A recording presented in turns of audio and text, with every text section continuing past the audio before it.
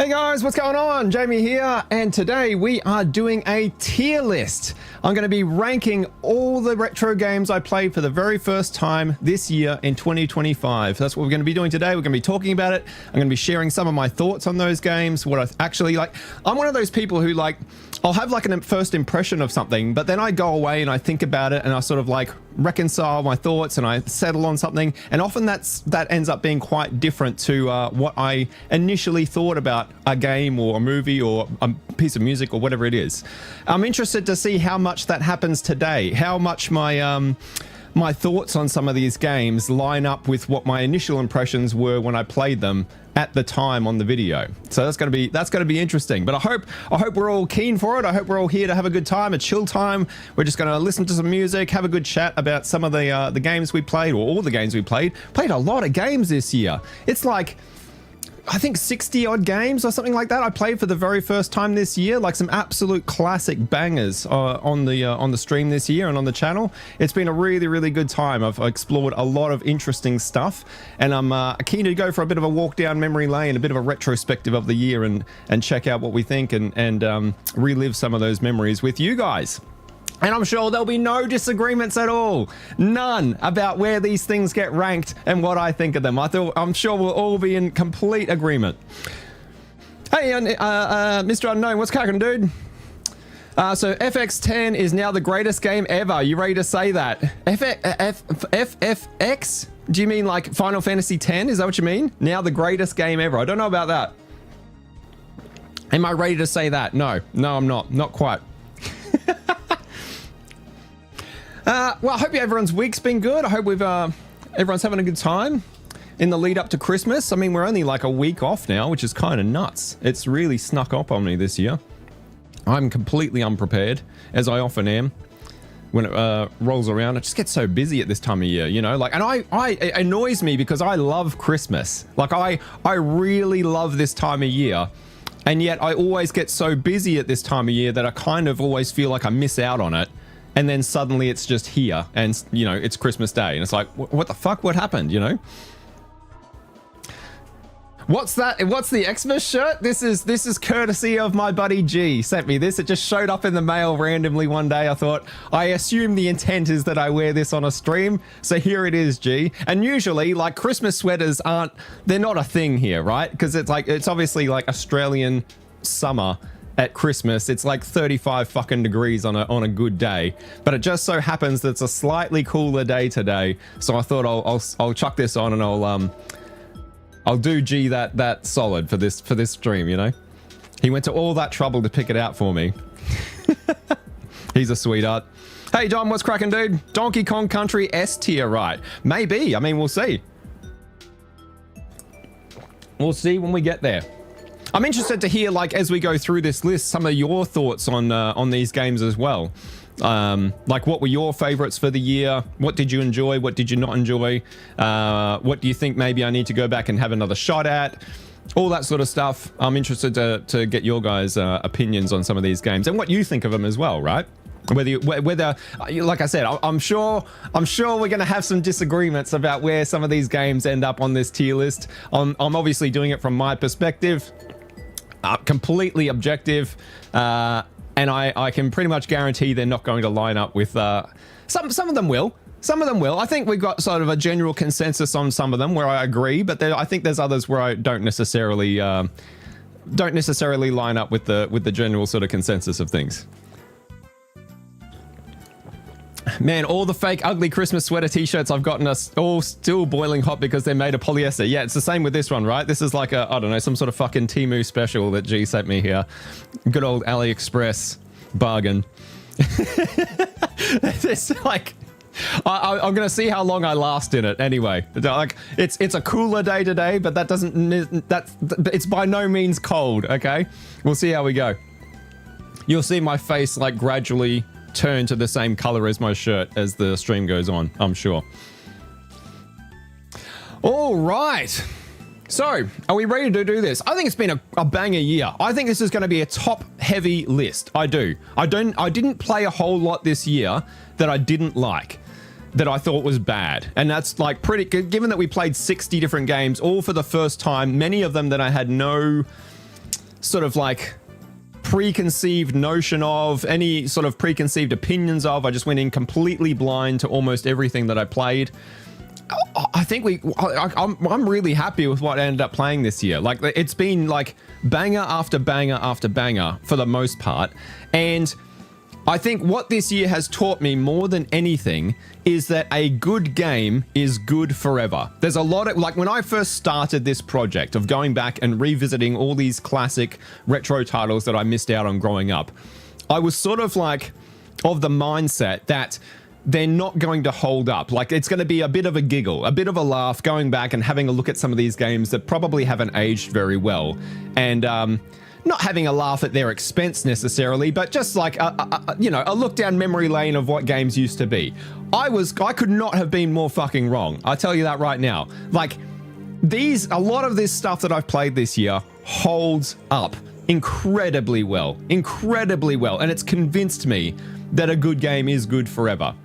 Absolutely 100% convinced on that.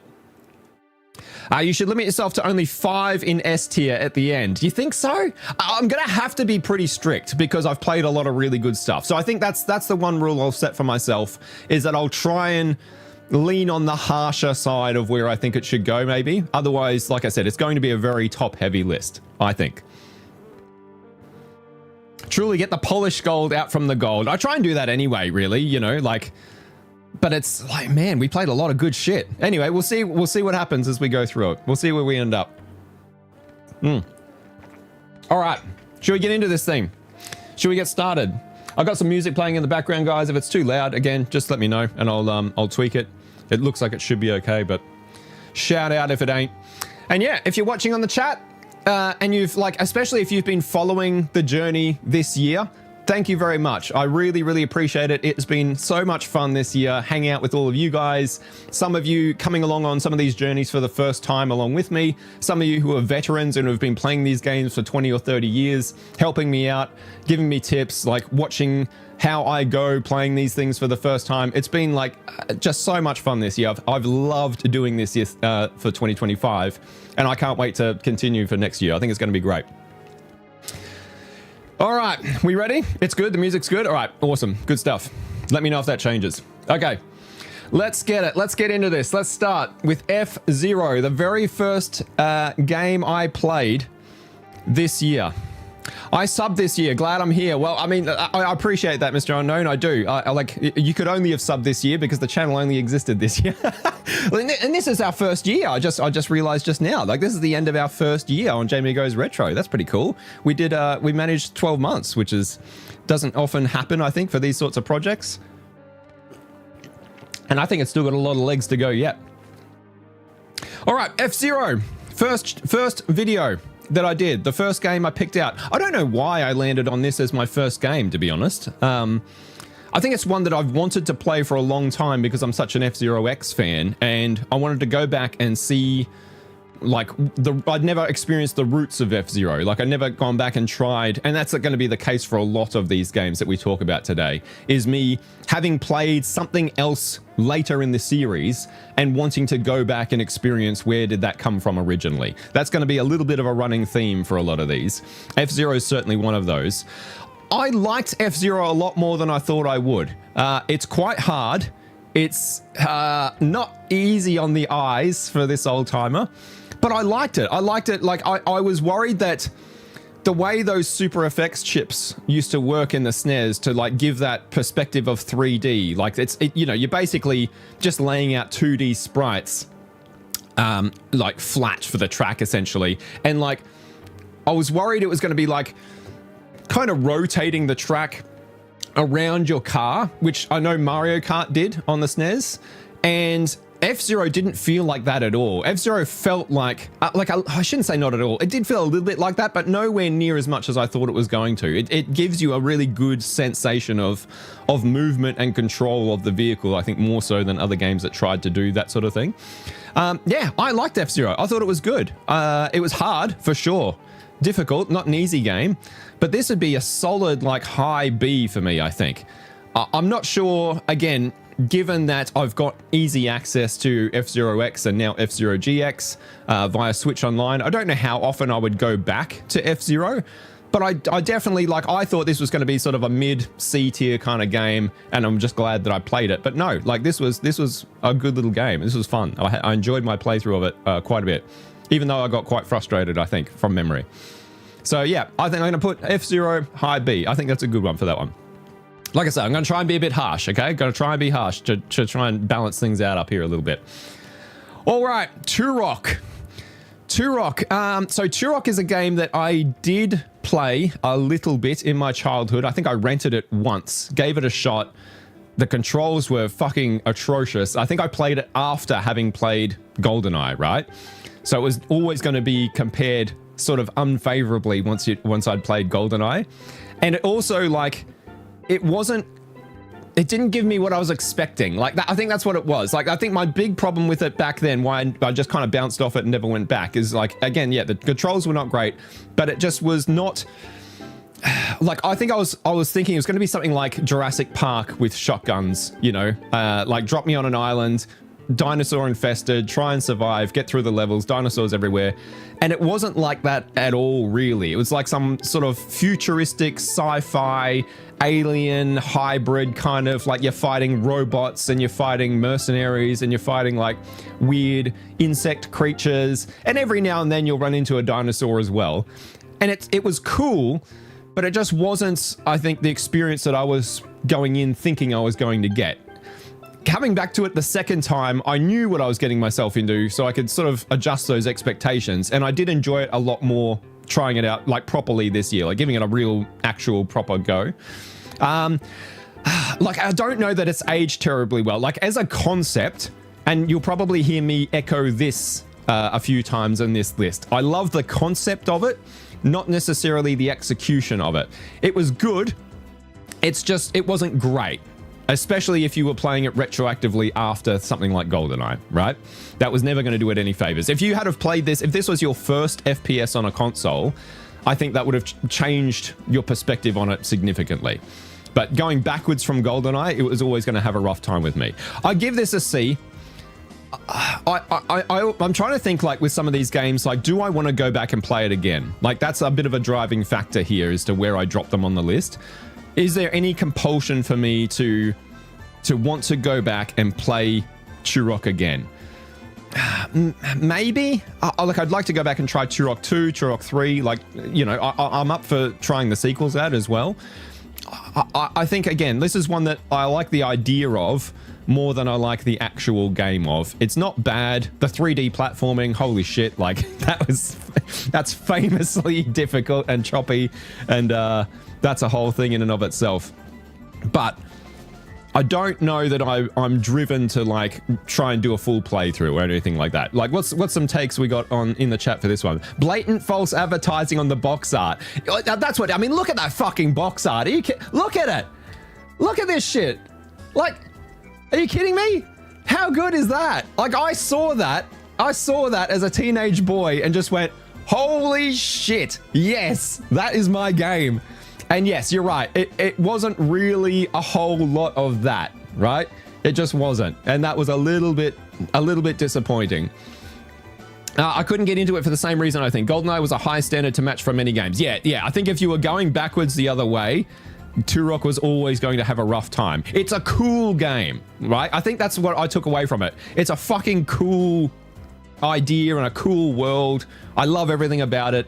I just don't necessarily love the game, even though I enjoyed it more than I did back in the day when I tried it out, right? Like, going into it with a more open mind. I don't know that it necessarily holds up. The fog, holy shit, the fog. This is one I'd like to see, like, I don't know. I know there's a lot of other Turok games in the series, but I'd love to see them remaster the first one. I don't know if that's a thing. Like, I feel like they've done an update to it, but I don't know how much they changed visually. Like, I don't know. I'd love to see a modern Turok. I'm very excited for the new Turok that's coming out from the guys who did Space Marine 2. I think that's going to be a banger. I'm really hopeful for that one. I'll definitely be checking that out and trying that. But I'd love to see them take another shot at the very first Turok game. I think that could be a cool one. This is one that I'd like to see get a remake, the remake treatment, right? Dom says, never really got along with the whole rotate the entire course around. Oh yeah, for F-Zero. Yeah, we'll talk about that. We'll talk more about that coming up. Certainly, definitely, because there's other games that do that I tried out as well. All right, Castlevania is the next one. So I think I'm trying to think what my thoughts were on Castlevania at the time. I think I thought it was good, but not great. I think this is one that's sort of gone up for me in like had time to settle in my mind. Castlevania was really, really good. Just a good action platformer. It's a bit clunky on the controls. It wasn't overly difficult. There's some like graphical glitches in it occasionally that make it some things tricky to play with, the sprites sort of flashing in and out occasionally. Things like that. Navigating stairs is a fucking pain in the ass. There's some little hiccups with it, but you know, I talked at the time that like I love Castlevania again as a world, as a storyline, like everything about Castlevania I absolutely adore.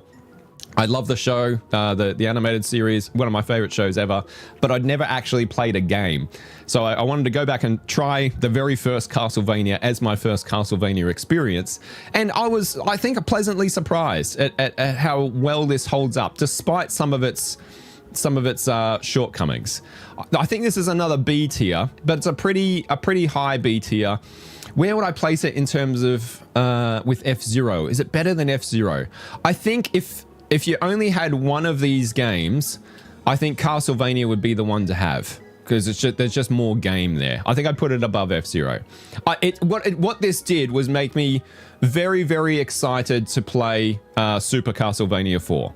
Like the SNES remake of Castlevania. I'm very much looking forward to that now. I think that's going to be really, really good. But this was fun. I liked it. Like visually, I think I might have given it a little bit of shit at the time, but visually I think it's pretty good for a NES game, especially. Like fucking hell, like there's some really bad looking NES games out there.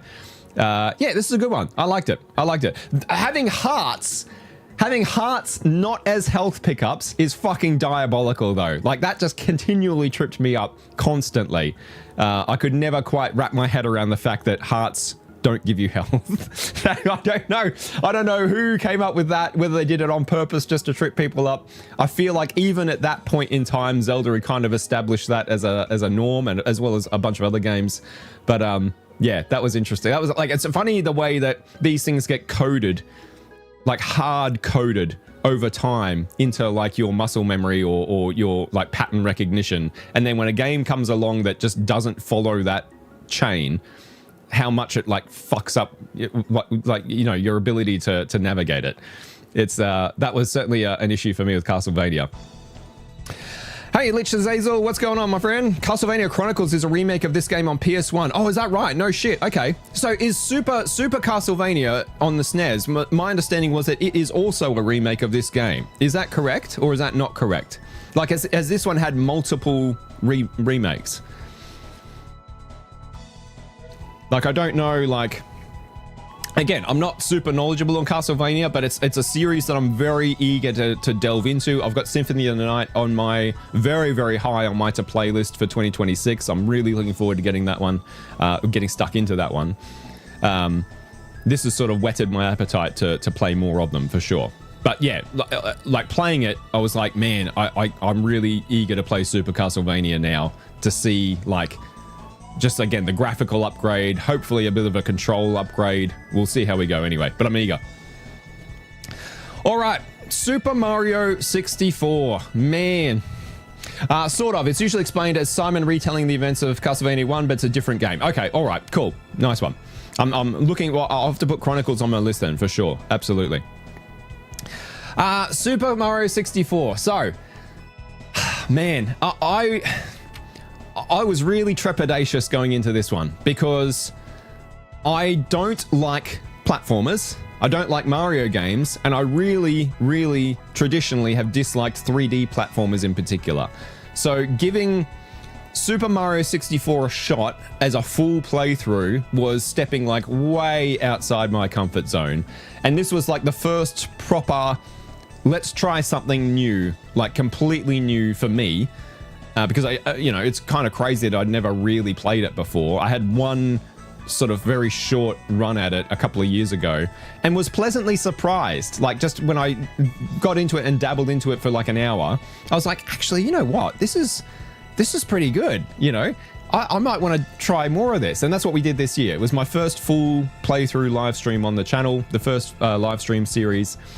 Man, this fucking game, like, it's put into perspective a lot of things for me, because I never had Super Mario 64 as like this kind of benchmark for myself, because I'd never played it, really, right? Now that I have played it, it's sort of like changed how I look retroactively at lots of games. Super Mario Odyssey was probably the first Mario game that I can hand on heart say that I quite liked, right? Like, that I thought was a fun game. Like I said, I'm not a Mario game fan. Going back and playing Super Mario 64 just obliterated that game for me. Like, it's not even a fucking comparison. There's no comparison for me personally between those two titles. This is, I get it. I get it now. Like, I understand what people see in it. Like, this is a legendary game, and I think holds up surprisingly well. Yes, it has some control issues. Yes, the N64 Switch Online controller, I found out much later, isn't necessarily the best tool for the job with like some precision elements. Maybe if you had a different type of controller, I might have gotten on with the controls a little bit better. Yes, it's got that infamously bad camera. It wasn't as bad as I thought it was going to be fair. Like, that's the one thing I'd been told, you know, and read about over and over again, the camera, right? Yeah, it got annoying at some times, but it wasn't the worst thing I've ever experienced control-wise. But just the open nature of the game, like the playground kind of philosophy of it, like it's an amazing first experience into the world of like 3D gaming, and you got to keep that in mind too, right? Like, this is one of the very first 3D games, and as an entry point into that genre, into that sort of landscape, to still be this fun to play all those, like, how many fucking years later, like nearly 30 years later we're talking about, is pretty unreal. And not only still be fun to play, but for me, much more fun than a lot of the games that came after it in this line. This was crazy. Like, this is S tier for sure. Like, there's no question. There was never a doubt. As soon as I finished it, I just sort of went, wow, you know, like, I get it. I finally get it. I finally understand what you all are talking about when you refer to Super Mario 64 so fondly. I don't know. There's just something about, there's some magic that it has, that its sequels just feel like kind of dumbed down versions of it. Like, and I don't necessarily mean sequels as in 3D platformers, but just Mario games in general. There's just something about Super Mario 64 and the trust that it puts in the player to not hold your hand, to not guide you along on rails, to not treat you like a fucking idiot, to just put you into this little world. There's 6 stars in there somewhere. Here's a clue for one of them. Go and find it. I love that. I love that in games. Like games like, again, some of my favorites, like Hollow Knight, for example, like Elden Ring. Games like that just sort of plop you in there. Breath of the Wild is another one that just sort of put you into a world and don't treat you like a fucking brain dead moron, and just sort of like let you explore and let you figure it out and let you, you know, discover the game itself for yourself. Super Mario 64 was like a king of that, I think. And that's the thing I loved about it most. I loved the idea of having like multiple worlds that like had this central hub that you could branch off into multiple worlds. I love that the worlds weren't mandatory, that you could pick and choose. I love that they gradually unlock. It kind of felt like, I think I said at the time that it actually felt a lot like a Metroidvania, and I stand by that. Like, Super Mario 64 feels a lot like a Metroidvania to play, right? Where you're trying, it doesn't hold your hand, it puts you into this sort of like system of open navigation.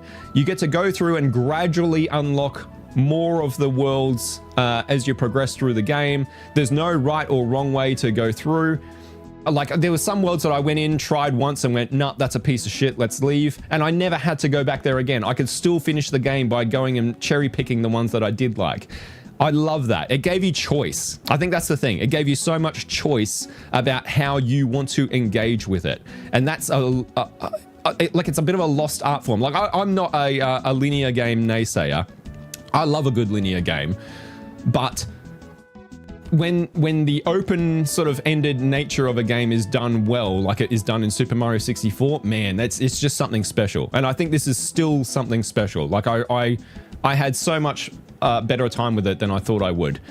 And it sort of changed my perspective on, like, then maybe I should check out more of these 3D platformers that I thought I was going to hate, you know? Like, maybe there's more here than I ever thought there would be for me.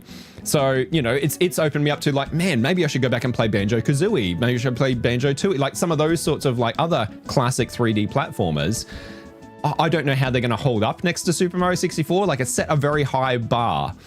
And I don't know of any other games quite like it that have come since, you know, that just sort of give you the freedom of choice that Super Mario 64 did. I'm assuming that this is not going to be a very controversial take, right? Like, at all. The physics and level design of Super Mario 64 show off how clever Nintendo were, especially playing in an environment that was unexplored. Like, you got to remember that. Like, 3D games didn't really exist before Super Mario 64. There's nothing else to look at and reference and go, oh, that's what we need to do. That's how we draw from it. Like, that's how this thing works. Like, they laid the foundation for how this thing works. And then, in my opinion, I don't think I've ever really surpassed that, which is odd, you know?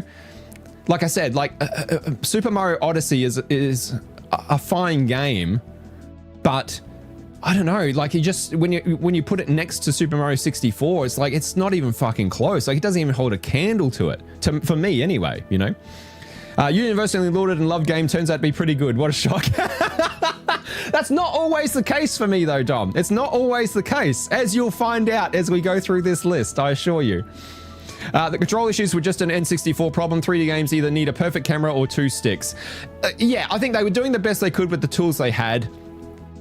You think about, like, again, the analog stick on a controller was a revelation to let you play around in this game. The little opening courtyard of the castle that let you sort of figure out the controls in a safe sort of environment. You can't get yourself into too much trouble. There's signposts around the place to coach you on how to do this.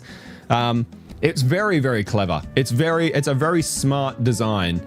And again, just trusting the player to explore at their own pace and have fun, I think is the real win on Super Mario 64. Like, that's the thing that makes it S tier and stay S tier almost 30 years later.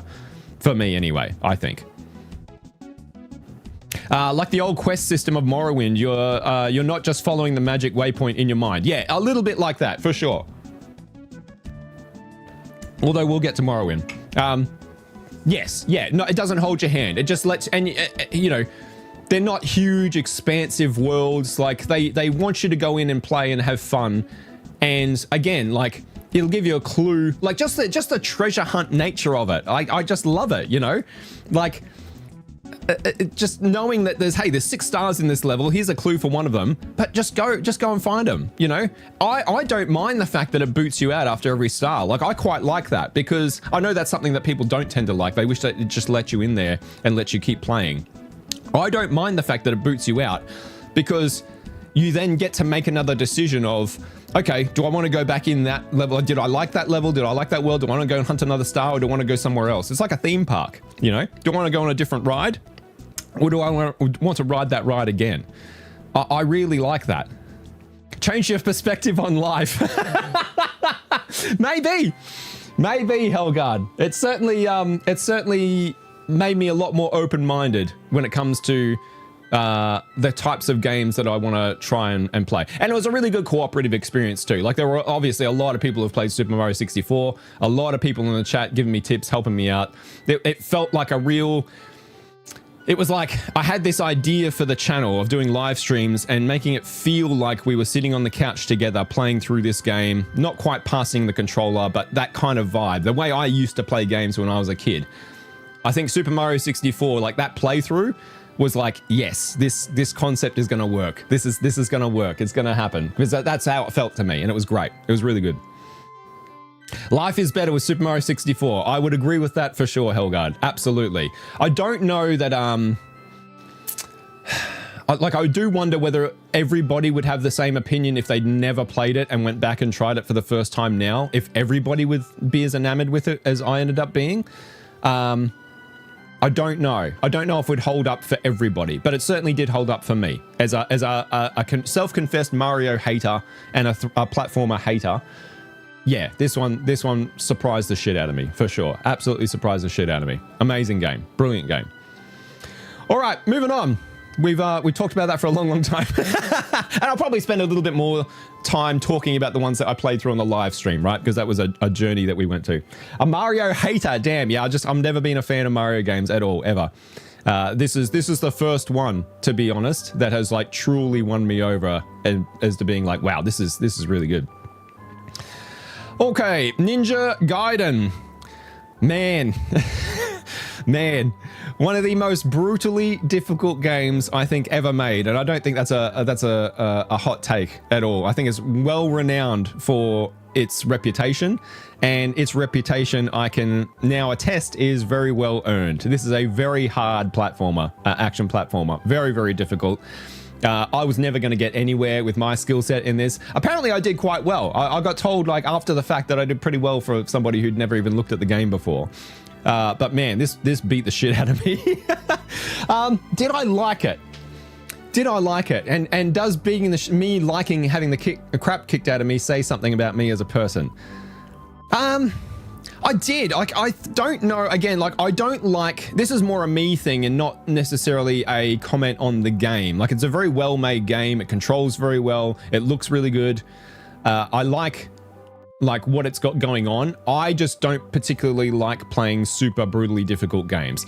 You might be mistaken for thinking that as we go through this list, that is something that I enjoy, but just keep in mind that I'm going into a lot of these things totally blind, right? Completely blind, without any real idea of what I'm getting myself into.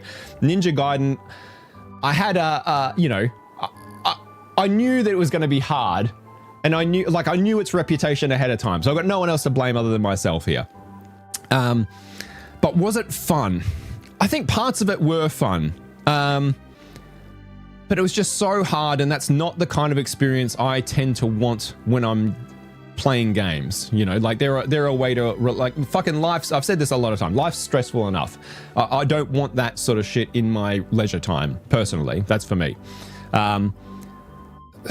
So I don't have a whole lot of desire to go back to Ninja Gaiden, but I can respect that it was like a very good game. I'd probably put it maybe high C for me. Like, I think a lot of people would put it up here. Maybe low B.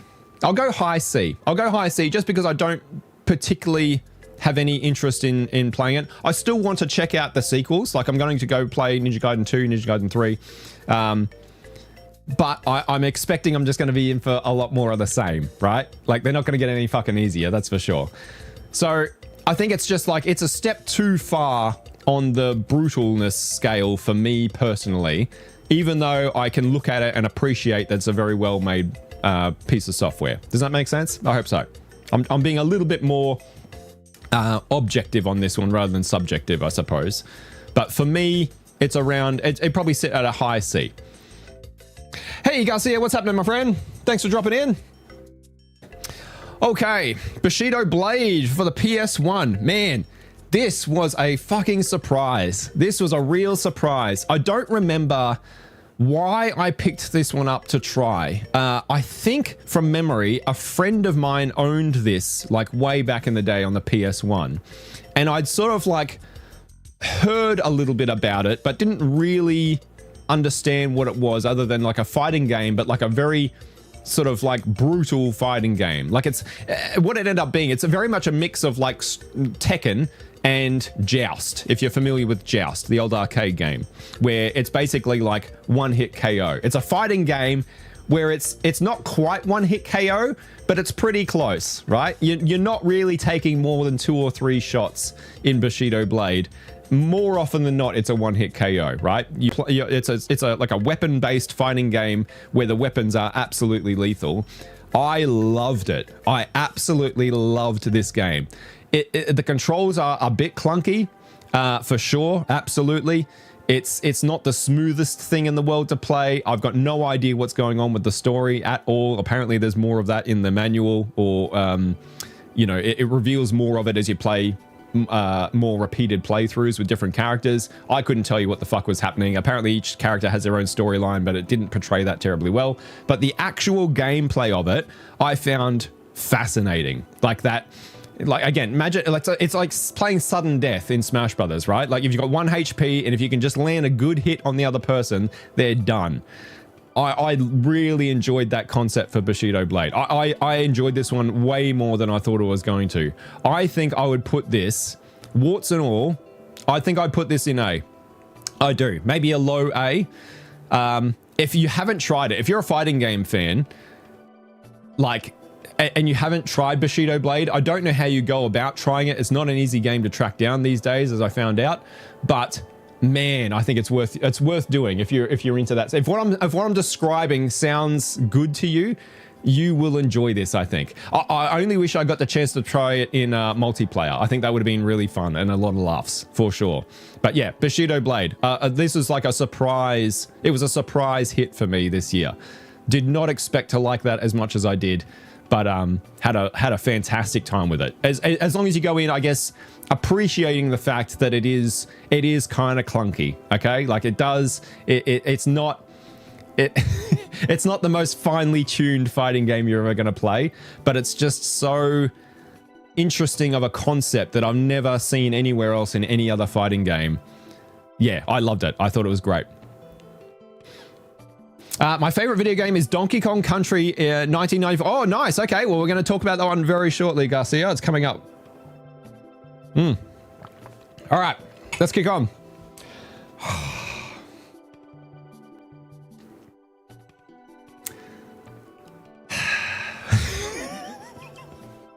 Sonic the Hedgehog 2. Man. I'll tell you what, if you want to have a good time, go back and read the comments section of my Sonic the Hedgehog 2 video. It is wonderful.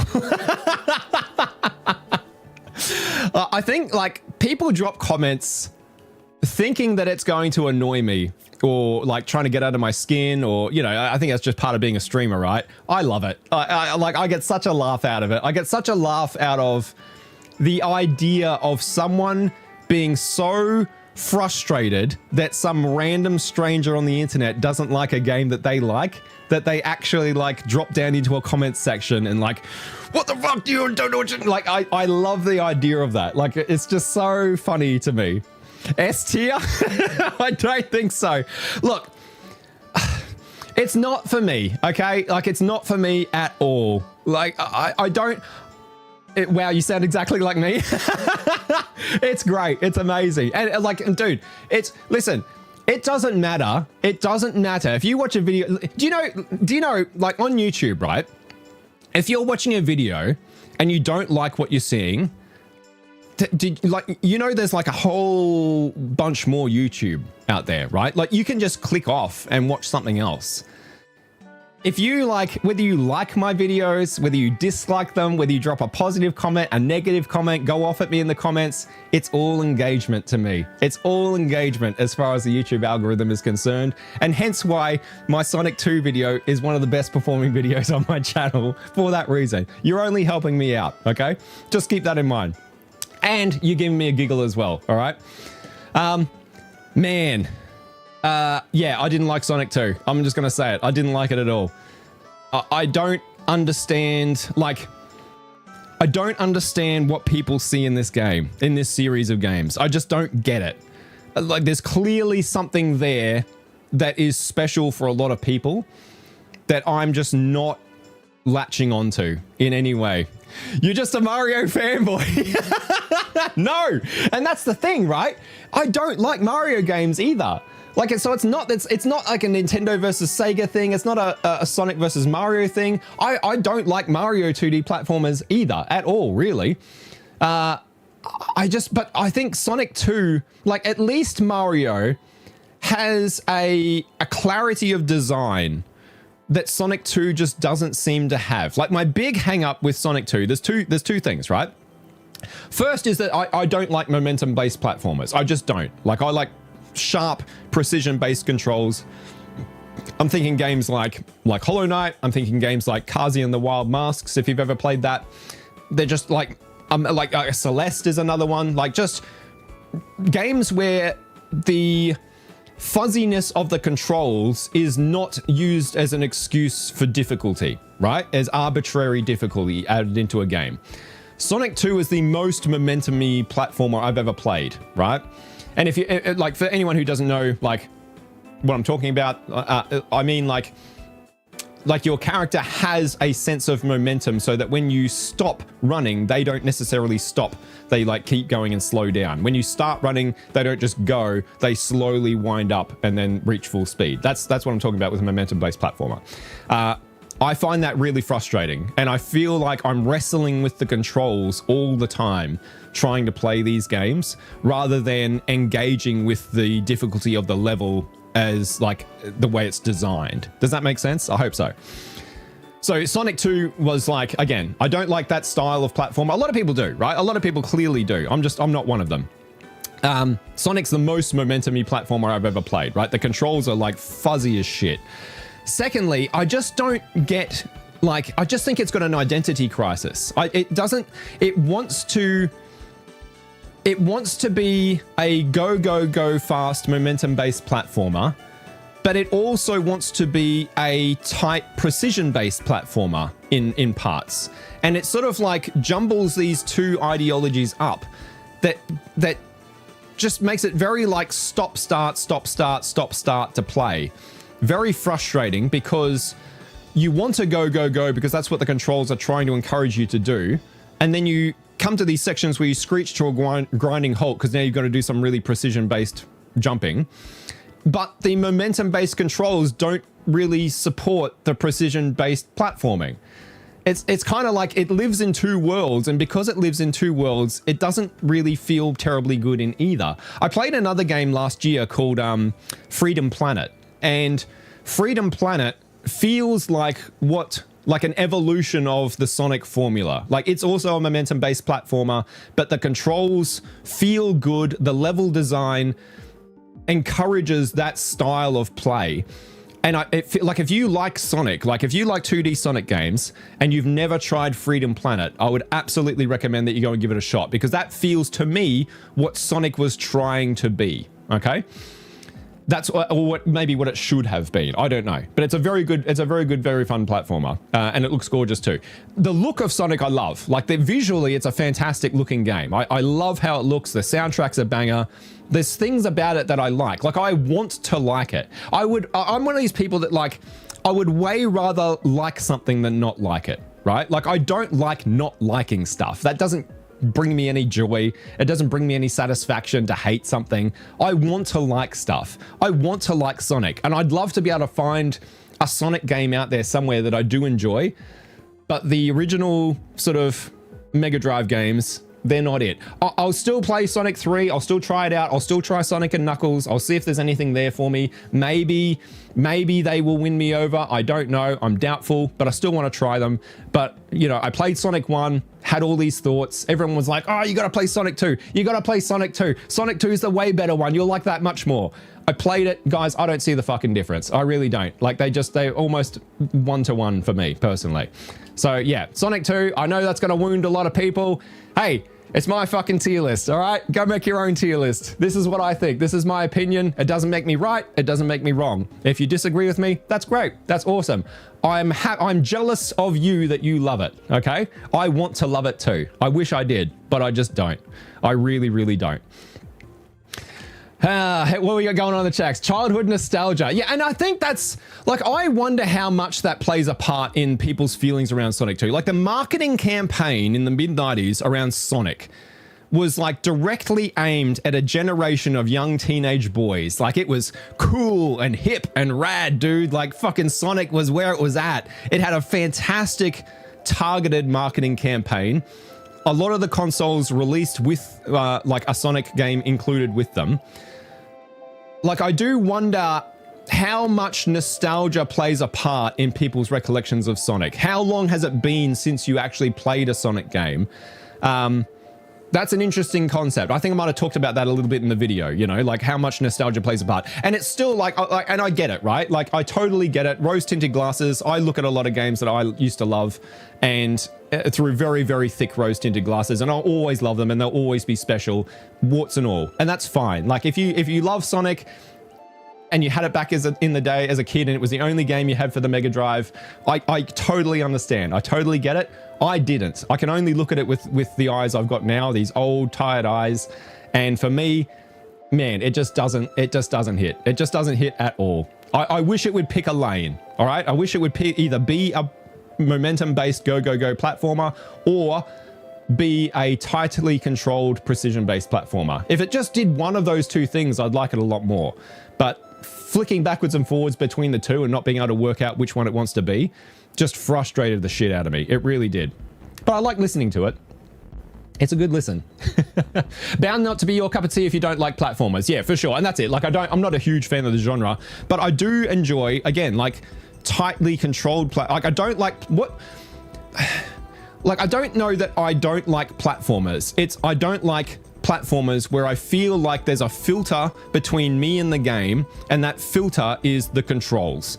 Like, I just want to engage with the level design. And the game's out there. Like, if you've ever played Kazi and the Wild Masks, man, that game controls like a fucking dream. Like, go and play it, try it. You can get it cheap on like the eShop or Steam every now and then, like for a couple of bucks. If you like 2D old school retro platformers, try Kazi and the Wild Masks, and you'll see what I mean. You'll understand what I'm talking about. Like, when I want to run in Kazi, she runs. When I stop, she stops. And when she jumps, she jumps. She just does exactly what I want her to do. I don't even have to think about the controls. I just engage with the levels. That's not how I feel when I play Sonic or Mario games for that matter, old school 2D Mario games. They give me the same thing. Like, I'm always kind of wrestling with like the momentum to get them to do what I want them to do. Gee, I wonder where this game goes. Sonic games just keep going down in quality. Can't wait till you try a more modern one. Yeah, well, I've got them on my list. I've actually got Sonic Adventure 2 on my list to try because it's very different. And I was like, fuck, I'll give that a go. I played the Sonic and Shadow Generations. Like, I actually bought that and played it. Again, trying to find a Sonic game that I actually like. And it was all right. Like, when it was good, and when it was bad, it was real bad. Like, again, it was a bit of a mixed bag. I actually played Sonic again the other day on my phone. I got a Backbone controller for my birthday, and yeah, Sonic sucks. Oh, wow.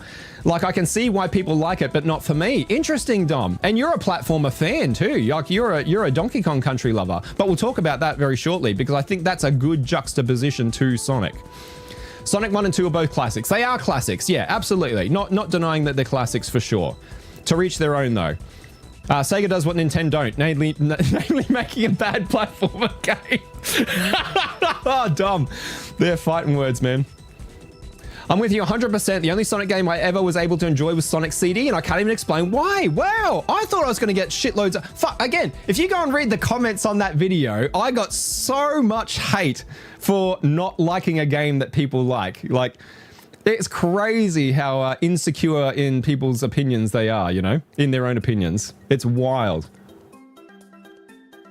Like, if you see this, like if you've hate subbed to me or something from my Sonic video, I would ask you to ask yourself, why do you need me to like a game that you like? Why do you need a stranger on the internet to validate your opinion of something? Like, that's some work, I think you gotta take a look at there. It's because you didn't turn Super Saiyan with Sonic. You think that would have fixed everything? You think that would have changed my mind? I don't know about that. No, it's still playable to this day. Okay, all right, yeah. I imagine that's the case, right? Like, if you like what it does, I'm trying to think of another game that does what it does.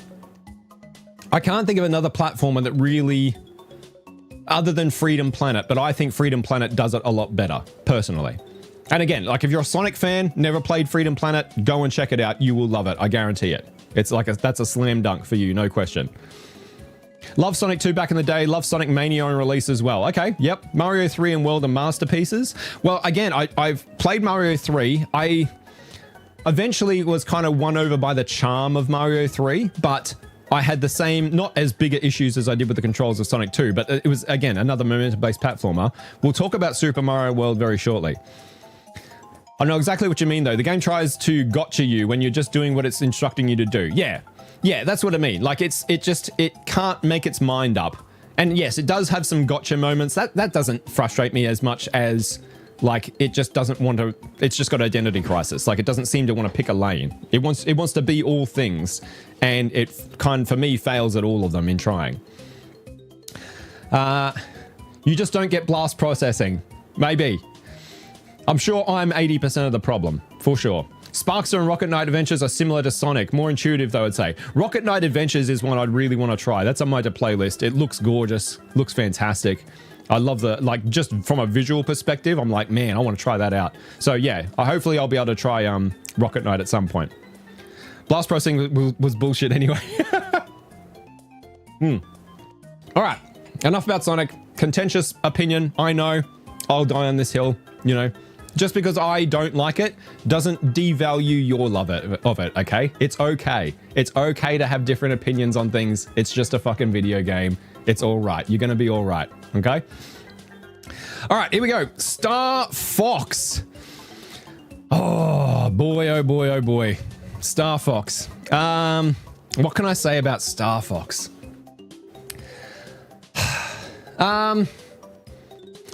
So I love Star Fox 64. It's one of my favorite games ever, especially on the N64. Absolutely adore it. I've got super nostalgia for it, but I also think it's a very, very well designed game and a very cleverly designed game. I love the idea of taking a shoot 'em up and putting it into a third person perspective.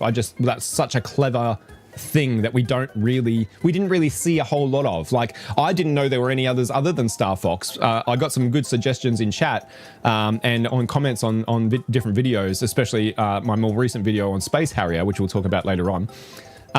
But there's not many of them. Like, there really is not many Star Fox likes, you know? It's kind of a very, very niche idea that I'm a bit surprised that it is such a niche idea, because I think it's really cool. I think, like, I'm trying to think whether my opinion on Star Fox is colored by the fact that I am a Star Fox 64 lover and played that first. I don't think so. Star Fox is a weird one for me because I respect the concept. I respect the attempt. I really do. Like, it was a ballsy thing to try. It was a ballsy thing to try on that hardware at the time.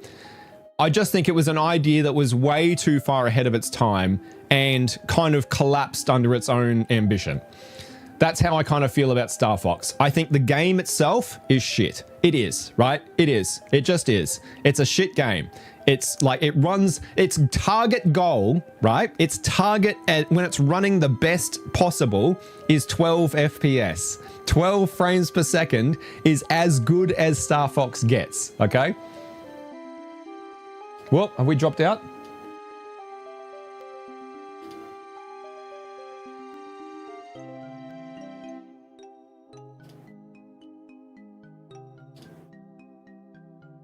Are we back? Hello? Sorry guys, I think we dropped out for a second there. Let me know if we're all good. My connection just died for a second, but it looks like it's okay.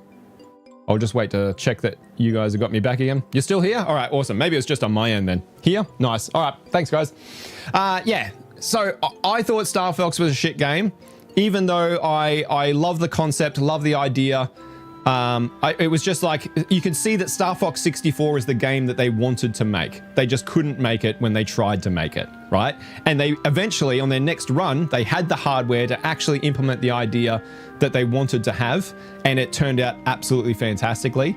Star Fox didn't. For me, Star Fox it's down here. Like it's a shit game. It is. Like there's no denying that it's a shit game. I think that nobody could look at that and say, wow, this is a really good game. It looks like shit. It runs like shit. It plays like shit. Even though I respect what it's trying to do. They got there. They did get there. Man, did they get there. Holy shit. Star Fox 64 is a banger. But Star Fox ain't it, I don't think. For sure. It's an on-rail shooter. It's kind of... I don't think that, like, yes, it's a rail shooter, but it's not a rail shooter in the same way that, like, Time Crisis or House of the Dead is a rail. Like, I look at those as a rail shooter. It's more of a shoot 'em up. Like, I'm thinking things like Gradius, like R-Type, Super R-Type, Ikaruga. Like, I played a lot of those games growing up. And Star Fox is that, but instead of looking at it top down, you're looking at it from a third-person perspective. But it's the same thing. They made Star Fox 2 and scrapped it for Star Fox 64. Yeah, and that was the right move. So they did get there. Like, they totally got there. It's due to hardware limitations. Play it these days via emulation. You can overclock it to 200%. It's brilliant. Yeah, and that's the thing. Like, I'm sure that there are mods out there and emulations out there that fix the problem. But I'm not playing an emulation. Like, I'm playing the game as it was released. And I think as it was released, I think... Like, if you had have seen it at the time, would be like, whoa, this is fucking 3D. Like, that aspect of it would have been impressive. And I think that's what carried it for a lot of people, right? Was the wow factor of looking at three-dimensional polygons for the first time. But the action, yeah, guys, like the game sucks. It does. Go back and try it on the Switch Online. See how long you last with it. I don't think it'll be long. Terrible take. Oh, well, it's my take. It was a complete game. Oh, Star Fox 2 was a complete game. Was it very similar to Star Fox 64? Like, did they evolve it into Star Fox 64? Or did they completely scrap Star Fox 2 and start it again and made Star Fox 64? It was made by two kids, for crying out loud. Hey, look, they don't, like, them being kids doesn't automatically then make it a great game, okay?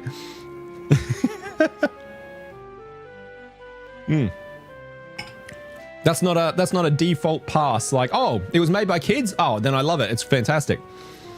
Star Fox 2 released on the SNES Mini Classic. Okay, does it run much the same way? Late teens, are they dead? True. Were late teens. Just saying, you do better at that age. Maybe. Like, I'm only judging the product. Like, I don't care who made it. I don't care how many people worked on it. I'm judging what I played, and what I played was dog shit. It was. I'm glad I tried it, though. Like, I am. I'm glad I went back and played it. I'm glad I saw where it all began. And without Star Fox, I wouldn't have my beloved Star Fox 64. So I owe it a lot, right? I respect it. That's probably the best way to say. Like, I respect the attempt. 1000%. I think it's one of the ballsiest games I've ever played. Like, what they were trying to do with the tools they had was insanity. You know, but they fucking gave it a shot anyway, god damn it, and I respect them for that. It didn't work, like, the end result wasn't great, but that's the case with a lot of these things. You gotta shoot for the moon sometimes, and it doesn't always pay off. But I respect the fact that they tried to shoot for the moon in the first place. Even if it was a monkey, if you don't like it, you don't like it. Exactly, yeah. It does run like a pig, but at the time it was quite remarkable. That's what I mean. I think that's what carries this a lot. Like, this is one of those ones that I think is 1000% nostalgia goggles, right? This does not hold up at all. People remember this fondly for the wow factor they got seeing it for the first time. That's it 100%. Is Star Fox 64 good even though it's on rails? I've been deciding whether to get it or not. I love it. Yeah, I absolutely adore it. Like, there's nothing wrong with an on-rails linear game, I don't think. And it's still got, there's a lot of choice in the game, which is really cool, right? And as was the case with Star Fox. There's a lot to uncover and discover if you play it right. You can play, like, Star Fox 64 on Switch Online if you've got that service. It's there. It's still great. Try to play Stunt Racer FX and you'll see what low FPS is, man. Star Fox felt like playing a slideshow most of the time, so if it's worse than that, I'll probably safely skip it. Anyway, so we got a bit of a mixed opinion in chat, like some Star Fox lovers, some people who understand what I'm saying. Okay, that's fair. That's where I land on it, okay? 100%. Like the intent and the attempt is S tier. Okay. The what went on behind the scenes, what went into the game is S tier. The actual product is Sonic 2 tier, okay? It just is. It just is. I may get it from the N64. The cart is quite cheap. It is a fairly cheap cart to come across. Yeah, for sure. If you just want the cart and you've got an N64 to play it on, I love it. I think it's great. Don't pass on Stunt Race FX. Okay, all right. I'll try it out. I'll try anything once. It's a game made with the same chip as Starfire. Okay, excellent. Lilac Wars. Yeah, Lilac Wars is what I had, Solus. Like, that's, if you were in a PAL region, Lilac Wars is what we got due to licensing issues. And we got Star Wing instead of Star Fox. So there you go. A little bit of Star Fox trivia. All right, moving on. Golden Axe. Golden Axe. Man, what did I think about Golden Axe?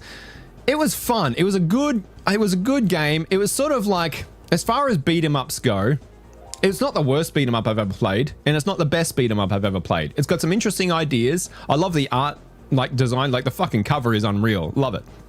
I love that sort of cosmic barbarian sort of shit.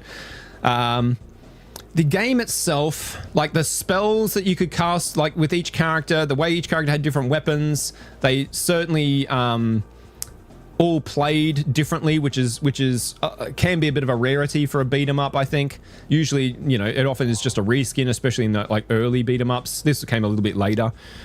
I'd say I'd probably put it high C. Like, it was kind of in the middle.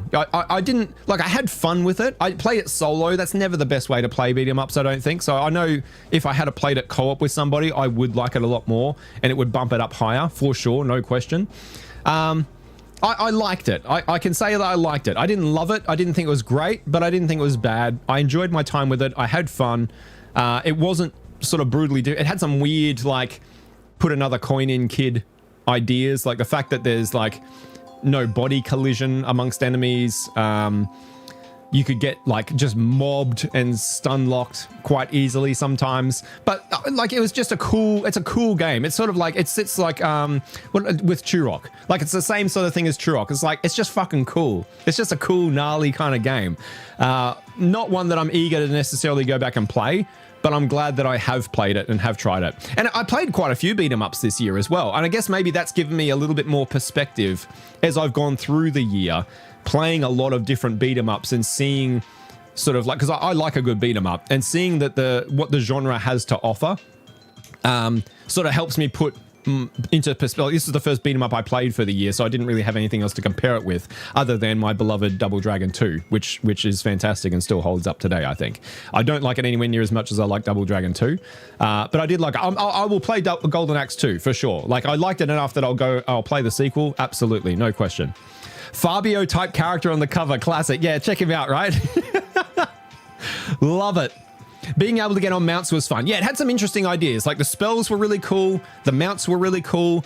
I think if I had a choice between this and the D&D beat 'em up from Capcom, what's it fucking called? Shadows of Mystara or something like that. Maybe that's what the collection's called. I think it's Shadows of Mystara. The collection's called Chronicles of Mystara, I think. It's gorgeous. It's kind of simpler than Golden Axe, but it's got some cool ideas with like branching narratives, different items that you can pick up and use that do different things.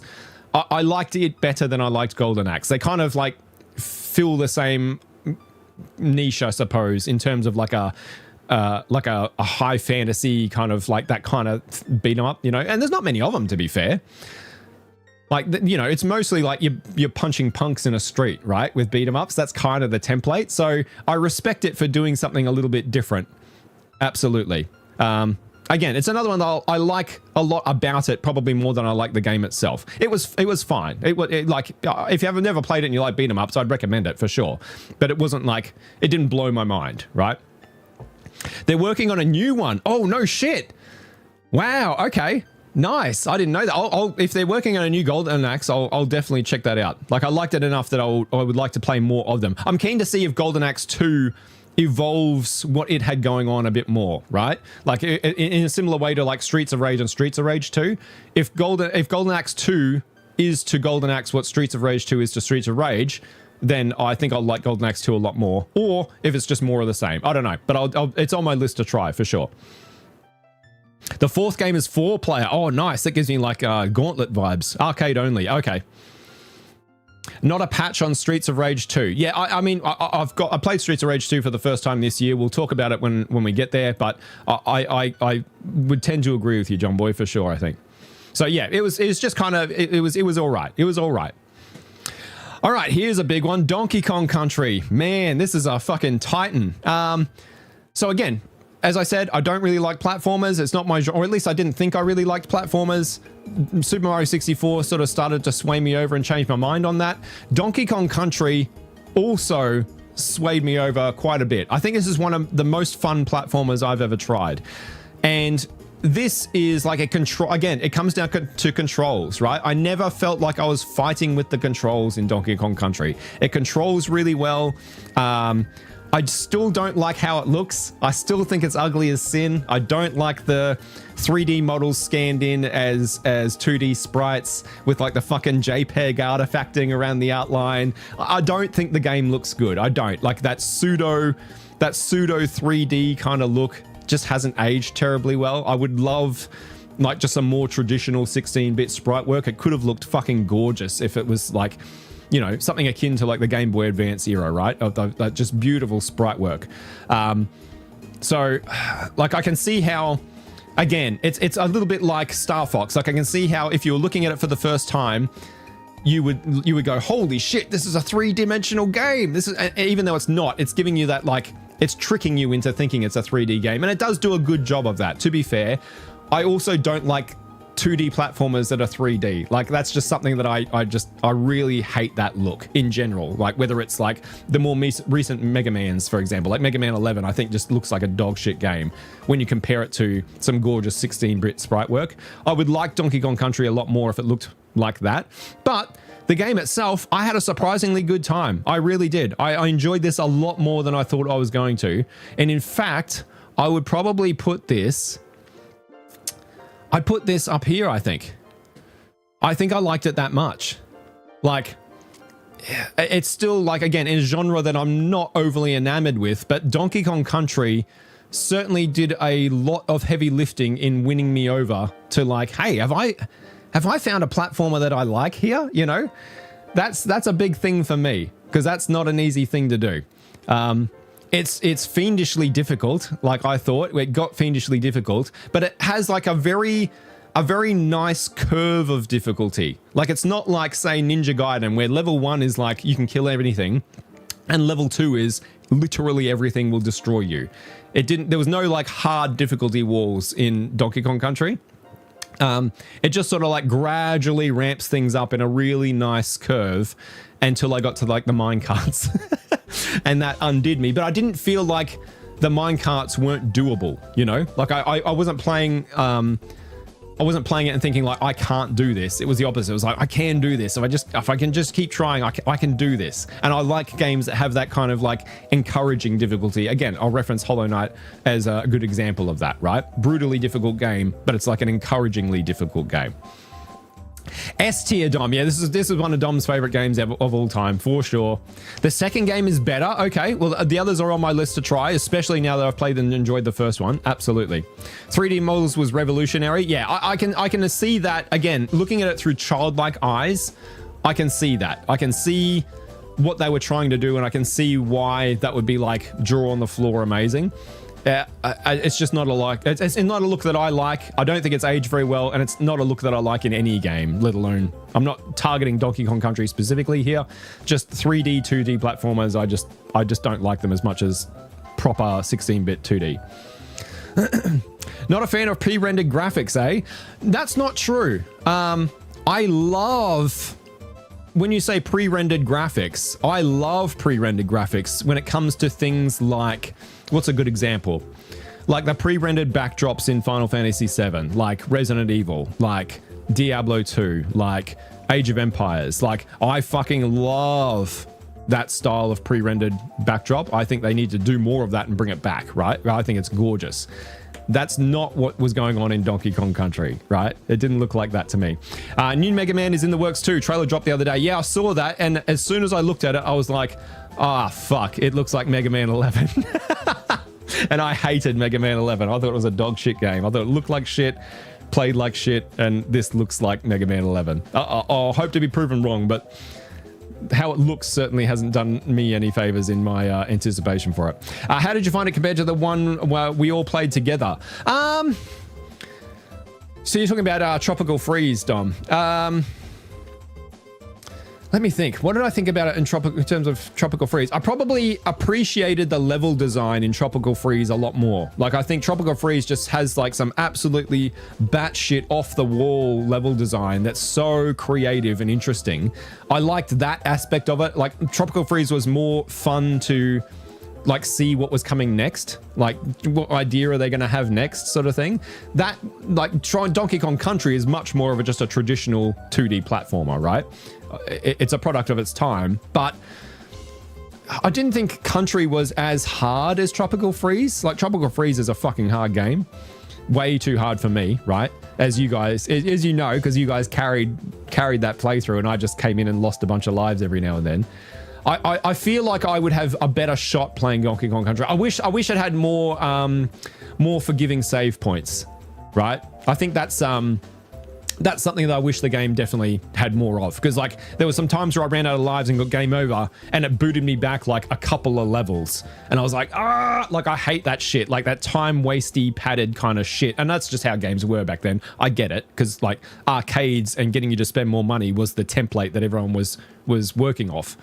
I think Tropical Freeze, like the levels were harder, but it was more forgiving in terms of like lives and game overs and that sort of thing, I think. It's difficult, but not unfair. Yes, yeah. There's a difference between difficulty and punishment, right? I don't mind a difficult game. I fucking can't stand punishing games, because punishing games waste your time, and I don't have a lot of fucking time to waste when it comes to playing games. Like, I'm not playing a game to have my time wasted. As soon as a game wastes my time, I'll just quit the game and I'll do something else immediately. And a lot of punishing games where it's like, game over, go back to the very start. And like those arcade template games are they're difficult, but they're also punishing. You can have a difficult game that isn't punishing, right? Absolutely you can. Elden Ring is a fantastic example of that, of a very, very hard game that's not very punishing. It's completely doable, but a lot of these early games were difficult and punishing, and that annoys me, because the punishment is lost time. Pre-rendered backgrounds need to make a comeback. I 100% agree, Jealous. 100% agree. I love them. I think they're absolutely gorgeous. In fact, if you've ever seen the Resident Evil remake on GameCube, holy shit, that is a gorgeous, gorgeous game. Like an amazing looking game. I can't believe it was on GameCube. But the pre-rendered backdrops in that, the pre-rendered levels in that game are like, it looks like a modern game. Like, it's incredible. Like, do that. Bring that back for sure, 100%. Like, I prefer that look to like 3D polygons a lot of the time. Shame Squaresoft lost all the original files for Final Fantasy VIII. Oh, no shit. I think they lost Final Fantasy VII's too. Wow. I did not know that. I must not have noticed that somehow in the FF8 remaster. I've been meaning to replay that one. Okay.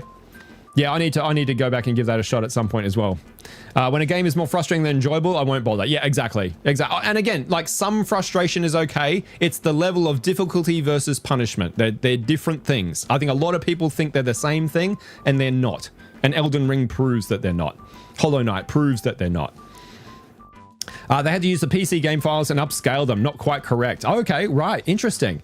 Damn. John Boy with the Final Fantasy lore here. I've learned a thing today. Nice. All right, there we go. Donkey Kong Country. Yeah, great platformer. Really enjoyed it. Way better than I thought it was going to be. How long have we gone? We've gone for an hour and a quarter already. We got a lot of games to do. Let's crack on. Tekken. Tekken was fun. I like this. I like Tekken. So I went into this expecting to like it. I did like it. I would probably sit it maybe high B. I think high B. Get over there. The thing that surprised me was that the original Tekken hadn't quite gotten to the point of being able to like sidestep.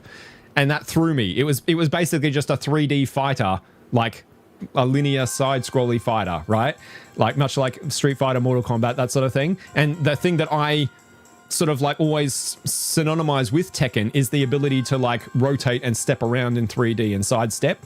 And when I couldn't do that, I was like, oh, I didn't realize that there was a Tekken game that didn't do that. I think they came in like Tekken 2 or Tekken 3 or something like that, somebody told me. So I'm keen to go and give those a go. But I still enjoyed Tekken. I still thought it was fun. It's a very approachable fighter. That's what I really like about it. Even if you're not very good at fighting games, which I 1000% am not very good at fighting games, you always sort of feel like you've got a shot in Tekken. And especially when they introduce the ability to sidestep, it adds like...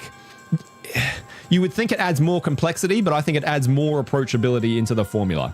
But yeah, I love Tekken. I was always going to like this one, and I enjoyed my time with it for sure. Absolutely. Tekken was made by ex-Sega staff members, ones that worked on Virtua Fighter, no less. You get that from the original Tekken for sure. Yeah, absolutely. You can see that. Tekken 3 introduced the sidestepping. Okay, all right, that's the one I need to go and try that. And Tekken 3 is like the benchmark, right? Like that's the one everyone fucking loves. I've never played Tekken 3. I'm a big fan of Tekken Tag. That was my first Tekken game. One of the only Tekken games I played, to be fair, but I played a lot of it. But I never went back and played number 3. I've got to try 3. That's 100% on my list to try. Have you played Soul Calibur? Soul Calibur 2 and 3 were my jam back then. Yeah, I loved Soul Calibur 2. Absolutely loved it. I had that on the GameCube. Yeah, played a lot of it. Was not very good at it. But again, it was another... I'm glad you brought that up, Jealous, because that was another approachable fighter. Like it felt like anyone could just pick up the controller and have a shot and be in with a chance. Like if you were good at Soul Calibur, much like Tekken, you were going to dominate, but at least you kind of felt like you were in with a shot in those games. I like that a lot. It wasn't like Mortal Kombat, for example, where it's just like, if you don't know what you're doing, it's fucking over. You at least feel like you have a chance. Like anybody can pick up their controller and feel like they're in with a chance with a Tekken game or a Soul Calibur game. Love Soul Calibur 2. Raphael and Maxi were my picks. I was a Killick guy. Loved Killick. All right. So yeah, Tekken, high B, enjoyed it a lot. Was glad to have gone back and played the original. All right, here we come to our next live stream playthrough, which is Metal Gear Solid. Now, this is, again, another game that I was really trepidatious about trying because, again, we're talking about a genre that I don't like, which is stealth games. I do not like stealth games. I'm not a very patient gamer, as you might have seen over the course of the year. And stealth games, you know... I just don't enjoy the gameplay flow of a stealth game. I was surprised with Metal Gear Solid that it wasn't... There were elements of that, but that wasn't the game. I thought that was going to be the game, right? And it was not that at all. I kind of like didn't really expect what I was getting into, to be honest, with Metal Gear Solid. It was like a big, grandiose fucking narrative. Like it's described as the first modern video game, like the first like cinematic video game. And I can see that 100% having now played it. Where does it land on the list for me? I enjoyed it more than I thought I was going to like it, but it has flaws that I didn't like. Namely, there was a lot of backtracking in the game. Absolutely shitloads of backtracking. I hate backtracking. And there was a lot of that was very obviously added to the game to pad out the length. Like there was parts where, like going back and getting the sniper rifle is the first one that comes to mind, where you have to like backtrack through like fucking 3/4 of the game to get a weapon and then backtrack again through 3/4 of the game to go back to where you were.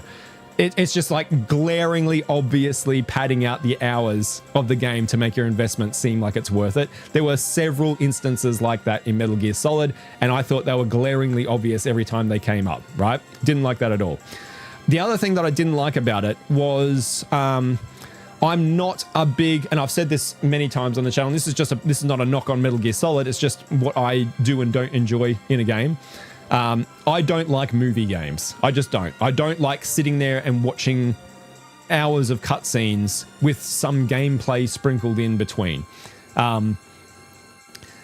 I tend to just prefer to watch those as movies on YouTube. Like people have cut together all the cutscenes into a movie on YouTube. I love watching those. I've watched a bunch of games like that and really enjoyed them. I've watched a lot of them several times, in fact, because I just enjoy them as a movie more than I enjoy them as a game. Like a lot of what Naughty Dog does. I like, you know, The Last of Us, Uncharted, that sort of stuff. I prefer to just watch rather than play. God of War, the new God of War, like a lot of PlayStation exclusives, like first party exclusives sort of thing, like they follow that formula of the movie game.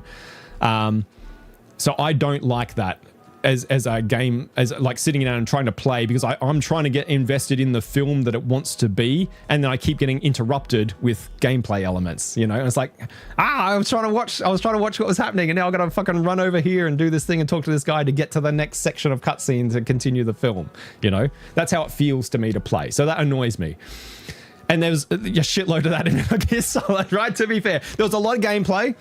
There was more than like I'm referencing in probably some of these other examples, but it was very fucking heavy on the cutscenes, really heavy on the cutscenes. I saw a great meme where it's like how to play Metal Gear Solid, and it's a guy like with the controller in hand starting the game, and then he puts it down and just starts eating popcorn in the next frame, and like that's how you play Metal Gear Solid. I was like, that's it, that's fucking it exactly. It did some like off the wall shit, like the whole Psycho Mantis thing threw me for a loop. That was really interesting. Like the ideas in here are fucking crazy, you know, like just really so far ahead of their time.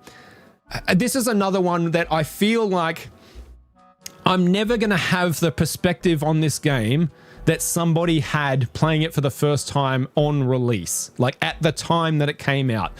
Like this would have been insane. Like if this is your favorite game and you played it on the PS1 back in the day, I get it. I 100,000% get it. Like it would have been fucking mind blowing, off the wall, unlike anything you'd ever seen before. Yeah, I understand, but I didn't play it that way, right? Like I can't put myself in the headspace of having played it on the PS1 in like fucking the late 90s or early 2000s or whenever it came out, right?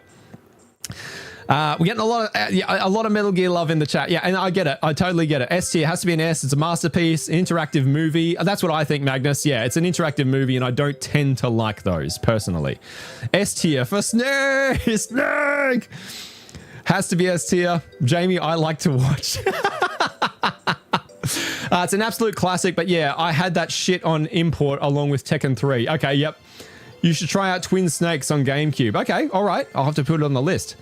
I'm eager to try more of these. Like I've said at the time that Metal Gear Solid 3 is kind of the one that I'm most interested in. It's just a format for a game that I don't particularly love, right? Like it's just not, there's not enough game in the game for me personally, okay? So I'm glad I finally played Metal Gear. I enjoyed my time with it. For me, it would probably sit here. Like it was good. I liked it. I didn't love it. The end level, like I feel like it kind of felt a bit like fucking Return of the King, where we had this decisive clean ending and then the game just kind of kept going. You know what I mean? It was like, hang on, we finished. Oh no, we've dropped out again. I apologize, guys. I don't know what's going on. We'll just wait for it to catch up.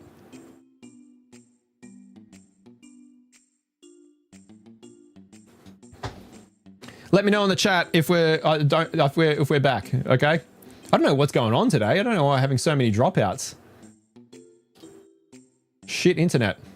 Snake. How we doing? We back? We back? We good? Let me know. It's saying the connection's really poor. I hope it picks up. Like, God, I thought I fixed all my internet problems. I really did.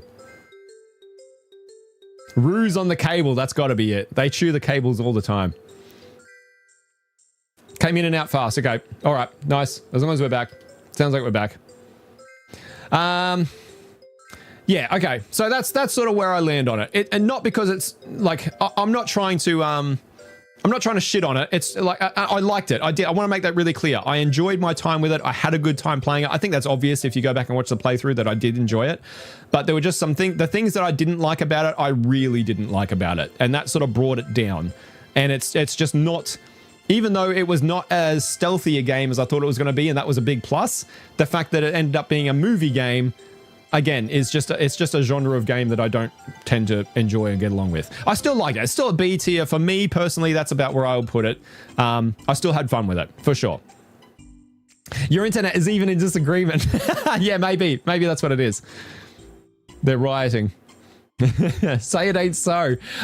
I like it, guys. I like it, okay? I just didn't love it. Again, keep in mind, I played a lot of good shit this year. I'm trying to be a bit harsher on my opinions just so we don't end up with like a whole bunch of S and A tier games. If this is your S or A tier, like I said, especially, like this is one that I wish I could time travel back and play it when it was released.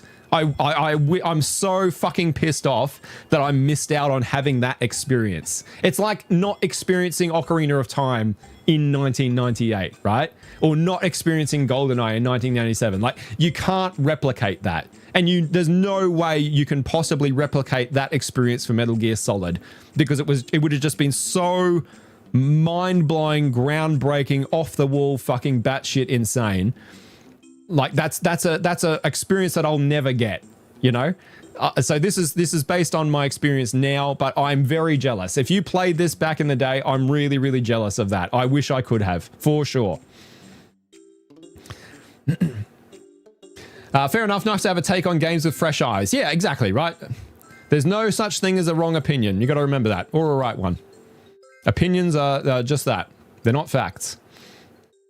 There are some games that need to be experienced once. This is one of them. Yeah, I agree. Yeah, I'm glad I've played it once. I'm glad I've seen what it had going on. And even playing it today, some of the things it did were batshit, right? Even then. But, you know, again, like it's a moment in time that I missed. And if you had have gotten in on that window, I get it. Like, it would have been incredible. Absolutely incredible. I totally get it. 100%. All right, moving on. Yoshi's Story. What a weird fucking game Yoshi's Story was. Holy shit. This was a bizarre one. It did some stuff I liked. It did some stuff I didn't like. It took a lot of swings. It just was an interesting collection of ideas. Some of them worked. Some of them didn't. It kind of did the Donkey Kong Country thing by using the 3D renders as 2D sprites. I don't think it worked in this case. It was even more JPEG-y than Donkey Kong Country. I didn't think it was a terribly good looking game. When he's like shooting his tongue out, you can very clearly see that it's just two sprites laid over the top of each other. Like two PNGs. It's charming. It had some charm. It had a good soundtrack, but... And it was approachable, super approachable. I liked the fact that every world that you went to gave you something different to engage with. That was fun. I like that in games. It just didn't pull all of them off necessarily as well as others. And the fact that you've got like a collection of Yoshis that you're trying to get as far through the game with as you can with this bundle of Yoshis, which it's just a life system, right? Like that's all it is. It's just like, this is how many lives you have, but just putting a little interesting spin on the life system was really cool. Like that you've got like a little gaggle of Yoshis to play with, and every time you lose a life, you're drawing another one out of the pool that's a different color, and I don't know. There was just something really cool about that I liked. As for where it would sit, I'd probably put it maybe... Did I like it more than Golden Axe? It's about on par with Golden Axe. I'll put it there for like just color and creativity. It's a very creative game, but yeah, a weird one, a really weird one. If you've never played Yoshi's Story, I think it's worth trying once, just because it's kind of an experience that I don't think anything else is going to give you, right? In terms of a platformer. It's very interesting. Yoshi's level progression was dog shit and sadly ruins the whole game for me. Weak game, especially for Nintendo. Okay, a lot of haters. It felt cheap. I think that's the best way I could describe it. It felt like a cheap game. It felt rushed, and like it didn't get a lot of production time, and it was kind of just shat out. But like I have to give it credit for some of the interesting ideas that it played with. It's a cute concept, but it ain't no Yoshi's Island. Well, I don't have Yoshi's Island to compare it to, right? So maybe that'll change my estimation of it. But I think it sits about there. It was all right. Like I liked some things about it. I didn't like some things about it. I've got no desire to go back to it, but I'm glad I tried it out. So that's probably where it sits for me, roughly. Okay. And these are interchangeable, right? Like, whichever one of these makes you feel better, put them where they are. Rushed is right. Yeah, that's exactly how it felt. It just felt like it was done to a minuscule budget in a very short amount of time. It's like they were trying to hide the amount of content in the game by making you replay levels to reach different ones. Love the art style and music. Like, the music was great. Yeah, the soundtrack was great. And yes, you're right. Like, even when I was playing through, I could see that, like, oh, there's more. It wants you to go back and re-experience these worlds over and over again to get everything, and I just didn't really have much desire to do that. Like, I got pretty close to the end. I think I nearly beat it in one sitting. Like, I mean, as a single playthrough, not going back and doing all the other unlock stuff. So it wasn't a hard game by any means, and it gets props for being approachable, but yeah, it was just a weird game. Like, if you did a bunch of mushrooms and then played Yoshi's Story, man, you'd be in for a time, I think. All right. From something that's mediocre to something that is absolutely not mediocre. Android Junos 2. Nobody gave a shit about this video when I put it out. Nobody watched this fucking thing. And I think you all missed out. This is a great game. This is a fucking banger of a game. It looks great. It sounds great. It plays well. This is a straight up shoot 'em up. Again, like those old school 2D shoot 'em ups I was talking about earlier, like R-Type, like Ikaruga. That sort of thing. If you like a shoot 'em up, and I get that it's an acquired taste, I wouldn't say that I'm a shoot 'em up connoisseur by any means, but there is some nostalgia to those games because I had a bunch of them on the PC, like in different freeware, because there's a million of them back in the 90s, right? And you get them on demo discs all the time. Like, every fucking demo disc that you picked up had at least one shoot 'em up on it. I loved it. It's very nostalgic. Like, that type of game is very nostalgic to me. But this one here, like, if you've never played a shoot 'em up before, this is a fucking banger. This is so good. This is going to go probably about there, I'd say, which gives it a nice little graphical, like, overlay with Bushido Blade. How about that? That worked out nicely. Yeah, real banger. You can get this for fucking loose change when it's on sale. Like, if you like shoot 'em ups and you've never played Android Junos 2, or if you have never played a shoot 'em up and you're just curious to try one, either of those two categories, do yourself a favor and check this one out. Go and watch the video on the channel if you're curious. I'm not good at the game. Like, it's shoot 'em ups are by their very nature incredibly difficult games. This is not a difficult shoot 'em up, and yet I still struggled. I'm just not very good. But it's got like an awesome level of customization to it, like lots of cool weapons, lots of choice. And I like that part of it, that if you get to kind of choose at the outset, like, okay, what weapon set are you going to take into this run? What kind of build are you going to try and go for? That's a really cool idea for this style of game. Absolutely, like, check it out. If anything I'm saying looks good, or if you watch the video and you think, man, that looks like fun, it is. It's a really good one. Wait, you played that game? I know. Yeah, nobody gave a shit. Nobody watched that fucking video at all. Like, this is probably the first time a lot of you are even hearing about this, even though it was one of the early ones on the channel.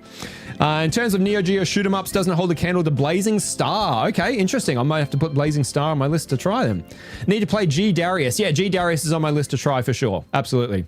What do you prefer, vertical or horizontal shoot 'em ups? I prefer vertical, personally. I like vertical a lot more. This is a horizontal one, but I just think it's so good and it's so fun, and it does such interesting stuff with being able to, like, customize a build as you do a run, that, like, I love it despite the fact that it's not my favorite. Like, it's a horizontal, not a vertical. Great game. If you like shoot 'em ups, give it a shot for sure. All right, Duke Nukem 3D. So this is a little bit of a cheat because this is not my first time playing Duke Nukem 3D. My dad had this one back in the day. I did play it as a kid back in the day, but I didn't really love FPS games when I was a kid. I wasn't a Doom fan. Like, my dad, like everyone's dad, right? If your dad was at home, had Doom and loved Doom. I've never met anyone's dad who didn't like Doom back in the day. That's my age. And anything that was like Doom adjacent, all the different Doom likes. This was definitely a Doom like, but I really enjoy what this did with the formula. Like, this is a much more involved game than Doom. I tried it back then, didn't really give it the time of day. I wanted to come back and give it a proper look now because I didn't really remember it too well either. Man, this is fucking good. This is such a good game, and it holds up remarkably well because it's such an involved, it's got so much more going on than just run and gun and navigate the maze, you know? So many secret areas. It's got a sense of style and character all on its own. Like nothing else really feels like Duke Nukem 3D. It plays well. It controls well. There's a lot to love about it, I think. If you're an FPS fan and like, if you're anywhere like, you know, around my age and you're an FPS fan, you've played this. But if you haven't, definitely check it out. It holds up incredibly well, I think. I'm going to put this in A for sure. I think this is an A tier game. Where does it go? Gosh, I'd probably put it here. Maybe. Yeah, I think that feels about right to me for where it is. It's one I could see myself doing a full playthrough of. I didn't play it on the easiest difficulty, so like I got brutalized eventually, and that's on me. I could have made it easier if I wanted to, but yeah, man, it's fun. It's a lot of fun. It's just a fun game. Hail to the king, baby. You goddamn right. Yep, that's it. Save the babes. For sure. Space bar on the strippers. If you remember, as a teenage boy, that's one thing I do remember about it. Life Force on the NES switches between vertical and horizontal for every stage. Wow, that'd be interesting, Magnus. That'd be I don't know if that would be off-putting or not, because you kind of need to get into a bit of a flow state and get your eye in on those, and I think shifting it up every level might be difficult. I still laugh when you come across Luke Skywalker hung upside down. I don't remember that. I don't remember that at all. Anyway, Duke Nukem 3D, great game. Yeah, thoroughly enjoyed it. Loved my playthrough of it. Not my playthrough, my play of it. And yeah, one that, again, it holds up remarkably well, I think, for sure. I like it more than Doom. All right, Super Mario World is up next. And this one, okay, so we were talking about like my control problems with Sonic 2, right? And my control problems with other Mario games. Super Mario World fixed a lot of that for me. Like, this controls infinitely better than any Mario game that came before it. It controls, like, the difference in controls between Super Mario World and Sonic 2 are fucking night and day apart, in my opinion.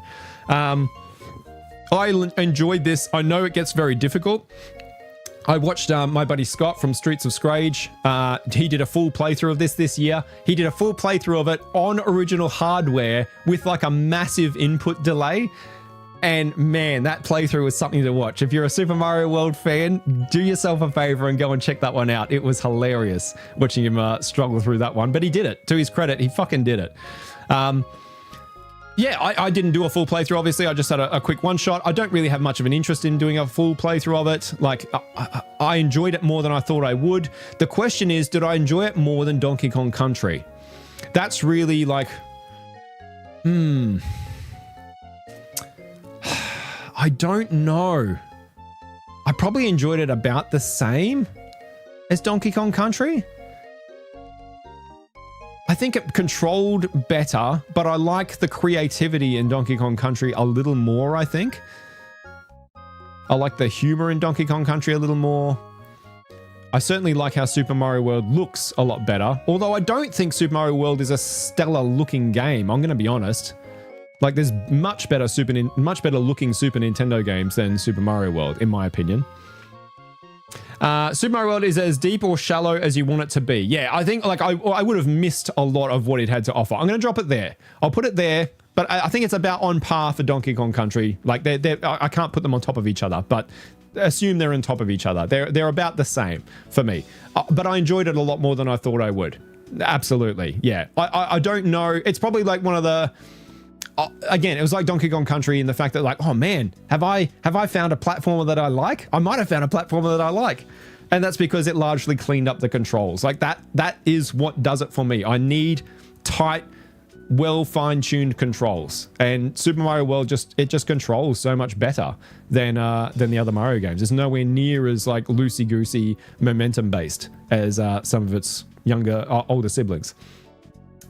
Super Mario World is the GOAT Mario game. I didn't enjoy it anywhere near as much as I did Super Mario 64. Like, the gap between these two is considerable for me. Like, this is a far distant second to Super Mario 64 for me personally. I liked 64 infinitely more than I liked World. I know that's not necessarily going to be congruent with everybody else's opinion, but that's how I felt about it. Super Mario World, sorry, I already read that. What's funny is that all the old SNES are speeding up over time because of the caps. So speed running is kind of screwed now for SNES games on original hardware. Oh, I imagine it would be, for sure. I prefer Donkey Kong Country just because of how much it trolls the player with its bullshit. You're right, there is a lot more gotchas in Donkey Kong Country. Although, later on in Mario World, it gets fucking fiendish, man. Like, it really does throw you some, like, fuck you moments. 100% it does. I think, I wonder, I haven't played all of Donkey Kong Country. I have watched via Scott, like, the later levels in Super Mario World. I don't know how comparable the two are in terms of, like, gotcha moments, but there's some big middle fingers in Super Mario World later on. 100% there is. It's crazy.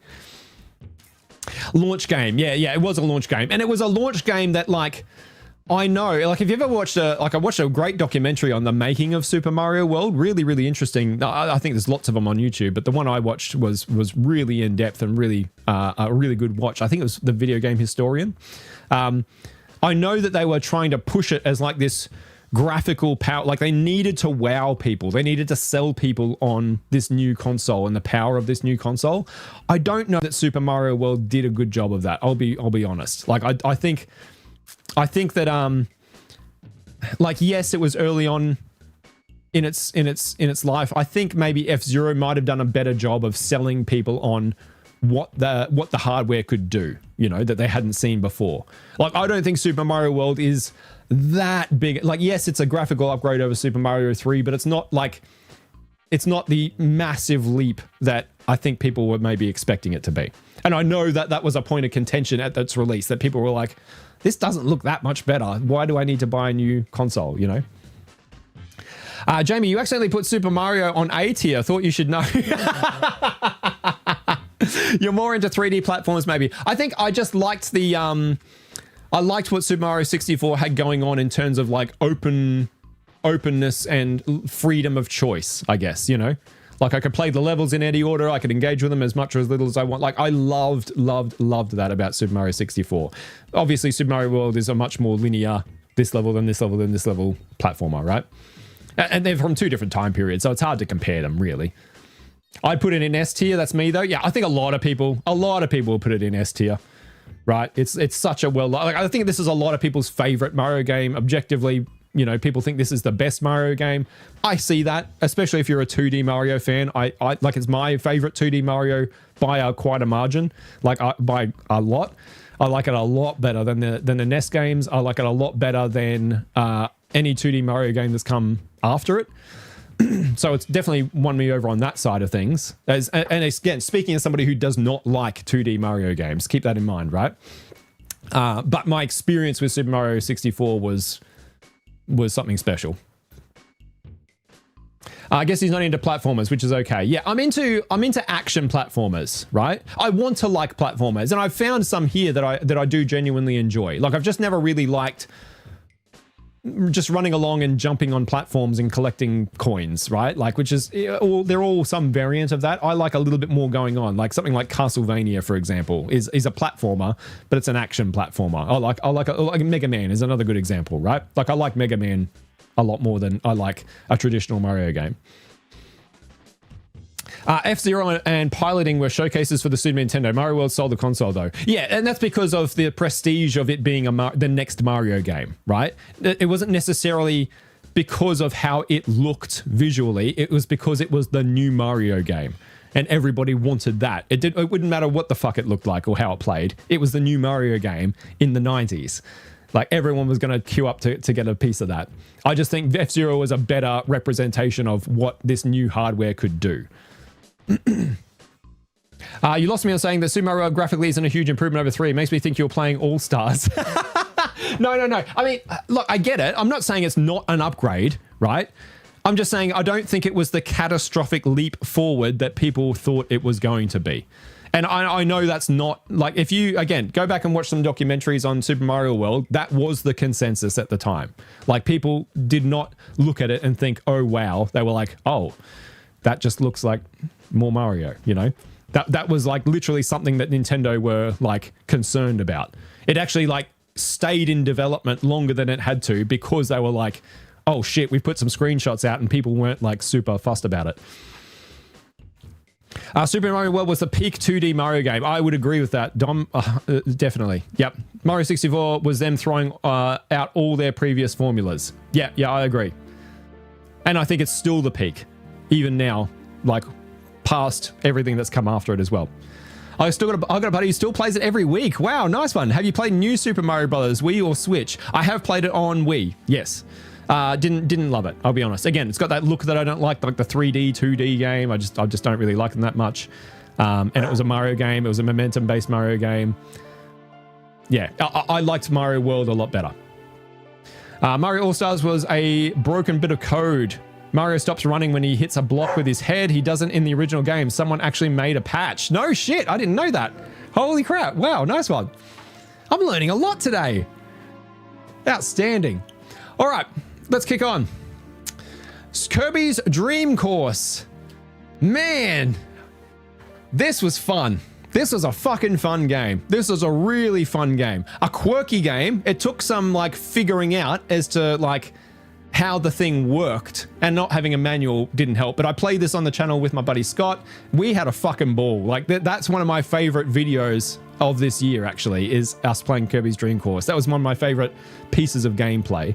It was just like, I love mini golf games. I just think they're super fun. This was a good one once you figured it out.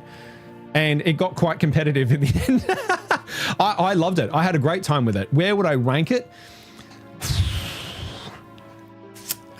Where would I rank it? Gosh.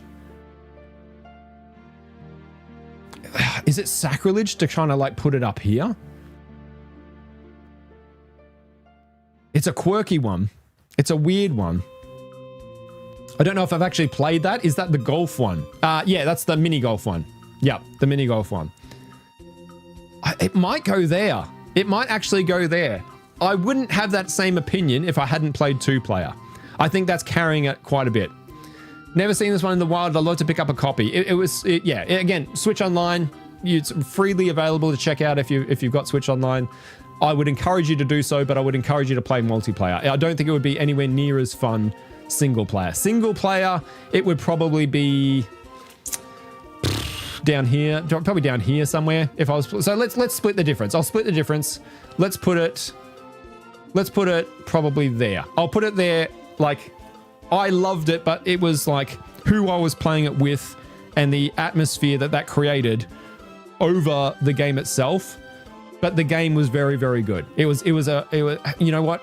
I think I had more fun with it than Metal Gear Solid. I know that's going to annoy some people, but I think I genuinely did.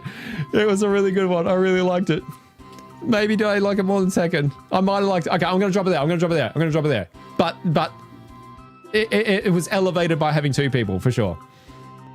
Never played it 2-player. Okay. Yeah. You gotta play this multiplayer. That's what makes it, I think, for sure. It wouldn't be anywhere near as fun solo. Altered Beast, another beat 'em up, another classic beat 'em up that I never tried. This is another one I played with Scott on the channel this year. Had a good time. It's an interesting looking game. I think it's quite an ugly game, personally. I don't like how this looks, but it's a fucking cool game, man. This is like the kind of shit I would have had on a poster in my bedroom as a young teenager, for sure. It's quite simplistic. Like how it plays is very, very basic. It's a very much a button masher. It's very difficult. Where would I put this? Did I like it more than Golden Axe? Hard to say because I played Golden Axe solo and I played this 2-player. I think if I had to play Golden Axe 2-player, I would have liked it more. So I'll put it there. I think it lives about there. Decent game. Like again, the act of playing it together co-op with my good buddy elevated the experience. Like if I had played this single player, I would have played it for 10 minutes and given it up, I think, because it's just very bare bones in terms of like a beat 'em up. Rise from your grave. Yeah, absolutely. Such an ugly game, but it was a launch title. Yeah, that's right. Yeah. I think the visuals of this, like, again, this is one I'd love to see, and I know there's more Altered Beast games, but I'd love to see a remake of the original with some, like, again, gorgeous 16-bit graphics. Like, I think like this could be such a fucking cool game, man. Like, it could be it hasn't aged great. And you're right, it has not aged well at all, but it could age well. Like if they remastered it with some beautiful sprite work, this would be like a little bit more involved combat, like giving like, I don't know, like some character choice at the start, maybe with some different abilities, give the like the transformations a little bit more oomph and a little bit more difference in what they got going on. Like there's a lot you could do. Like there's a really good framework here for a fucking great beat 'em up. Altered Beast just wasn't quite there. I'd love to see them take another swing at it. I would. I really would. I think they could do such an awesome job on another run. But I think it sits about there for me. All right, StarCraft. Man, this is going... Is this my next S tier? Is this my next S tier game? This was fucking good. I really liked it. I liked it a lot more than I thought it was going to. I'm an RTS fan. I'm trying to think because it's the first campaign, RTS campaign that I've really tried and enjoyed. Because I've always been like a skirmish, instant action, multiplayer boy when it comes to RTS. I've never really delved into campaigns. And I know in terms of campaigns, StarCraft is one of the fucking goats. I think it goes there. I do think it goes in S tier. This was great. I really, really loved it. It's on the cards for me to continue my playthrough. I'm eager to continue my playthrough. Yeah, this was a good one. I really enjoyed StarCraft. I don't think we need to talk much about it. Like if you like StarCraft, you know, right? Yeah, great game. Had a really good time with it. StarCraft can't be that good. You don't even use pepperoni pizza for more resources. What the fuck? True. Great game. Amazing game. Looking forward to continuing on with it. Yeah. And the soundtrack. Oh my God. What a fucking banger of a soundtrack StarCraft has. Holy shit. I didn't appreciate it anywhere near enough before I actually played it. The soundtrack does not get enough credit. All right, here's a quirky one. The Oregon Trail. Has anyone played this? I'm curious, like, was my video people's first exposure, if you watched that, was that your first exposure to the Oregon Trail? Or have you played this back in the day? Yes, yep.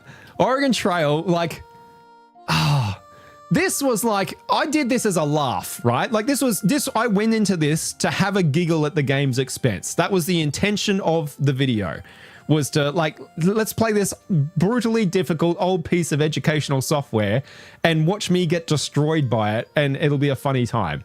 And all of those things happened, but I got surprisingly invested in this game. Like, way more than I expected to. This was a fun evening. Like I really enjoyed my play of Oregon Trail. I don't know how much I'm going to go, like, I don't think I'm ever going to go back to it. I don't know. Like, I think there's a lot that I didn't see, but I think once you've played through it once, you kind of have seen what it has going on. Like there's not going to be some massive surprise, right?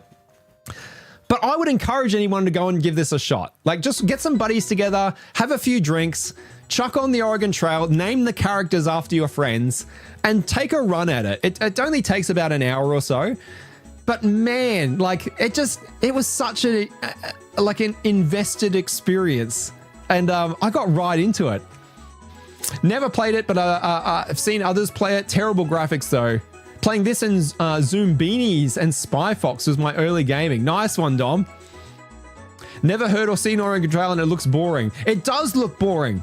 It does. You're right. It does look like atrocious. Like you look at it and just go, what the fuck is this? But trust me, like it's a freeware game. You can just play it in a browser. There's a bunch of places that will let you do it. It's a good evening. I had fun with it. Like it's not going to go like, you know, super high. I'd probably put it like there just for the experience that I had with it. I think it's a low B. I think it would sit there. But like that's the experience I had playing the game elevated beyond the game, if that makes sense, right? Like that game gave me dysentery. It gave Scott dysentery too. Yeah, absolutely. Cutscenes sucked. Oh man.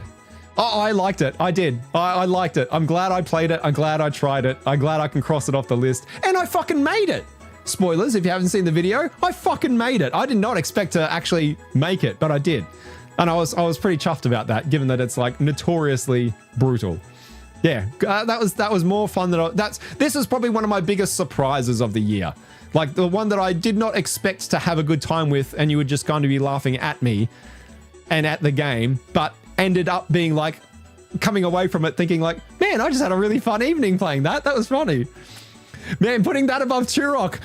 Look, I don't know what to tell you. I had a better time playing this than I had playing Turok. I don't know what to say.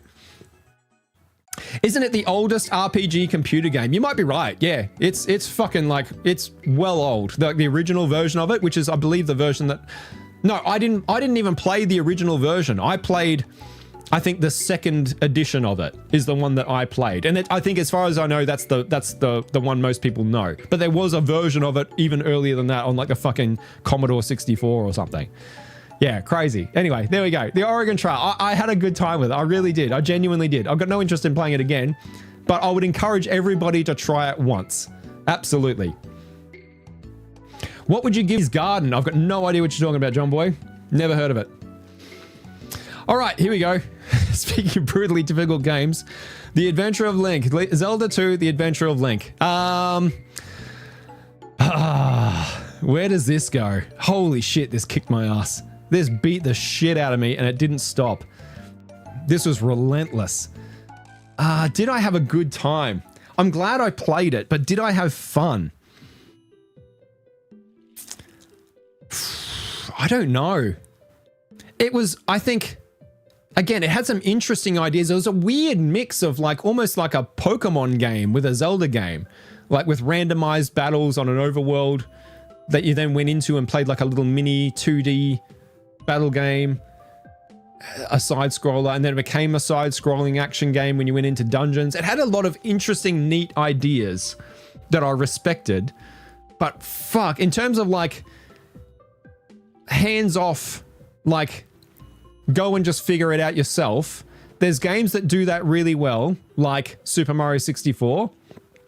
And there's games that probably need a little bit more a little bit more hand-holding, like Zelda 2. Now, I didn't have a manual, so that probably went a long way to making it more difficult figuring out what the fuck was up with this game than it needed to, right? A manual would have helped a lot here. But even beyond that, holy shit, it was hard. Where would I rank it? All right, Ninja Gaiden was the other brutally difficult game that I played. Did I like it more than Ninja Gaiden?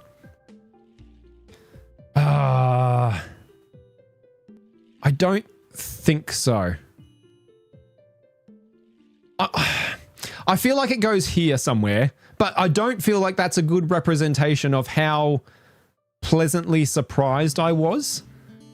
Like that makes it look like I hate it, and I didn't hate it. I expected to hate it. I think that's what did it. Like it, I don't know that I enjoyed it, but I didn't hate it. Maybe I'll drop it there for now. Like it's not down in the Sonic 2 tier. It was better than that, but man, it was hard. Holy shit, it was hard. I mean, the tone of your voice is not one of fun. Yeah, that you're right. I don't know. It's such a hard thing for me to sit here and go, did I enjoy that experience? I don't know. Maybe I need to sit on it a bit longer and think about it a bit more. I feel like all Zelda games have that problem of not really being that helpful with what you need to do. I don't agree with that, Dom. Like Breath of the Wild, you get 1 30-second tutorial on deflecting Guardian Blast. Now off you pop. I loved that about Breath of the Wild. And I think I've talked about it a few times. I love that. That's what I loved about Super Mario 64. But there's a way to do it well and a way to do it badly. And I think Zelda 2 is a good example of how to do it badly.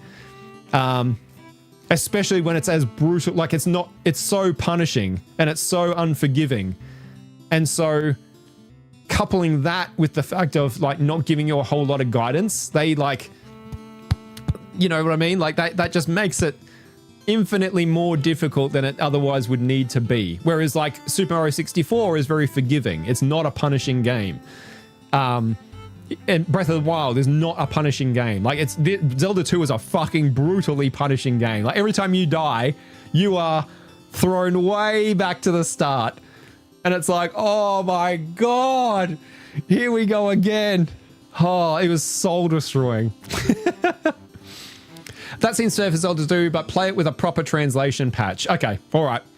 Mario 64, you can come back if you need reminding, though. You can, yeah, you're right. Like, it was just unforgiving. That's probably the word. Zelda 2 was brutally unforgiving.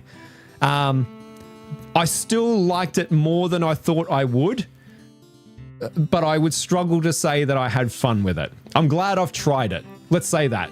I'm glad I've tried it. I'm very glad to have, like, because it's like the black sheep of the Zelda family, right? So I'm glad to say that I've given it a shot and I can see why it's so divisive. Because there's people who fucking love it, right? There's people who love it, and I can see what it is about it that they love as well. It's just the difficulty, not even the difficulty, but the punishment kind of kept me from enjoying it as much as I might have. Like, even if in a dungeon, if you died and it just threw you back to the start of the dungeon, I could have gotten along with that okay. Or like, certainly if it just threw you back to the start of the area in the dungeon that you died in. But this was like, every time you die, back to the beginning of the game. It's like, oh God. I get the feeling that Zelda and Mario represent the W. You think so, Dom? We'll find out. Oh, speaking of, here we go. Majora's Mask. Oh, man. Majora's Mask. Okay. Let's talk about Majora's Mask real quick. I made my thoughts on it pretty clear at the end of that playthrough, and I haven't changed my mind. In fact, I'm more solid on those thoughts now than I was then. Majora's Mask is a fucking masterpiece. It is a masterpiece, an absolute masterpiece of a game. I can't believe it's as good as it is. They made it in less than a year. They were like fucking under the pump, crunching their fucking nuts out making this game. And for them to produce something that's just like stands the test of time so fucking well. Like, this feels like a modern video game. This feels like it came out yesterday. And for there to be nothing even like really remotely like Majora's Mask all these years later is mind-boggling to me. Like, no one's taken a shot at replicating this formula. This is an incredible video game. There's no question that it's S tier for me. Like, no question at all. And for me, it's the top of the pile for me. Like, this was spectacular. And especially, again, it's another one that sort of subverted expectations for me, because I was quite intimidated by this game going in. I said that at the start, that I'm not a puzzle gamer, and from the outside looking in, Majora's Mask just looked like a puzzle box. That just looked like the kind, like puzzles on puzzles on puzzles. Like, you've got the time management puzzle based, and then like trying to figure out how to manage the time with the different characters puzzle and the dungeon puzzles, and it just looked like puzzles on puzzles on puzzles, right? It wasn't like that at all. Like, I was so glad to find out that I was worried about nothing, and I think that allowed me, like, the fact that it wasn't like what I was expecting and it was just infinitely better. Oh man, like, this was fucking phenomenal. This is a phenomenal game. What I need to reconcile in my mind now is, do I like it better than Ocarina of Time, which is my favorite Zelda game? Is this my new favorite Zelda? I need to play Ocarina of Time again to figure that out, I think. Like, because it's been such a long time since I've played Ocarina, and I've got all these like good nostalgic memories around it, but also like very fuzzy memories. You know, there's a lot of nostalgia goggles when it comes to Ocarina. I need to play it again now and see how I feel about it now and see where it stands up against Majora's Mask. But fuck me, Majora's Mask was so good. This was, yeah, I couldn't sing its praises enough. I didn't want it to end. And that's like the sign of a really good experience. I did not want Majora's Mask to end. Like, and I said at the time that I didn't want 100% complete it, because, you know, there were a lot of other games that we needed to get on with. We shouldn't just keep playing Majora's Mask all year. But I could have kept playing Majora's Mask very, very easily. I enjoyed it that much. It was so fucking good. If you were there for that playthrough, that was a special one, for sure. You think Mario and Zelda represent the two halves of Nintendo? Mario listens to the fan feedback and changes it. Zelda does what they want because they're always right. That's, yeah. Like, Zelda always try, they've got a template that they work within, and they try different things within that template every time, for sure. Except for Breath of the Wild, where they just threw the template in the bin to a large degree. Majora's is so charming yet so unnerving in a way that no other game has reproduced, in my opinion. Absolutely. It's got this like really dark Grimm's fairy tale kind of feel to it that I love. Just the flow of the game is so unique. The whole like, you know, you've got 3 days to save the world and trying to figure out how to do it, but it's not so obtuse. Like it's still a relatively linear game. Like it's not so freeform that you can like completely fuck it up. It still sort of like guides you. And speaking of guides, one of the real standouts for Majora's Mask is Tattle. Like Tattle is like, that's how you do a companion. Tattle is fucking amazing. Tattle's one of the best video game companions I've ever seen. She like tells you what you need to know at the time when you need to know it. Doesn't just, you know, flat out explain things verbatim to you. Just nudges you in the right direction and then fucks off out of the way. Like Tattle was an incredible accomplishment for this game, I think. Absolutely. Majora's Mask is the last good Zelda, in my opinion. Wow, Magnus, that's big. That's a big take. I don't know that I agree with that, but it's certainly the most unique Zelda that I've ever played. And like I said, it's in competition for my favorite. I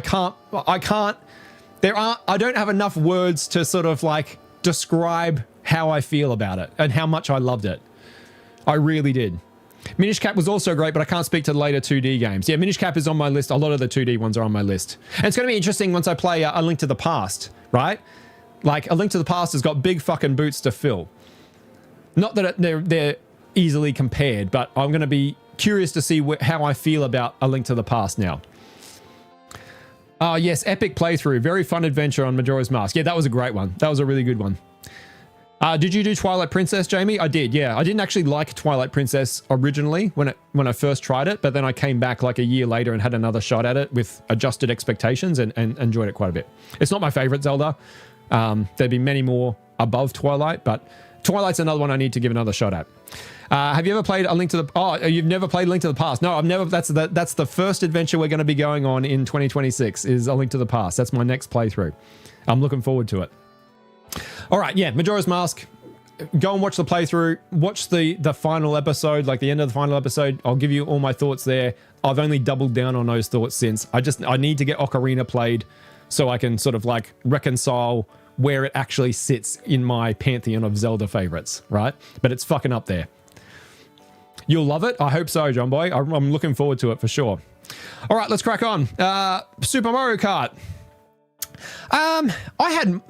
This is a little bit like F-Zero, where I enjoyed this more than I thought I would. I'm a Mario Kart fan. I love Mario Kart games. I was always cagey about, again, the way the level rotates around you. Like F-Zero didn't feel like that. Mario Kart very much does feel like that. It feels like you're just stuck in place and the course is like being turned around you. And it's a very strange... Like, I never quite got used to it in the playthrough. It's a very bizarre feeling. I don't like that, but it's still fun. I mean, I'm not going to go back and play it over other Mario Karts that came after it. Although a lot of people really like this one as their favorite. They think this is still the best Mario Kart that's been made. I don't know about that. But I did enjoy it more than I expected to. Did I enjoy it more than F-Zero? They're pretty equal for me. So it's going to sit here somewhere. I enjoyed how... I probably did. But they're very neck and neck. Like, I enjoyed how F-Zero controlled a lot better. But F-Zero was much harder. So they're about a tie. They sit together. It was fun. I enjoyed my time with it. If you watch the video, you'll see that I had a really good time with it. A much better time than I was expecting to. I got really into it, actually. I got really invested in it. But I still don't like the feeling it gives you of like that, like we're rotating the course around you while you're just kind of statically there. It's a very strange, it makes it very strange to play. It's a very weird feeling. Man, Link to the Past is another S tier. Link's Awakening Game Boy Color version as well. We'll find out. We'll find out on next year's tier list, Jealous, where A Link to the Past ends up sitting. Super Mario Kart is a big from me. I feel like if I played it a bunch at the time, I prefer it, but better things are available. Yeah, it's again, it's a hard one to go back and play now, and because you can't really put your mind into the mindset you would have had to been if you had played it back then, right? Like it's hard to do give it a fair shake because you're playing it after every other Mario Kart that's ever come out, right? But I think I'm pretty good at being able to look at things like through perspectives, you know? And so I can play it and I can appreciate a lot of what it did and a lot of what it does. And it is still fun. Like it is. It's still Mario Kart. That's what's like, at the end of the day, it's still Mario Kart. It's not my favorite. I don't think it controls the best in the series, but I still had a laugh and I had a good time with it and I got really into it, you know? So I'm still glad I played it. I just wouldn't necessarily go back and play it over, you know, pretty much any other Mario Kart. But it's still good. Still B tier for sure. Metroid was another surprise. I did not expect, I did not know what I was getting myself into with Metroid at all. I was expecting something like akin to Mega Man, I think. I was like just an action run and gun platformer. Because that's what I'd read that Metroid was. Like the whole Metroidvania concept really came in with Super Metroid. But Metroid was way more like Super Metroid than I was expecting. Way more like it. Like I was not prepared for that at all. And this is another one that's like Ninja Gaiden level difficult. Like this was fucking brutally difficult. And again, brutally punishing. Back to the start. Every time you died, back to the start. Start again, kid. Go again. Put another coin in. Man, I liked it. I just think it, like, now that I've had time to think about it, like at the time, it just was not at all what I thought I was going to play. Where would it sit? I'd probably put it about there, I think, for me. Yeah, it would sit about there. Low B. Yeah, that feels about right. I'd have to be in the mood for it. Like, I've got to be in the mood for a Metroidvania. I have to, like, want that experience. And I wasn't in the mood for that type of experience because that's not the experience I thought I was going to get. I thought I was just going to get an action platformer. And it was not that. It was not that at all. But in terms of, like, the music, the atmosphere, like, it had a lot going for it that I really liked. It was just, again, brutally difficult. Really, really fucking hard.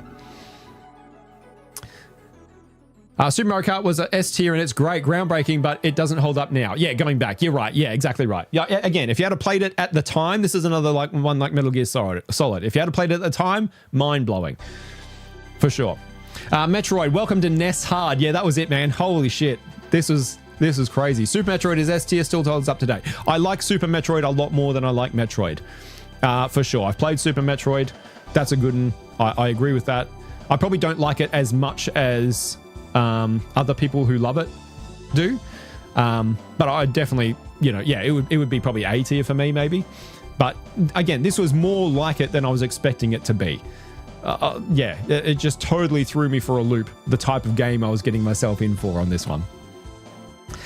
Pokemon Stadium. So this was a good time. This was fun. This was a very chilled out, relaxing kind of game. I enjoyed my time with it quite a bit. This is another like bit of a cheat one that I've played Pokemon Stadium before, but I've only ever used it as a multiplayer vessel for Pokemon battles. I never really engaged with its single player offerings.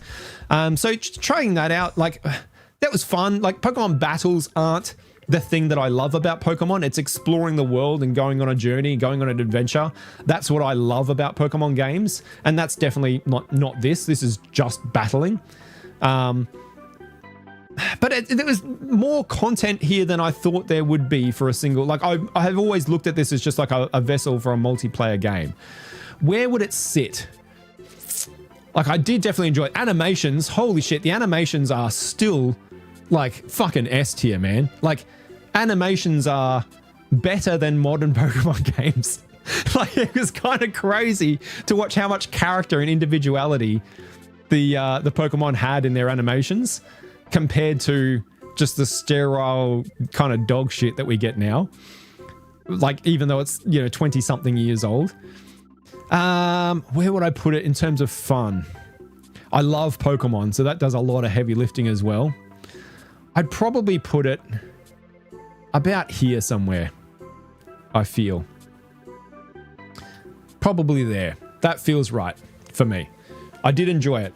I had a surprisingly good time with it. Just a nice chill, like we'll just go for a bit of a gym leader run, see how we go. I like that you can pick your teams out of a group. There's all sorts of different modes that you can play, the little league, like all sorts of stuff that you got going on there. Yeah, it was a good offering. Like this was mostly either a multiplayer battling game for me to try out our Pokemon that we were actually playing in like yellow and red, or a poor man's Mario Party.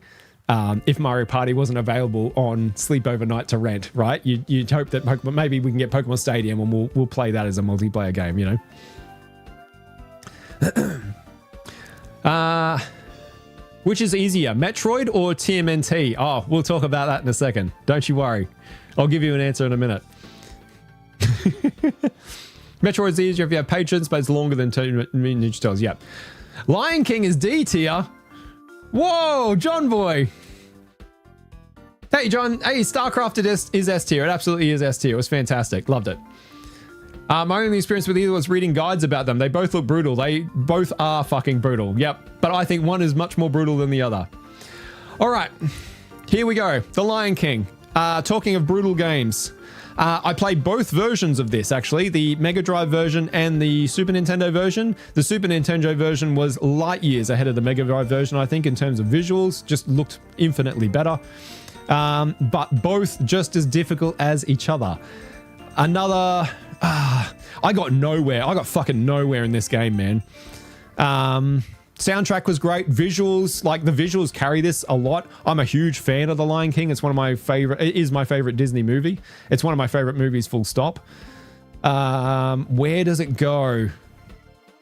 But the difficulty, man, it just fucking, it brutalized me pretty badly. It would probably go about there, I think.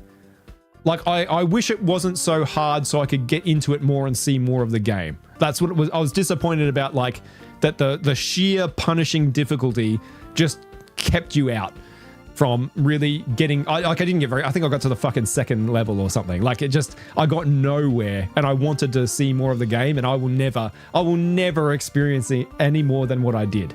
And that frustrates me because it's so gorgeous. It sounds so good. It's like the actual gameplay of it is quite fun. It's just so hard.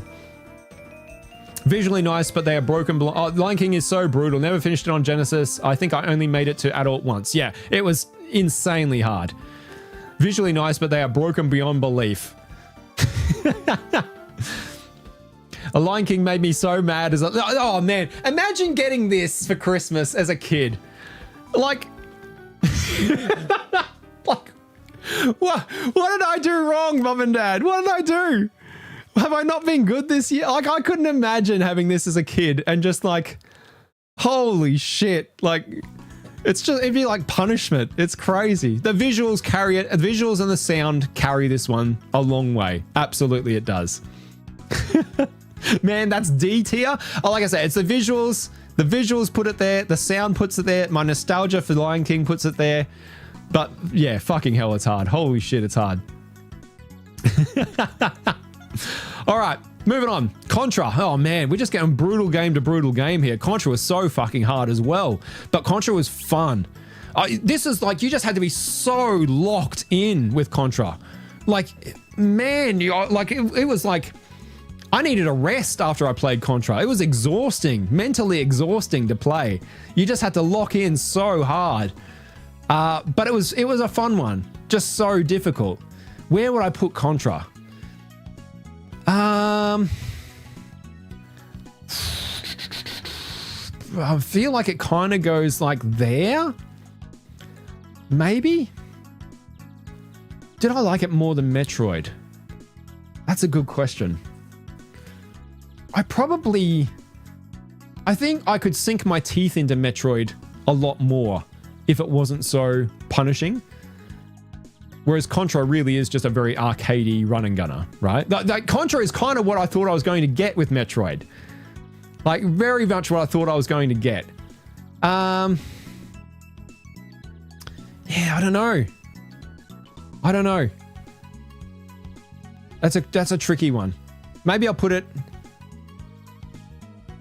there. I'll put it there. It's sort of like, it sort of shares some DNA, I think, with like in terms of like my enjoyment level. Like, they're very different games, Metroid and Contra, but I think they sit at about the same level for me in terms of how much I enjoyed them. The problem with Metroid, like, I think Metroid would be higher if I went back to Metroid knowing what it is now and wanting that experience. Metroid would be higher. Contra, you can just pick up and play, but man, you just have to be so fucking locked in. Maybe I'll put it there. It probably would be there for me. Contra is the greatest. It's at A tier. Wow, putting it next to Yoshi's Story. No, let it cook. You got to let it cook. Jamie, you're about to give me a heart attack. That's an S tier or an A for me. Yeah, I can see, like, I know there's a lot of Contra fans, right? Like, people fucking love Contra. Lion King for Christmas would cause defection to Sega for sure.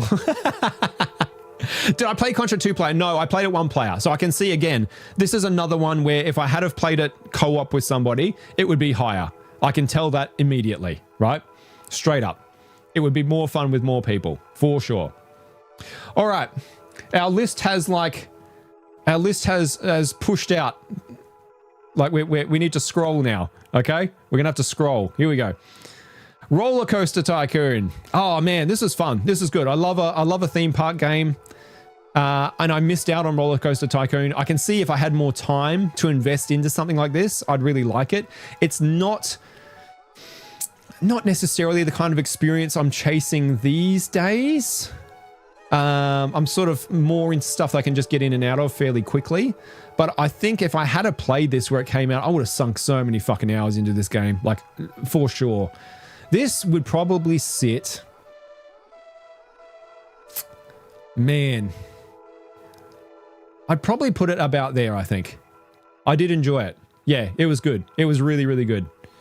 Again, a manual would have helped a lot. It's quite obtuse trying to figure out how it works, like, because it just throws you in. Like, there's no fucking tutorial. It's just like, go, play. I was like, fuck, what? How? Wait, what? What do I do? Wait, hang on.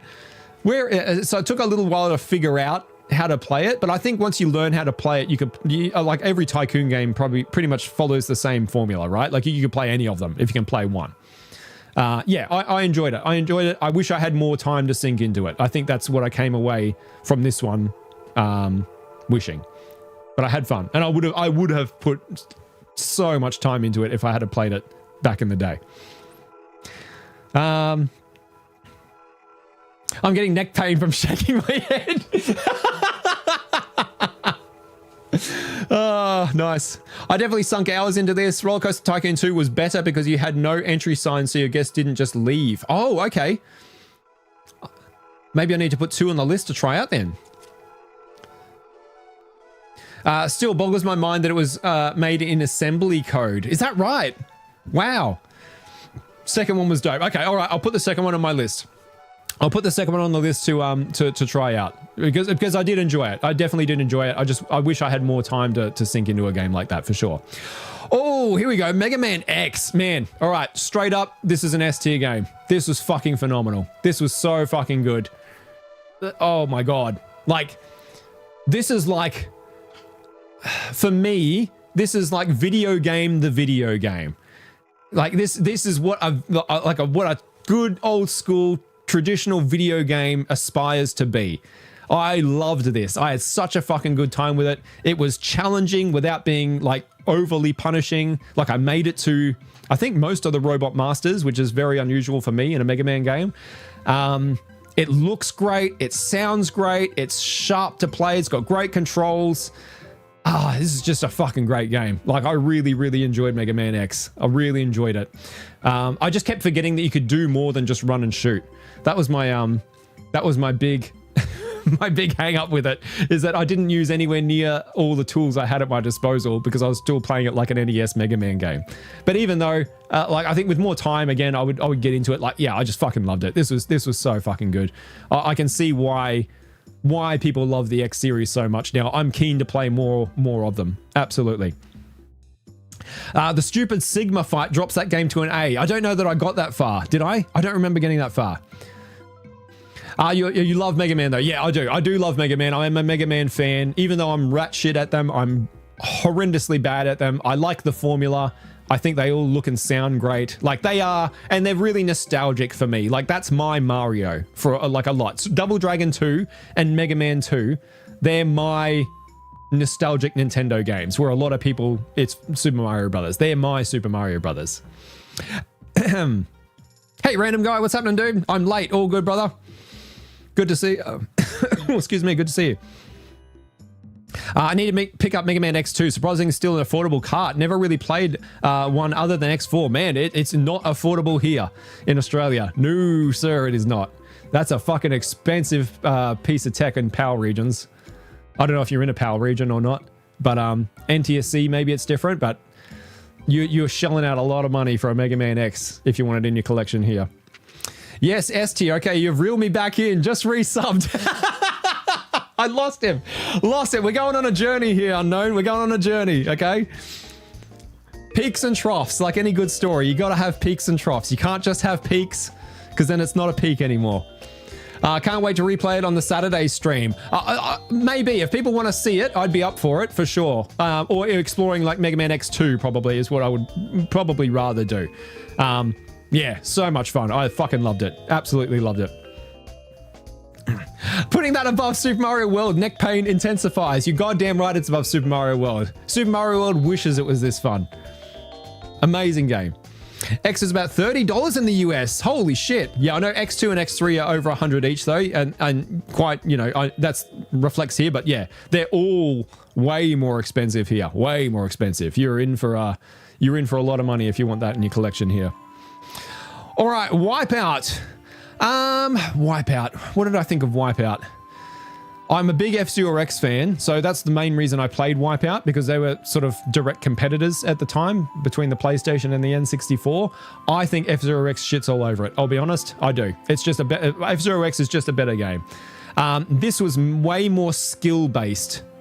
Like, it's not a sim racer, clearly, but it's not as arcadey as F-Zero X is. Like, there's a bigger gap in terms of, like, if you're good at Wipeout, like you could put the time in and get really good and just be able to like absolutely fucking smoke people in this game.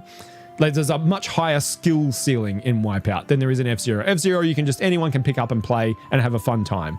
Yeah, it gets difficult at times, but it's nothing like the actual skill-based gameplay that Wipeout has. And if you're looking for that, then I can see why Wipeout would be the one for you. I prefer F-Zero X a lot more. I was still glad I tried it. Like, it's got a really good, like, kind of vibe to it, if that makes sense. Like, the world is really cool. The designs for the ships are really cool. Like, I like a lot about it. And I liked it. I just didn't like it anywhere near as much as F-Zero. F-Zero X, specifically, I should say. I would probably put Wipeout probably there. Maybe. Did I like this? No. Yeah, I think maybe about there. I think that's probably where it sits for me, in a B. A good solid B. It's a fun game. If you had the time to put into it, you can get really good at it. And I think that's probably its strongest, its biggest strength, right? Is that like it's a very skill-based racer. You have to commit to it to get good at it, to be able to, like, I tried playing like the fucking championship and I couldn't get past the first level. Like I just got immediately destroyed and I had to go on and like choose levels to actually see the different stuff that it had to offer. The championship mode, like the change in difficulty between a one-off race and trying to play one of the championships was like big. Very big. Huge difficulty gap. Not as big as another game that I'm going to talk about shortly, but big.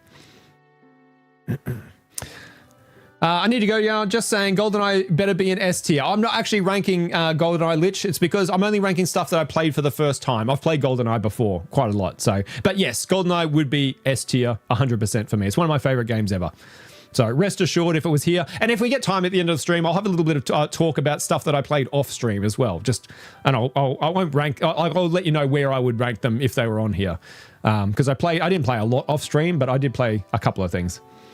I had this problem with Wipeout. I tried to play with Kells and she just couldn't work it out at all. Now, it's not very it's not a very approachable game. Like, it's very punishing. It's very punishing. It's not super approachable, like in the same way that F-Zero is. Wipeout 3, when it got analog controls, is where the series came into its own. Yeah, and I've heard that they continually got better, right? So this is not my last encounter with Wipeout. I'm going to go and play more of them in the future, I hope. The PSP games and Amiga collection on PS4 are incredible games. Nice group of guys that made it too. Oh, nice, yeah. I like everything about it, for sure. It's cool. I like it. I wish it played a bit more arcadey than it does.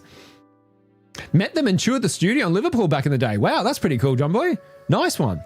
Incredible in VR. Yeah, it would be. But you played GoldenEye and Double Agent for the first time, so that kind of counts. Yeah, if you hold your tongue just right and tilt your head, maybe it counts. Just rest assured, GoldenEye would be S tier, okay?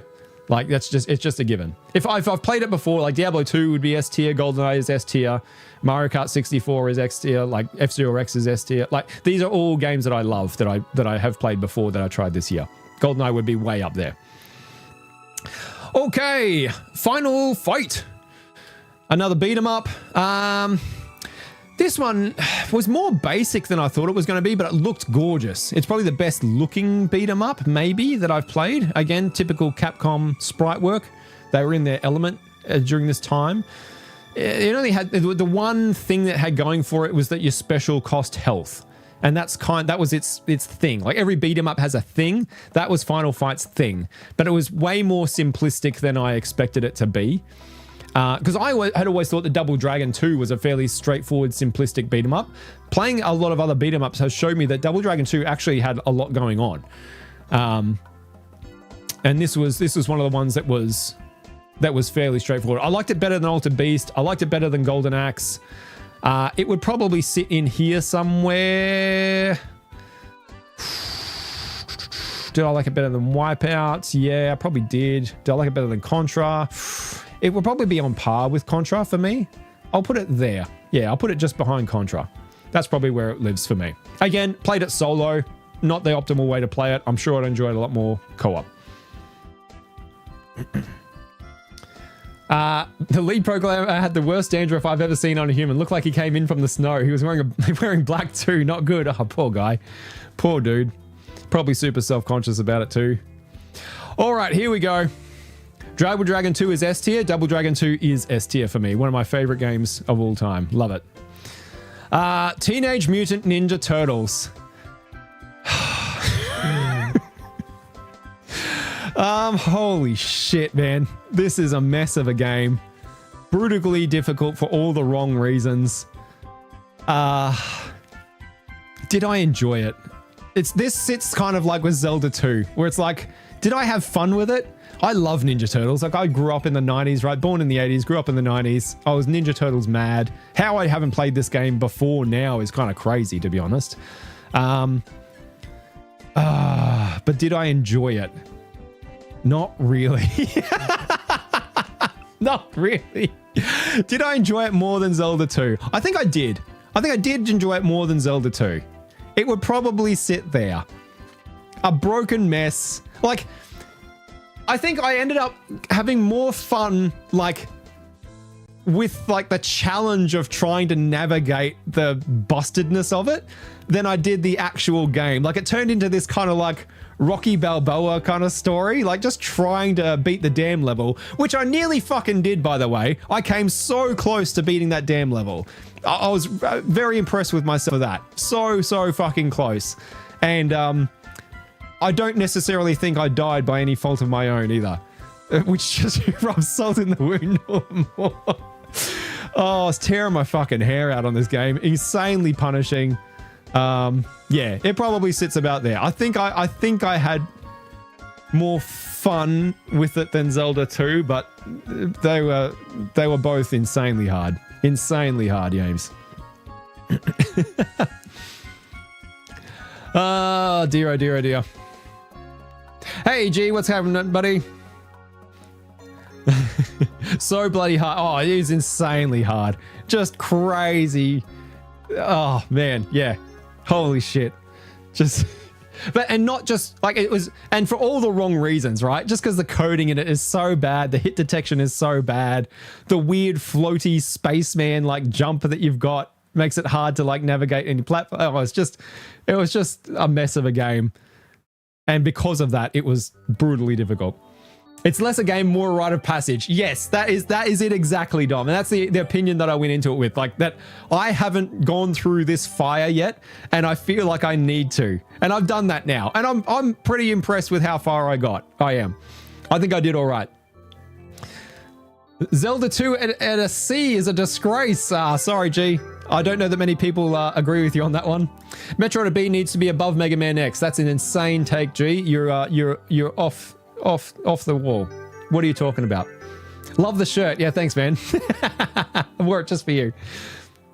Everyone's entitled to their opinion. I never beat it as a kid. I don't know anyone who's beaten this game. Like anyone who's fucking beaten this game. Like hats off if you even got past that damn level. Operation Genesis. Did I like this more than Roller Coaster Tycoon? I think I did. Yeah, I did. This was fun. They're pretty close together. I'd probably sit, it might go there. This is another one again. I wish I had sunk more time to sink into it. I wish I had played it back in the day when I had the time to put into these games. But I very much enjoyed what this had going on. It's just like, because I like Jurassic World Evolution, but Jurassic Park Genesis is just so much more colorful. It's got so much more character to it. I enjoyed it a lot more, I think, than I did Evolution. And I like Evolution quite a bit. So I think I'd put that one high B. High B, good game. Good fun game. Insanely difficult to find and play now. The only reason I managed to play it is because my buddy Scott owned a copy and could lend it to me. So yeah, crazy hard to find now. This is one they need to re-release somehow, somewhere, you know, in some sort of legacy format. My mate Nick did. He was incredible at games though. Wow, that's a fucking stripe on his shoulder for sure. Holy shit. That is a belt notch, being able to beat Ninja Turtles. That's crazy. Excuse me while I go be sick in the bathroom. You're right, G. Take your time, buddy. I'd put Zelda 2 in S tier, and yes, I did beat TMNT as a kid. Wow, Magnus. Yeah, but you're like some fucking god gamer, though. You know what I mean? I'm a mere mortal. Mortal Kombat. Speaking of mortal, this was fun. It's got an interesting rhythm to it. It's very like, how do I describe the rhythm? It's like sharp and stilted. It's hard to get like a flow in Mortal Kombat. It's pretty unforgiving, but I had fun. I did have fun with Mortal Kombat. Where would I rank it? I like Tekken a lot more. Significantly more. It would probably sit maybe there. I think about there. That feels about right to me. I enjoyed it. I'm keen to play Mortal Kombat 2. I'm keen to explore more of the series for sure. But it does feel, and it's a credit to it, I think, that it does feel really different to every other fighting game to play. Very, very different. Like you can't really, like you not that I have a lot of fucking fighting game knowledge, but that it doesn't really translate into Mortal Kombat. It's kind of its own beast.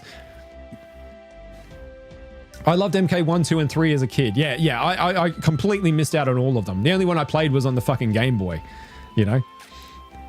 I couldn't beat Castlevania as a kid, though. Yeah, another very difficult game. Still need to... You got unresolved...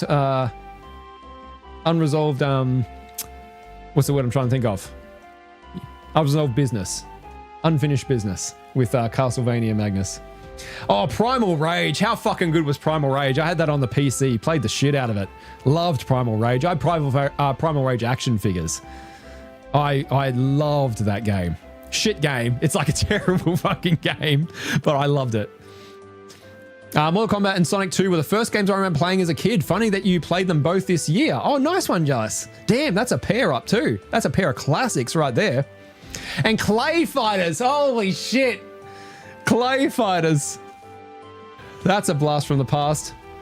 Not a patch on Street Fighter 2 Champion. No. It's not for me anyway. Like, I know there are people who like Mortal Kombat better than Street Fighter and vice versa. I certainly like how Street Fighter flows and feels to play. I'm dog shit at both of them. Mortal Kombat, you can certainly mash buttons more in Mortal Kombat and kind of skate by a bit better than you can in Street Fighter. But Mortal Kombat also, like, you know, the people who are good at it will destroy you, you know. And also, like, the huge button combo chains, like, I'm never going to be able to do that. But Mortal Kombat felt very much more reaction-based than Street Fighter did. Street Fighter felt like a spacing game. Mortal Kombat was very much like a reaction game, you know, like just constant barrage of reactions and like a very fast-paced, snappy, stilted, like it's got its own feel to it, you know, that just doesn't feel like anything else. Oh man, Primal Rage was cool as hell. It was fucking cool as hell, man. That was such a good like concept for a game. You put some stank on it when you say Game Boy there. What did the Game Boy ever do to you? True. I mean, to be fair, Sonny, the Mortal Kombat version of Game Boy, I don't think anyone would agree that was the optimal way to play Mortal Kombat. Maybe I'm wrong. I'm not a Mortal Kombat connoisseur. Maybe the Game Boy version is like held up there as like some lauded fucking God's gift to the franchise. I don't know. But that's the only encounter I ever had with it, I guess, was what I was trying to get at. That like I didn't play it in its like optimal form. Street Fighter doesn't have fatalities, makes it automatically less cool than Mortal Kombat. A lot of people would agree with that, G, for sure. Absolutely. Absolutely. All right, let's push on. Morrowind. Oh, I'm going to get some fucking hate on this one. Oh boy, am I going to get some hate on this one. Look, I didn't like Morrowind. I'm just going to say it straight up. I didn't like it. I didn't like it. I think it has not aged well. I know a lot of people will disagree with me. A lot of people are going to disagree with me on that. A lot of people still think this is the best Elder Scrolls game. I understand where you're coming from to some degree. I don't think you know, even in like my extended my extended play of it, it wasn't a playthrough. I still didn't give it like the time that it needed to learn the systems and learn how the game works. There's still so much more there than you're ever going to capture in a single sitting or two. I understand that, right? Like I get that I'm not being fair to Morrowind because I didn't really give it a big enough chance. But for me, I think a good game is good immediately, right? It's immediately good. You don't need to wait until like, oh man, this show gets really good in season 4. Nah, I ain't got time for that shit. There's too many games that are good straight off the bat. I think Morrowind takes some ramping up, and I don't think that ramp up has aged super well now. I'll just be honest. Oh God. I would probably put it here. I didn't hate it. I certainly didn't hate it. I just didn't love it. Yeah, I don't really have any desire to go back to it. If I don't have any desire to go back to it, then it's usually going to be in C tier. I know that's going to rile a lot of people up, but it's just not my kind of thing. It just wasn't my cup of tea. All right, that's just how it was. John Morrowind. That was the character, John Morrow. I've got you back, Jeremy. Morrowind is a fun to tool around in, but not a great game. Again, this is a bit like Metal Gear Solid, right? Like, I can see why it was mind-blowing when it came out and there was just nothing else really like it other than earlier entries in the series. And this was such a step forward for that series that, again, if you had played it when it came out, I can appreciate why you love it and why it would have blown your head off. It didn't blow mine off in 2025. And I understand that it's not a fair comparison to make, but it's the only comparison that I can make, right? It's the only way I can look at it because I didn't play it when it came out. I just don't think this one's held up. Like, there's a lot of games above it that I also haven't played until now that are still, like, just off the chain awesome and super fun even now, all these years later. I just don't think Morrowind is one of them. For me, anyway. Got to go take the kids out of the house whilst Mrs. packs for heading to Portugal. Oh, nice one, G. Oh, have a great time, man. Yeah, very jealous. Good on you. Hi, where is 3D Dinosaur Adventure on this list? Did you hear that Rob Reiner died? I did hear that Rob Reiner died. Yeah, I just read about that. No, I haven't tried 3D Dinosaur Adventure yet, Jordan, to be able to rank it. We'll catch a VOD later, Jimmo. If I miss it, Merry Christmas. Yeah, you too, G. Good to see you. Thanks for the present too, man. I appreciate it. Love you, buddy. Take it easy, okay? Be safe. John Morrowind sounds like a stoner band. Good old John Morrowind. Gunstar Heroes, great looking game, interesting game, a lot of really cool ideas. Like this is another game that's like a collection of concepts, but I think delivered quite well. There was only one level in it that I didn't really like, which was the board game level at the end, which is just really bizarre. But this is a fun one. This is just a good, fun action platformer. I enjoyed this one. This one's a B tier for sure. Where's it going to sit in B tier? Ooh, baby. Maybe. Did I like it more than Contra? Did I like it more than Contra? I probably did. Yeah, I'll probably put it there, I think. It's a good one. Gunstar Heroes was a good one. Good, fun one. Is that the only Gunstar Heroes game, or are there more? Can you show the game on stream when you are done with the tier list? Are you talking about Dinosaur Adventure? Not today, Jordan, no. It's on the list to play at some point, but not today. That's got to be, you think Gunstar's got to be high? I mean, B's pretty good. I liked it. I liked it quite a bit. It had some really cool ideas. I liked the level design. It looked great. It played well. It had a lot to dig into. A lot of variability. You could pick your levels. Yeah, there's a lot of stuff I liked about it, for sure. Yeah, definitely. It was solid. It's just a good, solid game. All right, moving on. Oh, here we go. Pokemon Sapphire. Oh, man. I think Pokemon Sapphire, I've talked a bit about this in one of the other streams, like kind of changed how I think about streaming, to be honest. Like that slower turn-based gameplay, I didn't think anyone was going to give a shit. I really didn't think anyone was going to watch it. I thought I'd be playing this solo, and everyone would think it was a really boring experience to watch. Not the case at all. Like, we had such a good time playing Pokemon Sapphire. It's my favorite, probably, stream of the year, especially when we fought the Final Four, the Elite Four. That Elite Four stream is my favorite live stream I've done this year. It was so fucking good. So, like, the culmination of that journey, like, and the grind and the adventure paying off, going through the Elite Four fight together, one-shotting the Elite Four. It was just fucking epic. Like, the streams just don't get better than that. It was such like a collectively involved cooperative moment, like where we were all fucking cheering and celebrating together. It was great.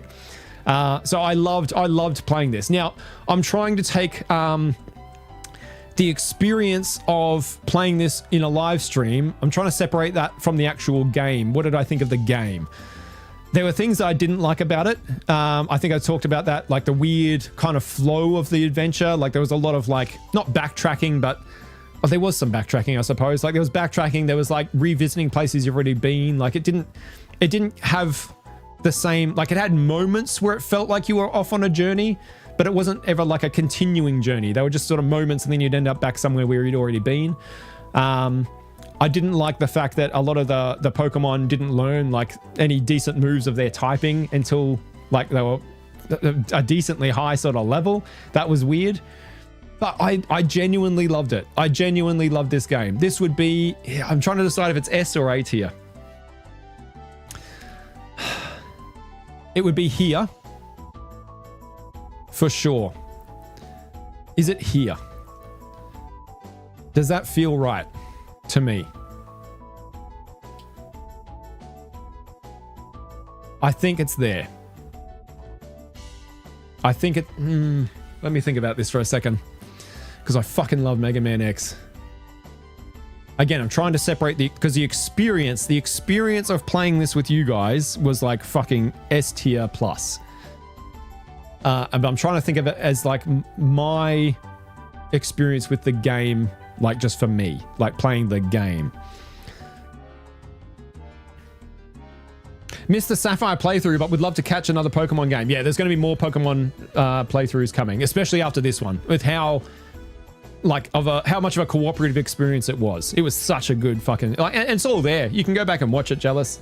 It's all still there. You can go on the ride. I encourage you to do so because it was a phenomenally fun experience with you guys in chat. Like, so much fun. What video game music is playing right now? Oh, I missed that. Sorry. Probably not the same as what's playing at the moment.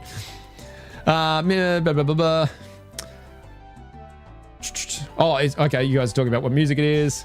It's all N64 music, if that gives you any hints as to what it was. Lesser journey and more running errands. There was a bit of errand running. I wouldn't say that. I wouldn't go that far. Man. It's fucking up there anyway. I loved it. I was always going to love it. It's just where, like, there aren't too many Pokemon experiences, like retro old school Pokemon experiences that aren't S tier. I'll put it there. I'll sit it there. That feels about right to me. Like, way up there. Yeah, it's made me want to go and play Leaf Green now from that same generation because of how much I loved it. I love the world. I love the fact that the story wasn't like obnoxiously overbearing. It was still about the gym challenge, which is what I think it should be. It was about exploring the world. I just wish it had like, I just wish it had a better flow to it. Maybe there. I'll put it there. That feels right. I just wish the game had a slightly better flow than what it did. And like, didn't keep sending you back to places that you'd already been, or like that weird jump from the first gym to the second gym where you just get on a boat and just immediately go to the second gym was like, whoa, what the fuck? What's happening here? There was some weird stilted moments like that kind of like didn't feel as nice as like, you know, something like Red and Blue where you're leaving home and every time you pass through a town, you're not coming back, right? It's that felt better as a journey. And so did Gold and Silver. The start of Gold and Silver is a little bit stilted, but then it course corrects and it's really good. All right, Mario Tennis. This was surprisingly fun. Very simple game, very basic game. There's not a lot to it. It's like literally a couple of buttons and the joystick. Like anyone could really pick it up and play. But I think I liked that about it. Like it's sort of like the Mario Kart Tennis mode of this. I thought was dog shit. I didn't like it at all. It just didn't work anywhere near as well, and so I was actually a little bit disappointed with it to start with. But then when I like just played it for what it was, which is just a basic sort of tennis game, oh man, this was one of my favorite like pieces of gameplay. That's one of my favorite videos on the channel. Like I got super invested in it. I had a really, really good time with it. I think it probably goes in A tier, even though like, and that kind of surprises me because it's such a basic kind of straightforward game. But I just had such a fun time, which is what you want out of a Mario sports game, right? Yeah, I think that feels about right. I'm trying to compare it to Kirby's Dream Course, which is hard to compare. But I think Mario Tennis would be super fun if you were playing it multiplayer. It's very comparable to Dream Course, like in terms of like enjoyment. Like if you like one, you'll probably like the other.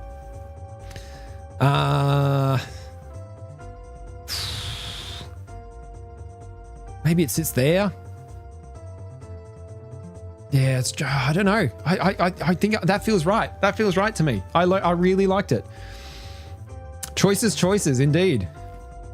All right, Wolfenstein 3D. Oh my God, what an absolute fucking classic that I crossed off my list here with Wolfenstein. Wolfenstein, where am I going to chuck you? It's like, holds up surprisingly well.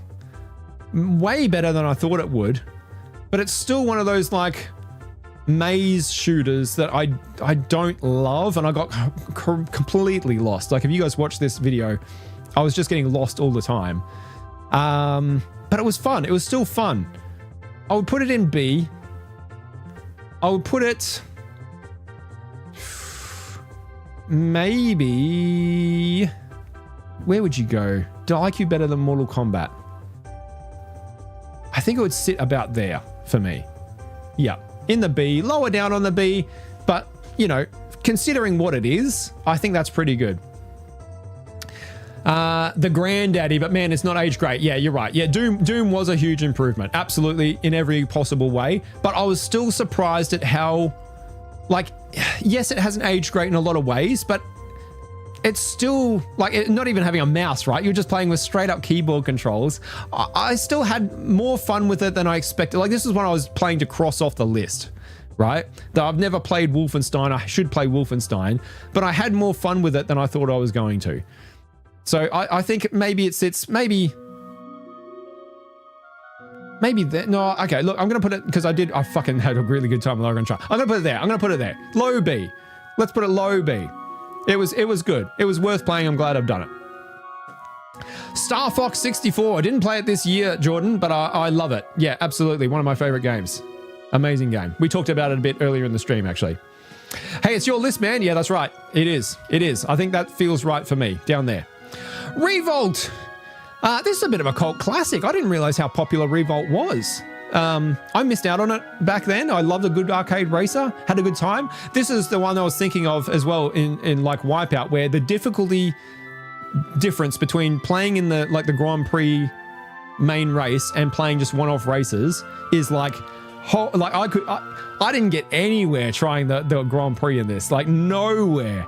It was insane. Like the difficulty difference is insane. I don't know why, but this is a fun little arcade racer. This was good. I had a good time with this. It's very sharp on the controls. It would control better with an N64 joystick for sure. I think it's very like snappy and twitchy. But yeah, fun idea, fun concept. RC cars crossed with Mario Kart. I'd probably stick it maybe about there. No, maybe about there. I think about there. There feels about right. It was good fun. I enjoyed it. I had a fun time with it. Glad I've played it. Oh, I love Revolt. Yeah, it was a good one. It was a good one for sure. Diddy Kong Racing 64. I've played that already, Magnus. Yeah, already. And good game. Good game. Didn't like it back in the day, but I like it a lot more now. Can you say all of the voice lines from that game, and do you love Mischief Makers? I can't say all the voice lines from that game. Do I love Mischief Makers? I don't think I've played Mischief Makers, actually. I think that's probably another one for the list.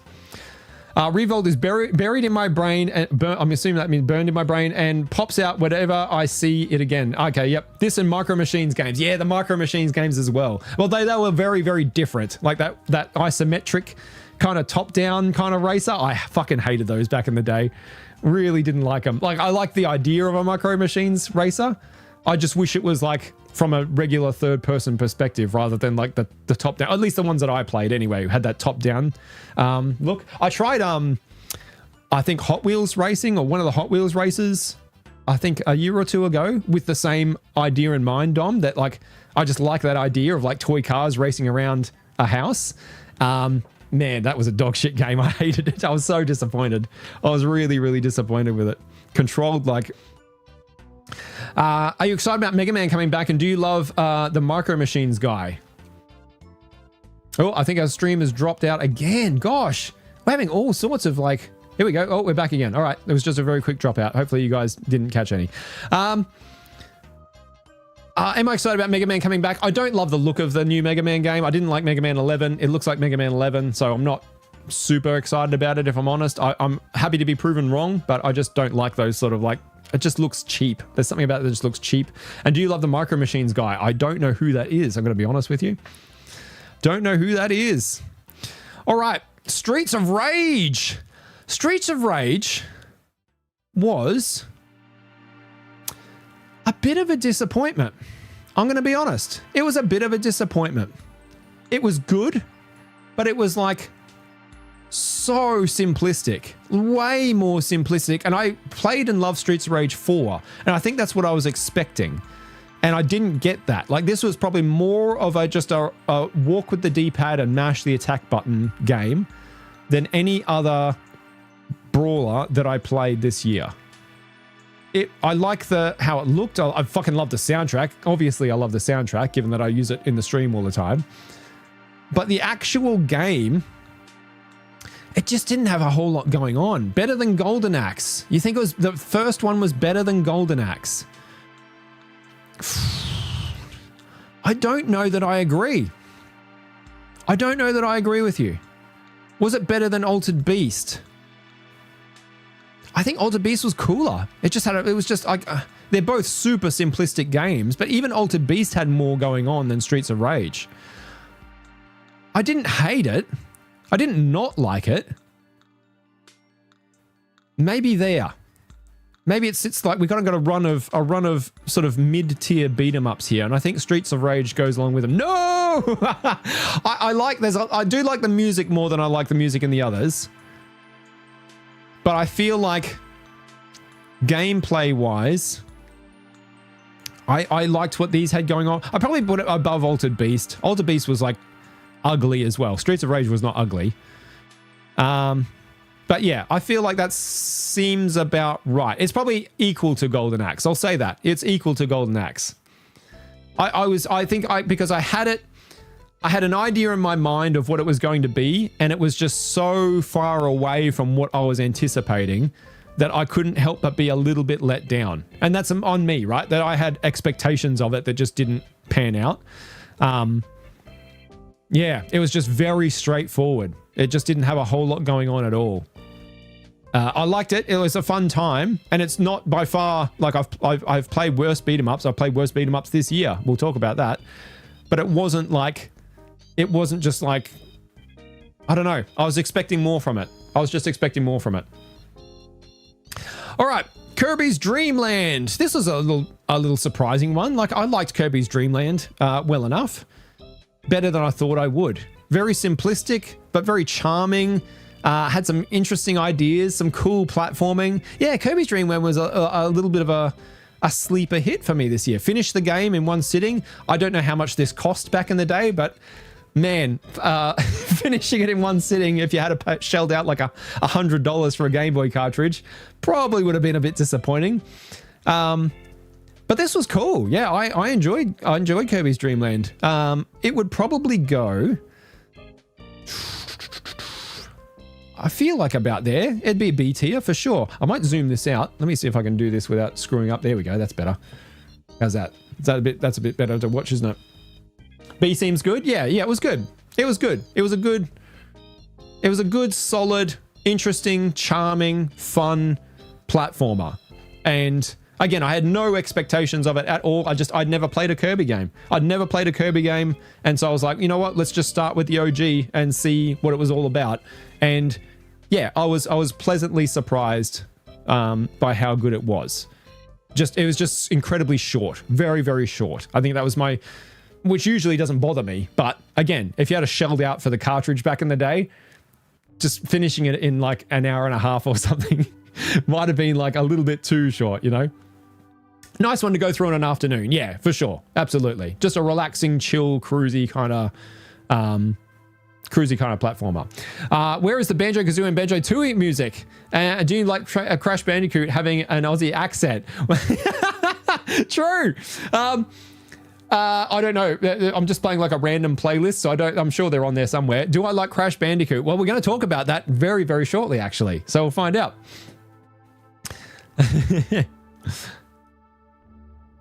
Is Crash Bandicoot a Tasmanian devil or not? No, he's a fucking bandicoot. It says it right there in the name. A bandicoot is a type of animal. Can you sing the DuckTales theme song? You'll have to go back and watch my video for my attempt at that. It's cool how many enemies and tropes from Dreamland that persist to modern day. Yes, absolutely. Yeah. Like that's just like, it's set the template for Kirby, and they've just carried that forward forever, haven't they? All right, here we go. Warcraft. Orcs and Humans. This played a lot more like a traditional RTS than I think Warcraft 3 did. And I like that. I played the remastered version. It looks gorgeous. They've done a really good job, just as they did with StarCraft, of remastering it, but still keeping the feel and the look of the original. Like, they didn't go full 3D or anything crazy like that. They just up-res the sprites, like reworked the sprites, but very much kept them in character with what they always were. Yeah, I enjoyed this. I thought the Orc and Human campaigns were, I don't know if they diverged later on, but they're basically a copy and paste of the same thing. That's a little bit disappointing. I would have liked more variety in like you were literally playing the exact same missions just with a different skin. That was a shame. But as for like the actual game itself, yeah, this was fun. I really enjoyed it. I would probably rank it, because I know I'm an RTS lover anyway, so I was always going to like it. It was just a matter of how much. Probably, I'd stick it about there. Yeah, high B. Good game.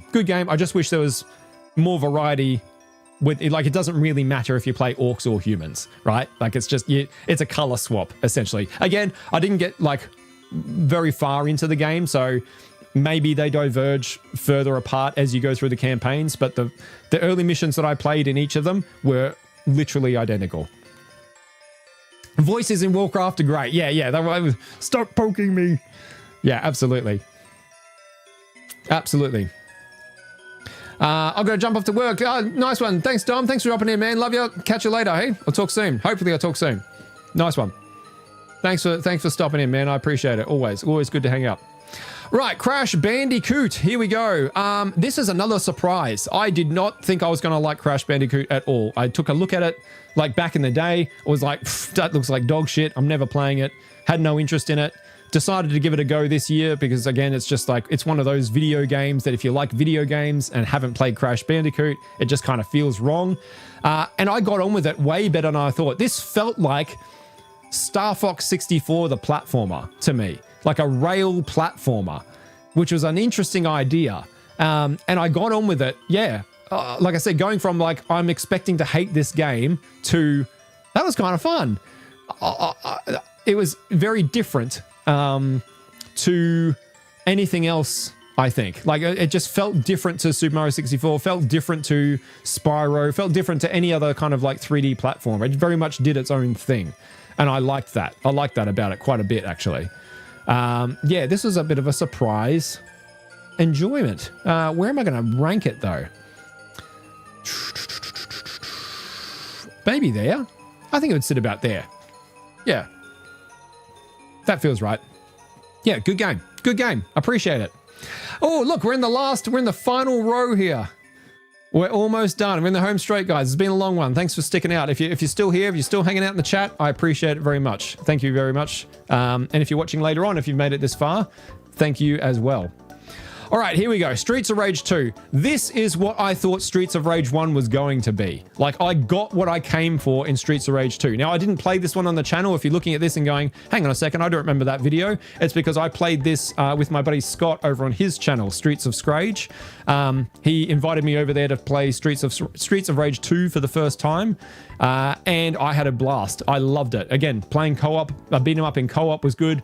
But this was like, I think... He likes number 1 better, but I think the general consensus is that 2 is better, and I would agree with that wholeheartedly. This was a really fun, like, you could see the bones of 4 here, and really not much has changed between 4 and this. Like, 4 is essentially a reskin of what they already had going on in 2, and I already liked 4 quite a bit.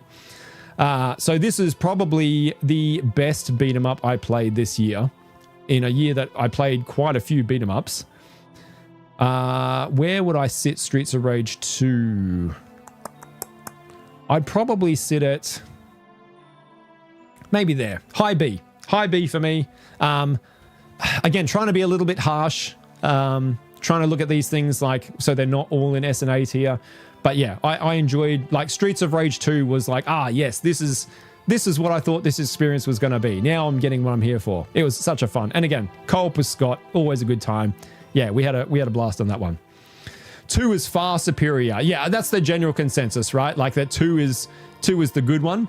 And I agree with that. Scott's the other way. He prefers like the grounded nature of 1, how it's just like you fighting thugs in the streets. I think that's what he enjoys, but man, the gameplay is just so much better in Streets of Rage 2. And I like the kind of crazy, weird elements that they throw in. The soundtrack is still a banger. I probably like number 1 soundtrack more, personally, but it's still a banger. Oh, yeah, gotta love the soundtracks. Absolutely, 100%. They're so good. They're so unique. They're so, like, uniquely Streets of Rage. Like, nothing really sounds like them.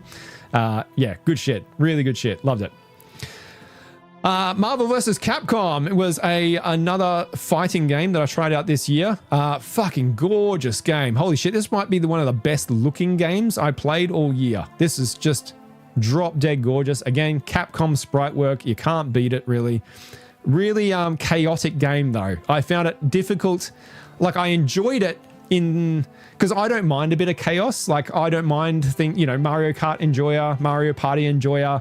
There are people who hate that. I like it.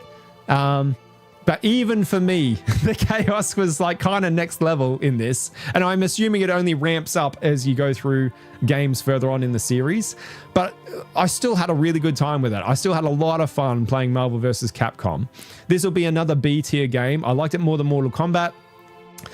Liked it more than Final Fight. Liked it more than Crash. Liked it more than Contra. Liked it more than Gunstar. Ooh, man. Where's it going to stop? Castlevania. It might live there. I enjoy the mechanics of Tekken more. Like the actual gameplay of Tekken is like, I like the slow, like Tekken's like a very slow fighter and I like that a lot. It feels like fencing. Marvel vs. Capcom is just like fucking color and noise and lights and shit going off everywhere and chaos and craziness.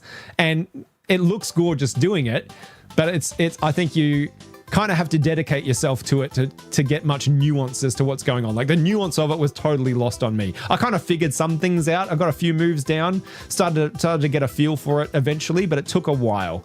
But yeah, man, great looking game. Great, it's just a fun game. Just a good pick up and play button masher, you know, in a fighting game. Loved it.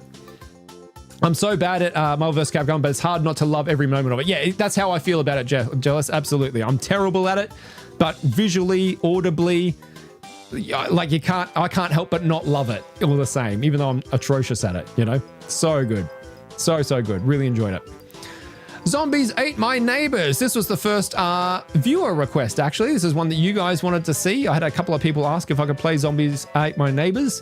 So I chucked it on the list and I gave it a go and I was pleasantly surprised. This was a fun little shoot 'em up. I think it would have benefited from co-op big time. Like I would have enjoyed it more playing co-op, but I still had fun with what was there. Where would this be? I think this is going to be another B. A lot of Bs, a lot of B tier, a lot of good, like I said, a lot of good games. Again, trying to be harsh. Where would I rank this one? Did I like this more than Contra? That's a big call. That's a big call. I think I did. Yep. It might even go there. I think that's, yeah, just under Mario Kart. I think that's probably where that one sits. Good, fun game. I'd like to take another shot at this co-op. I would. If I can figure out a way to do that, I'd like to do that because I think this would be a fucking hoot playing two-player. Zombie would be better co-op or help from stream. Yeah. I think co-op would just elevate this game so much. It's just one of those kinds of games. Yeah, I think I can see playing it that I'm not getting the optimal experience, you know, kind of like a beat 'em up when you're playing it solo. It's like, this is fun, but it would be infinitely more fun if I had a buddy to play with.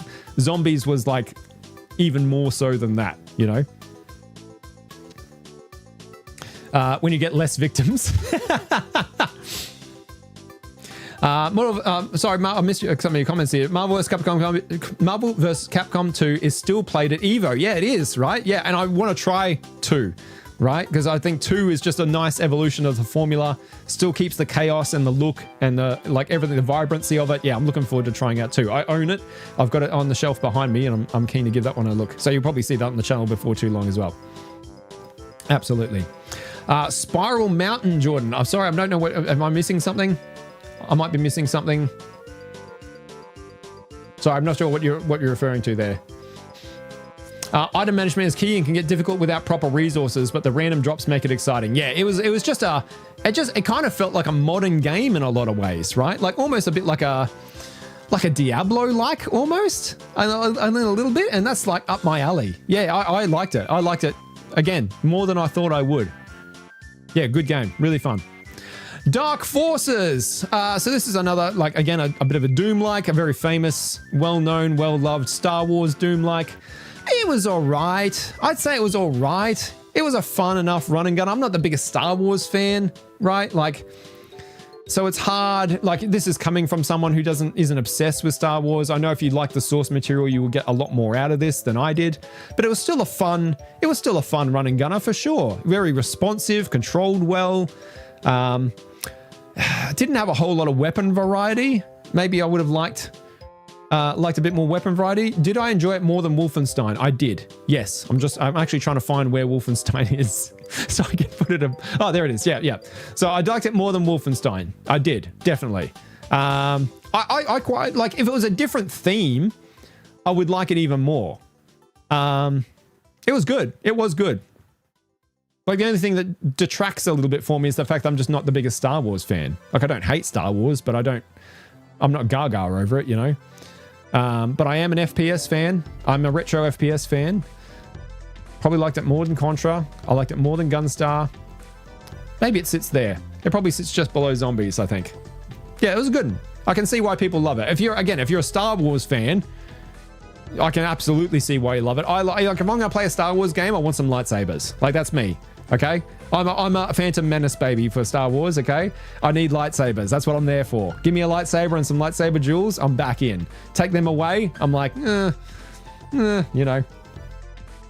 What is your all-time favorite N64 game? Oh, man, what's my favorite N64 game? There'd be a few. GoldenEye would be way up there. Mario Kart 64 would be way up there. Ocarina of Time would be way up there. Star Fox 64 would be way up there. Wave Race 64. There's a handful. They'd all be definitely up there as my favorites. Perfect Dark, for sure. What's that, half a dozen? There's a lot. The N64 was my console, right? Like that's where I fell in love with gaming. I played a lot of games before that. Like I'm pretty old. I've been around a while. But N64 was when I like really was like, holy shit, I fucking love this. This is awesome. So yeah, I've got a lot of nostalgia for N64 and the games that were on there. Jedi Knight 2, you'd like. Yes, yeah, I played Jedi Knight Academy and I loved it. Loved Jedi Academy. Really, really enjoyed that one back in the day. And yes, I think Jedi Knight 2 I would like probably more than Dark Forces, maybe. I've actually got Knights of the Old Republic on my to-play list, which I've never played before. So we may end up doing a playthrough of that at some point, and maybe that'll give me a new appreciation of, because I'm very interested in that game. Again, not a Star Wars fan, so I've never actually taken a leap on playing it, but I'm very much interested in like the history of Star Wars, like that era of it, where it was much more lightsabery, you know? So we might see that one pop up as well. You played Blast Corps on 64? No, I don't. I own it. It's on my shelf behind me. So I do have a copy of it, but I've never actually played Blast Corps. It's also on my to-play list, for sure. Yeah, that's a classic. I'm assuming you're talking about KOTOR. Yeah, I'm looking forward to trying KOTOR. That might be a streamed playthrough, like we do a full run of KOTOR, and you guys can try to help me out. You're gonna love the opening for that game. Oh, nice one. Yeah. I'm pretty eager for it. And they just announced a new one, right? Like it's been a long fucking time between drinks for KOTOR fans, so that was exciting to see. And maybe that's what put it back in my mind. Like, oh, I've never actually played Knights of the Old Republic. I should do that at some point. So we might do a playthrough of that some point on the stream. I think that'd be fun. All right, let's crack on. Mega Man 3. Holy shit, this is a brutal game. Another brutal NES Mega Man. They all are brutal, but I love them. I still enjoy them. It wasn't as good as Mega Man 2 for me. You get a slide to play with that I completely forgot existed.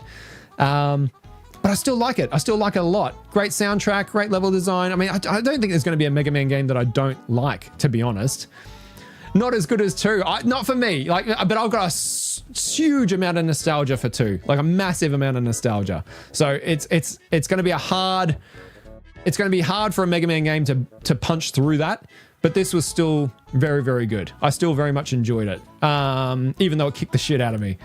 I'd probably put this there. High B. I think high B.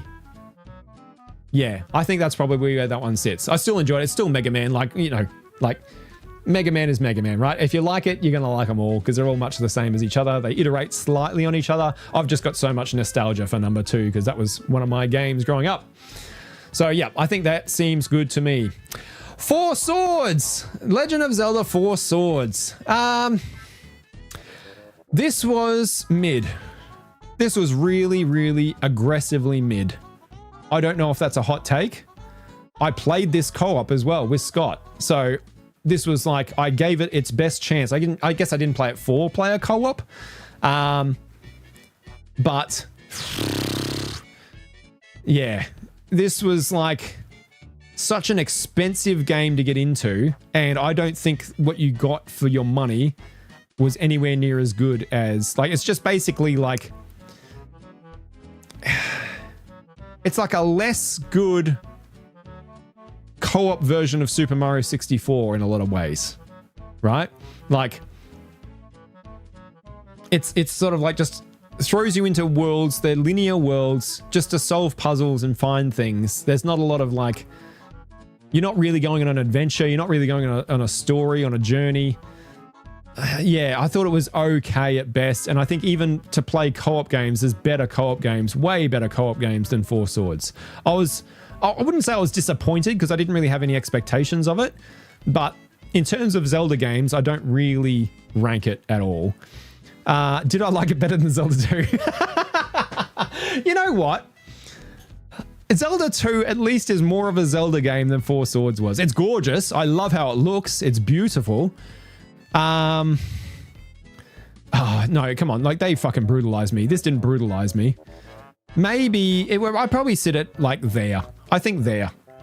It was just aggressively mid. It wasn't bad. I didn't hate it. I just expect more from Zelda, and especially more from Zelda that requires such a huge buy-in to even play the game as Four Swords did back in the day. Like, you need multiple copies of the game, multiple Game Boy Advances, like link cables, a GameCube. It was just insane what you needed to play this. It was crazy. You prefer Mega Man 2 over Mega Man X? You know what, Magnus? I've been mulling that over ever since I played Mega Man X. I've been like, do I actually like this better than 2? I think I do. I think it's the first one that I've actually has punched through the nostalgia wall and topped Mega Man 2 for me finally. I think so. I'd have to think about it more, but my first impression is if I take nostalgia out of the picture, I think Mega Man 2 is by far the better game. It's just how I feel about it with nostalgia in the mix. I think maybe because I really enjoyed it. I really did. John Boy, you say you like Mega Man 2 better, but I had it as a kid. So yeah, and that's the thing. That's the question for me, is how nostalgia plays into it. I think I like X better, but I need to think about it more. Okay? There's probably my official answer to that question. All right, Mario Golf. Holy shit, did I get a shellacking on this one? Jesus Christ. Scott came on, played against me on this as a rematch for Kirby's Dream Course, and beat the absolute living shit out of me. It was like that scene in The Last of Us 2, man. That's what he did to me on this game. Tore me apart like a phone book. But it was fun. We had such a fun... God, that's a funny stream. If you haven't watched the Mario Golf video, it's one of my probably higher recommendations on the channel. It was a very fun time, even though I got an absolute pounding. We were crying laughing. It was so good. The game itself, it's a meaty game. It's a big chunky game. There's a lot here to dig into. This is a packed cartridge. It's got a mini golf mode that we're going to go back and play in 2026, and you'll see that one coming up on the channel at some point. I think I liked the pureness of Mario, because I like a golf game. I liked Mario Tennis more, I think, but I did really enjoy Mario Golf. This would sit... It would sit in the high Bs for me. I think I liked Kirby's Dream Course better. It was just... given that I'm just talking about the main Mario Golf game here, we didn't explore a lot of the modes. We certainly haven't played the mini golf version, so I don't know how the mini golf will stack up against Kirby's Dream Course. But, gosh, in terms of value for money, you got your fucking money's worth with this cartridge. It was so stacked with content. It was kind of crazy.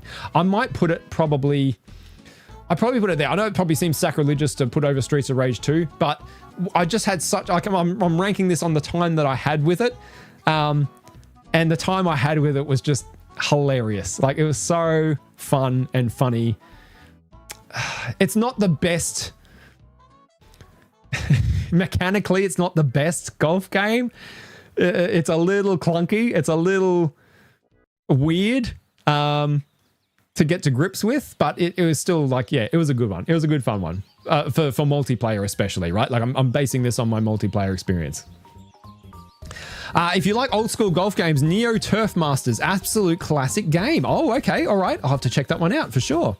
When are you going to play Ocarina of Time and make sure to get all the weapon upgrades, heart containers, and kill all the gold spiders too? Oh man, that's a big ask, Jordan. I don't know when I'm going to play Ocarina because I'm playing A Link to the Past quite soon.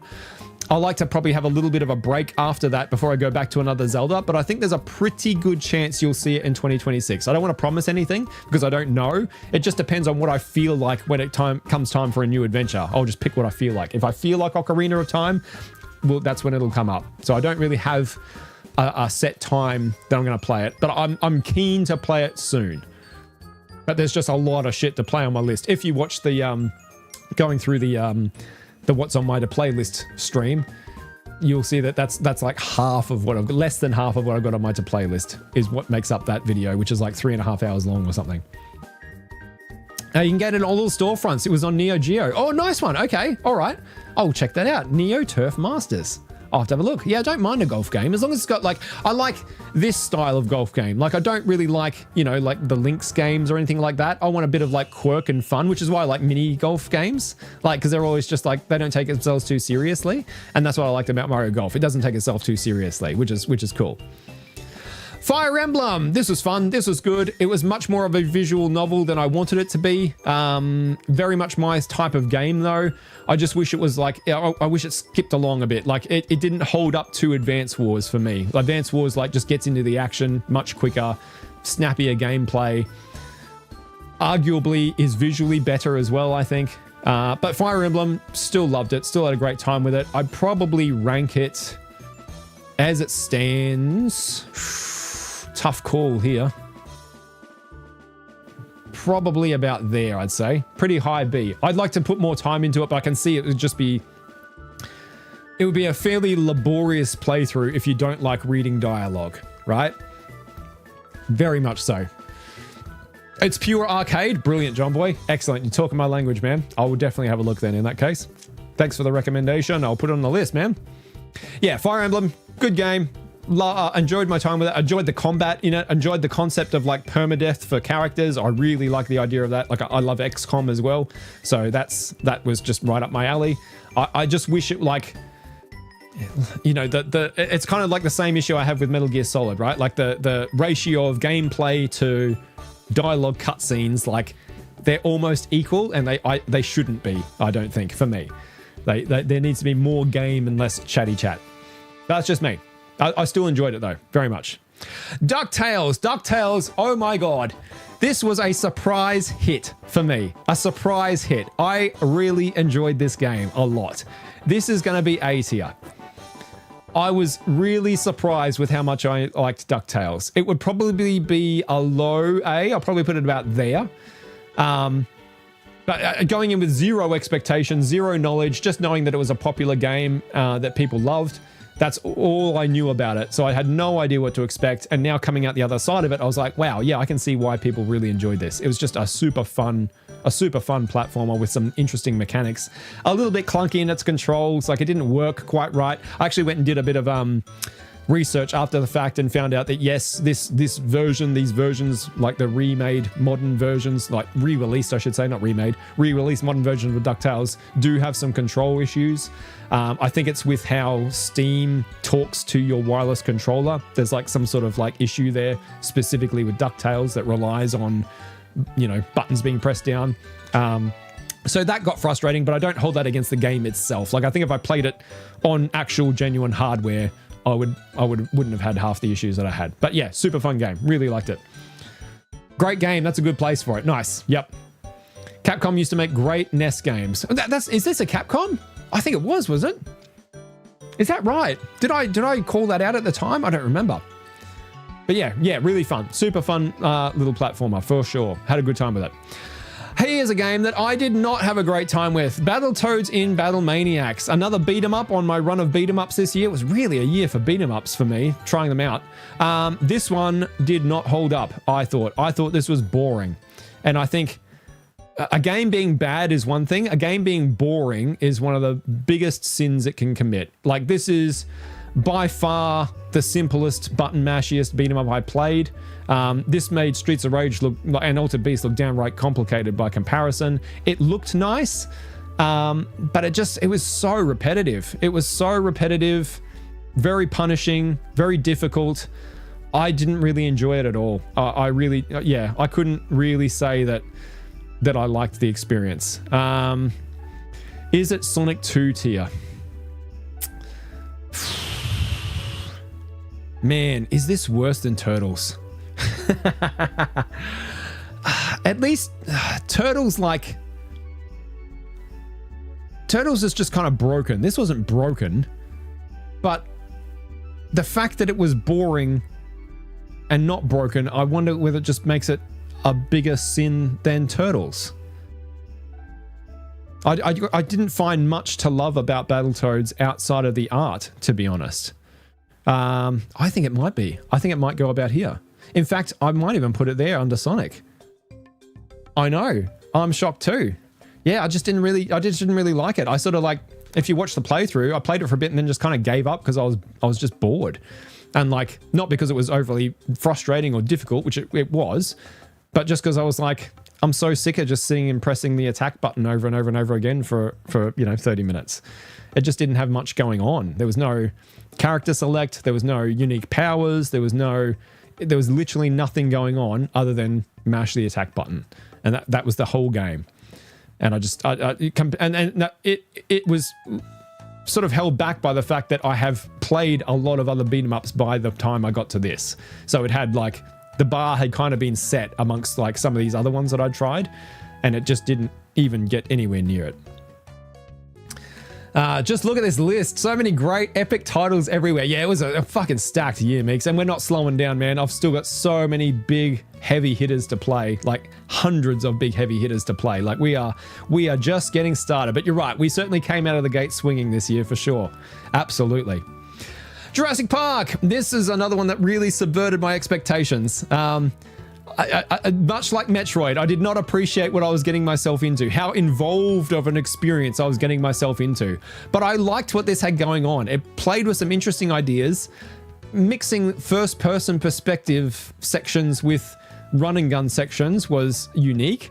It didn't, like, it was clunky as shit to play, but I still respected the attempt, a bit like Star Fox. And I think it pulled it off better than Star Fox, even though it was, again, like fucking 10 frames a second. This is one I could have sunk more time into, especially if I had this as a kid, right? If I had had access to this as a kid, I would have like fucking buried myself in this game, for sure. So I had a good time with it. How well, I know there's no save feature. My buddy Scott was saying that like you can't save your game. You have to literally finish it in a single sitting. And it's not the type of game where it's like, you know, like Mega Man, where we can just take a run at a few levels and go, oh, okay, all right, I've had enough for today. Like it's like a linear progressive game that you can't pause halfway through. And there's quite a chunky bit of game to it, right? Like this is not a short game. I barely scratched the surface of it, I feel, really. Such a weird game, and you had to sort of restart when you die. Yeah, like not when you didn't restart completely when you died. It was not as punishing as some of the other stuff I put on here, but it's more if you turn the console off, then yeah, you had to start all over again. The SNES one, yes, the SNES version I'm talking about here. One of the worst endings in video game history. Wow, okay, I didn't get anywhere near the ending. I liked it. I did like it. I would probably sit it. I liked it more, like it wouldn't be in C tier. It wasn't mid. I did have a good time with it. It looks good. I probably liked it more than Wolfenstein. It would probably be about there, like a low B. Yeah. Although did I like it more than Metroid? I probably did, you know. That's probably about where it would go. It was good. I just wish it was I don't know. Like I wish you could, like, there was some save function to it, you know? Congratulations, you have escaped Jurassic Park. That's the ending. Whoa, spoilers, John Boy, spoilers. Whoa. Wow, okay, you just get them some text and that's it, hey? Nothing else. Just such a weird concept for a game. Such an interesting, unique, kind of clunky, but also kind of polished in other areas. Like, it was just a strange one. Like, again, this is one where they swung for the moon and they hit some of the time. Not all the time, but I appreciate the swing, right? I appreciate the swing. So I would say it sits about there, feels about right. Like, I look at which one would I rather play again. again, I have to be in the mood for Metroid. I guess I'd have to be in the mood for this too. They're kind of similar. Like they would sit in about the same spot. And I think the reason they're in the same spot is because they both, I thought I was getting one thing when I sat down to play and ended up getting involved in something completely different and way more involved than what I was expecting. Again, I thought Jurassic Park was just going to be another run and gun sort of like shooter. And it was like not that at well, it was a little bit of that, but that was like not even close to what the game is. Like it's so much more involved than that. Just like Metroid was so much more involved than what I thought I was getting there. So they kind of gave me the same feeling of like not really understanding what I was getting myself into. They're both crunchy exploration-based adventures that you need to mentally prepare for. Yeah, absolutely. Yeah, for sure. You have to be aware of what you're getting yourself into, and I was absolutely not on either occasion. Not at all. Going back to them a second time, I wonder how my opinion of them might change now that I know what to expect, right? That would be an interesting thing to find out, maybe one day. But yeah, they both, that's funny that they both ended up next to each other because they both kind of gave me the same feeling. Punch-Out! Man, Punch-Out was great. This was a great fucking game. This is A tier for sure. I had such a good time with this. This is another one that exceeded expectations. Like I didn't really know what I was getting myself into, but I came out of it like kind of similar to DuckTales in that like, wow, like pleasantly surprised rather than like broken and bleeding. This was such a fun game. I'm going to rank this pretty highly. I think it's going to go... Ooh. There. I think it's going to be pretty high in the A's. This was good. It's made me very excited to play Super Punch-Out. I'm really looking forward to that. Again, just like I thought it'd be a button mashy boxing arcade game. No, I could not have been more like further from the truth. Could not have been further. Pattern recognition, boss battling gauntlet was not what I thought I was getting myself into, but in a really pleasant way. Like, yeah, I had a really good time with this one, for sure. Great game. Yeah, absolutely. Great game. John Boy, this is the one I've been waiting for. It's got to be S tier. Still so much fun and so playable. It looks so good. Punch-Out is a real gem. I agree. It's not, again, I'm trying to be harsh. I'm trying to like, you know, like... not just rank everything S and A because there's a lot of shit that I could put S and A. But I do think like, you know, I enjoyed Pokemon Sapphire more than I enjoyed Punch-Out. So it has to be below that, right? So I think there feels about right. It might even be there. Like, because I think they're very similar. Not that they're very similar games, but my love for them is quite similar. I think actually Punch-Out I think would rank above Duke Nukem for me. Yeah, I think that's about where it sits. Maybe even more than Bushido Blade. Oh, I did really like Bushido Blade. No, you know what? I think I enjoyed Punch-Out more. Yeah, I think that's probably where it sits. High A, for sure. Great game. Amazing game. Holds up incredibly well. Punch-Out and its puzzle-based fighting is awesome. Yeah, it absolutely is. For sure. Only an A. A is good, man. A is good. I just got flashbacks from PlayStation, Ready to Rumble. Oh, Ready to Rumble. Jesus Christ. I think this is a very different game to that. I think Ready to Rumble is probably what I was thinking this was going to be, and it wasn't at all.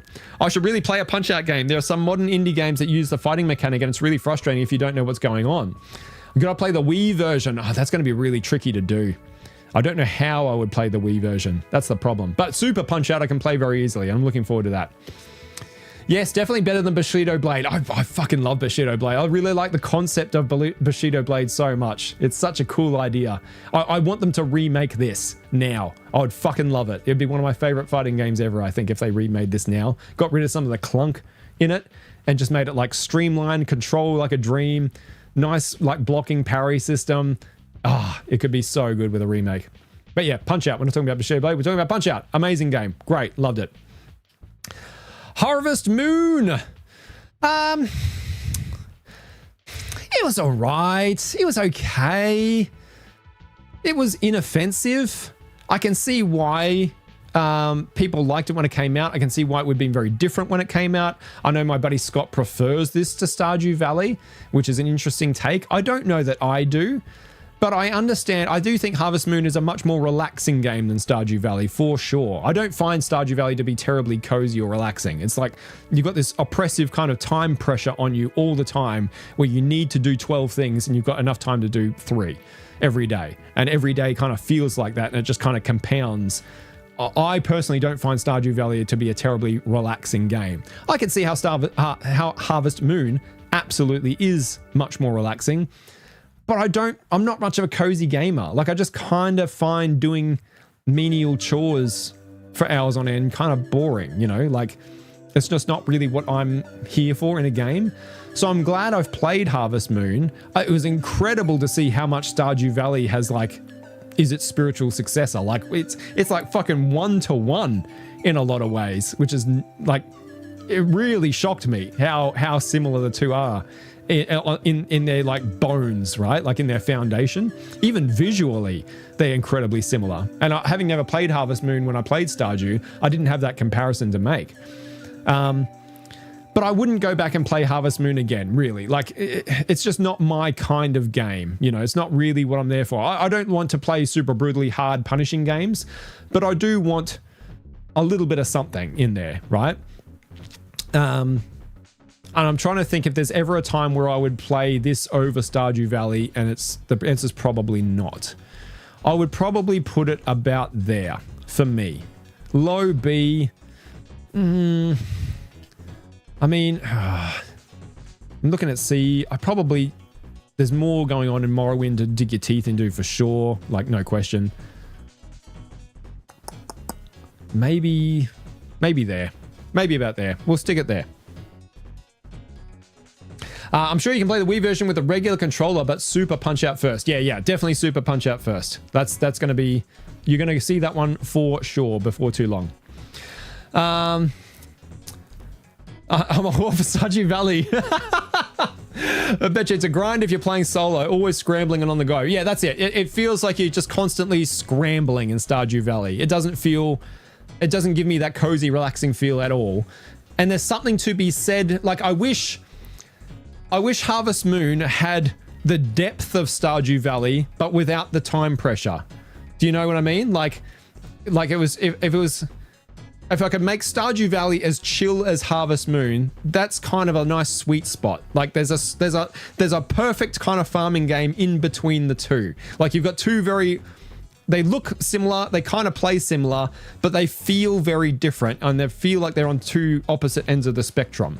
So yeah, I don't know, like there's a good farming game is like kind of in the middle. My cozy game is in the middle there somewhere, right? Somewhere. But I just think like Harvest Moon was just too slow and not enough going on. It's just not my kind of game. Like I'm not an Animal Crossing guy. I don't really play that sort of stuff. It's just not for me. We need a game like that, yeah. Saw Space Harrier at the end. Yeah, it's coming. Pro wrestling, man. This is fucking interesting, this one. God, where would I put this? I didn't love it. Super precise. Very unforgiving. It's the controls are like, I understand that there's a lot of depth there, like a surprising amount of depth. It was just very alien to me without a manual. I think this is one I needed the manual for to really get the most out of it. You could look at the controls in the Switch Online menu, but they were kind of vague. They didn't really tell you a whole lot. So it was hard to get the grips with this one, not knowing some of the depth that it had going on. I bounced off it initially, and then I went back and gave it a bit more of a shot, and I ended up having an okay time with it, but I didn't love it, and I definitely have no desire to go back. I do want to play some more retro wrestling games, absolutely I do. I just don't know that it's going to be pro wrestling. I'd probably put this one... I liked it more than I had more fun with it than The Lion King. I'd probably stick it about there. About there seems right to me. That feels about right. Tecmo World Wrestling is the best wrestling game in the NES. Yes, that's the one I want to play. That's the one I actually went looking for. It's not on Switch Online, unfortunately. And then I stumbled across this and I was like, oh, that's like the first one, right? Like that's the OG wrestling game. I'll give this one a go. So that's how I ended up playing it. But Techno World Wrestling is what I went looking for. And I will get it played at some point somehow. I'll figure out a way for sure. Have you played Dark Cloud? It has the cozy town builder thing combined with a dungeon crawler adventure. I played, that sounds like, is it Moonlighter, I want to say? Is that what it's called? Moon something? It was kind of like that. It was like, but it was more like a shop sim, but mixed with a dungeon crawler. I don't love the mix of genres, you know, like I either want to play a dungeon crawler or play a cozy town builder. I don't think they really go together terribly well for me personally. So no, I haven't played Dark Cloud to answer your question. I don't know that it sounds like something I would necessarily enjoy. Like I prefer like something like Roller Coaster Tycoon, for example. I enjoyed infinitely more than I enjoyed Harvest Moon as like a cozy game. Like that's kind of more my sort of cozy game. Pokemon is my cozy game. Like if I want to play a cozy game, I'll go on a Pokemon adventure. That's my kind of thing for that. Anything is better than WrestleMania on the NES. Oh man, I haven't tried that one either. You've made me curious now. You've made me curious. Maybe I need to try and check that one out as well, just to see how bad it actually is. All right, last game I played for the year is Space Harrier 2. Man, what a fucking acid trip of a game this one is. I respect the hell out of it though for like just some batshit crazy visual design. Like, again, imagine taking some mushrooms and then playing Space Harrier. Like, it'd be just insane. I can't even imagine it. Oh, God. Where would I rank it? Again, it's kind of like Star Fox. I liked it more than Star Fox. It's another one that's like, I admire what they were trying to do. I just don't think they pulled off the execution terribly well. It's still got a really shit frame rate. And it's super fast paced while having a really bad frame rate. And those two things together are really frustrating. Like shit just appears and you're dead and you don't have any time to react to it because it's taken like 2 frames and then it's hit you, right? That happened to me so often in this game. I enjoyed it. I did have fun with it. I would play it again. If I found the original Space Harrier, I would try that out. So I'd probably stick it maybe there. Maybe there. I think that's about right. Low B, sort of teetering on C. I respect the hell out of just the batshit insanity of it, right? The quirkiness of it, the weirdness of it kind of appeals to me. But it was rough on my eyes, really hard on the eyes. And it was just like, it didn't feel like you had a whole lot of agency in what you were doing. Not what you're doing, but like you were either in the wrong place at the wrong time or the right place at the right time. And there wasn't a whole lot of option in between, right? Like you didn't have a whole lot of chance to react to what was happening. You just kind of had to hope that you were not in the line of fire and pray for the best, you know? That death cry was my childhood. You'd hear it in the arcades. Yeah, I can imagine, right? And it's super iconic. Like, oh! It's really Flash Gordon-y, isn't it? It's like Flash Gordon on an acid trip. It's kind of crazy. And I love it for that. Like the quirkiness of it. I love the quirkiness of it. The weird enemy designs. It's fucking like Drugs, the video game. Acid Trip, the video game. And I kind of love it for that.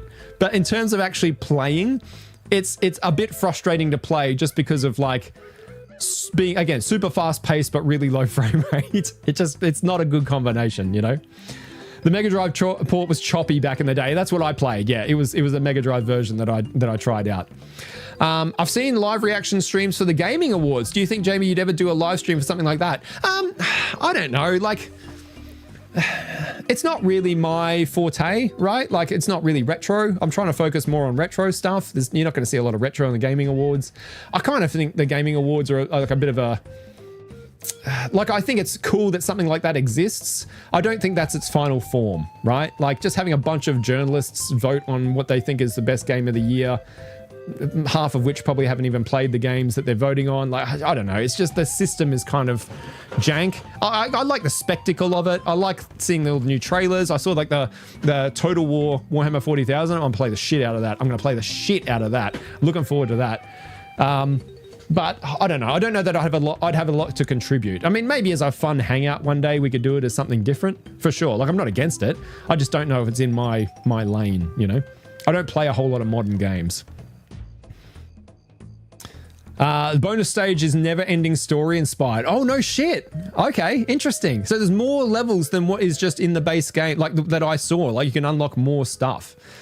Sega was definitely dropping stuff. Yeah, it was a rough play for sure. It was absolutely a rough play. Exactly. I felt the non-retro, but still just wondering. Yeah, I'm not against the idea, Migs, for sure. Like, if that's something people wanted to do, if you wanted to hang out and do a reaction while we watch the Game Awards and have a drink and a chat or whatever, I'd be up for that sort of thing for sure. It's just it'd be like it's not something I'd get into the habit of doing regularly, you know. Like, if you guys want to see that sort of thing, let me know, and I'll and maybe that's something we could do. Like an excuse to hang out and chat about games. Like, I don't need much of one. You know what I mean?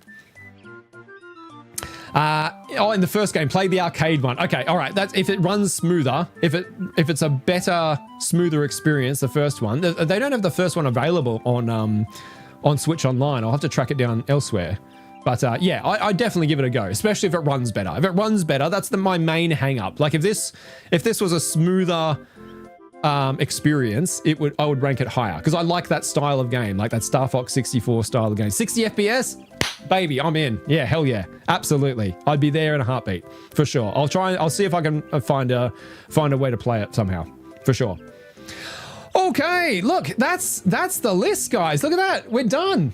We're done. That is everything I played for the first time this year. And it's been, like I said, a stacked year. We've played a lot of good shit. There's not much here like that's a B tier or like the C or below, really. Like everything, it's a top heavy list. And I've tried, losing my voice. I've tried to be really harsh with it, right? Like I've tried to be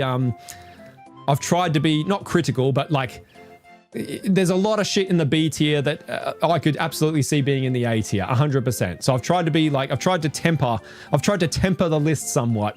But man, like there has not been very much that I've played this year that I have not had a fun time playing. Like even the stuff that's down here in C, I've still had really good experiences playing. Like C is like not bad. Like I don't hate these games by any stretch of the imagination at all. They just didn't like stand out to me necessarily as much as some of the ones above it did. But I certainly didn't dislike those experiences at all.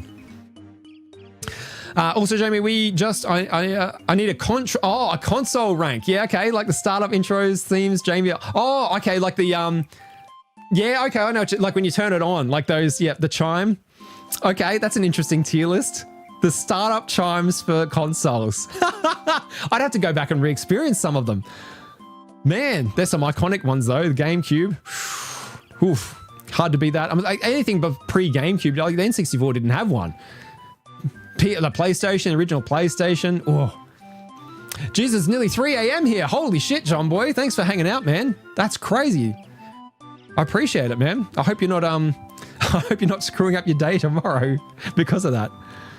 Play that Blast Core. Okay, if you have it in your shelf, you've got no excuse. Great game. And it's on Switch Online as well, so I really do have no excuse. Yeah, I've got it on my to play list. You'll probably see it in 2026. Absolutely.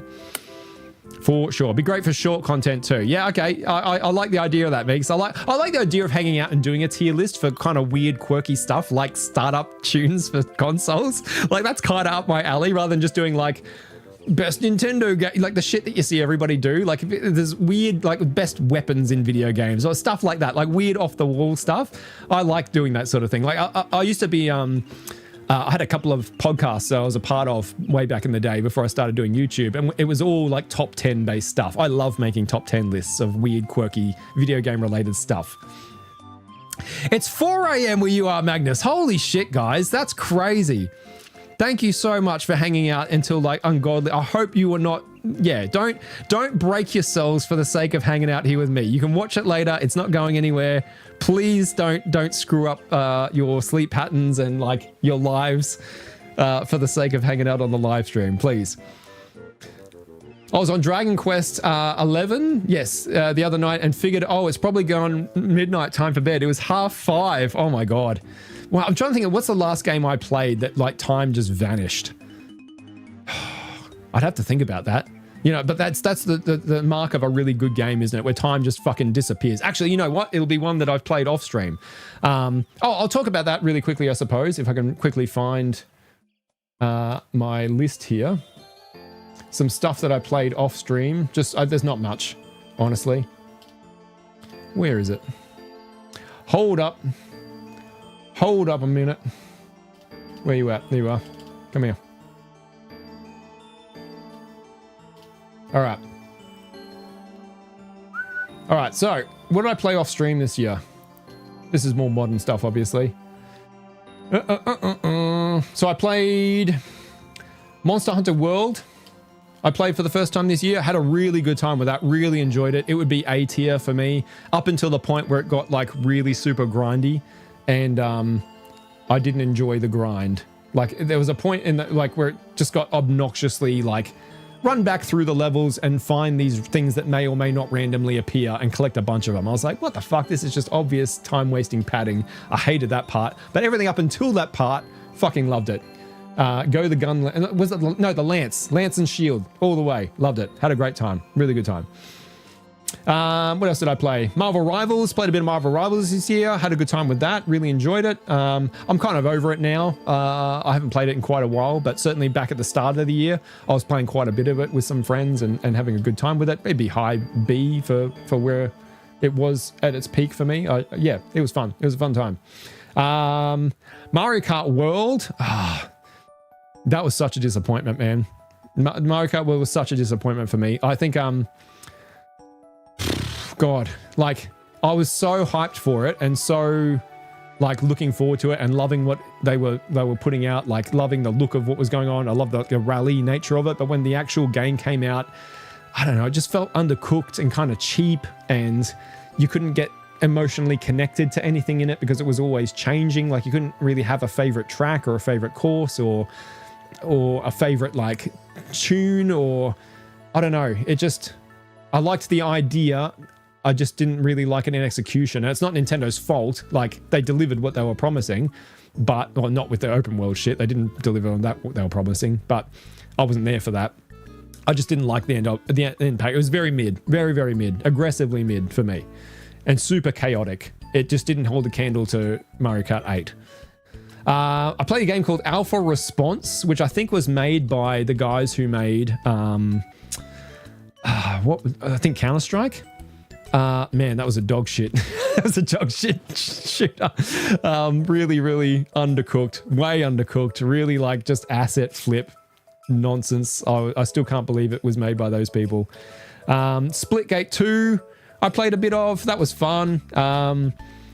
Yeah, a good like arena, like I love arena shooters. Like I wish they'd make a comeback. I hope they do make a comeback. I think there's space for them now to make a comeback. Like we got a really fucking good like Quake style arena shooter. I'd love to see that sort of thing come back. Splitgate is trying to bring that back. It's not it. Like it's swinging for it, but it's not it. But it does some interesting stuff with like the Portal play. Splitgate 2 isn't as Portal focused as Splitgate 1 was, which is good and bad, I suppose. It was all right. I had a good time with it while I was playing with it, but I didn't stick around with it for very long. Silk Song. Silk Song, like Hollow Knight's one of my favorite games of all time. And I was amped for Silk Song, really excited for it. I think for me, like it's an amazing game. It's so much more difficult than Hollow Knight, and I think that's kind of kept me on the outer with it, because again, like I said, I don't get a lot of time to play games. Like my stream like this right now is my gaming time, and outside of hanging with you guys on the stream, I don't really play video games a whole lot. I just don't get the time. I'm just so busy. And so I don't really want to play like brutally difficult things in my spare time. Now I look back when I first played Hollow Knight, which was like, what, 8 years ago. Life looked a lot different for me 8 years ago. I had, I guess, the extra room in my cup to pour a bit of like brutal game into and get some enjoyment out of that. Well, my cup's overflowing these days. There ain't no more space to pour anything else into in terms of like stress and difficulty. So I think Silk Song's just it's a really beautiful, amazing game that's just hasn't come out at the right time for me. I'm eager to go back to it, I think, when like real life looks a little bit different, you know, and I've got the extra capacity to, you know, be okay with sitting and smashing my face against a boss for an hour, and that being like right now, that is my entirety of my, like you got to pour time into Silk Song. I think that's the thing too. Like that's not a game you can sit down and play for 20 to 30 minutes and really get anywhere.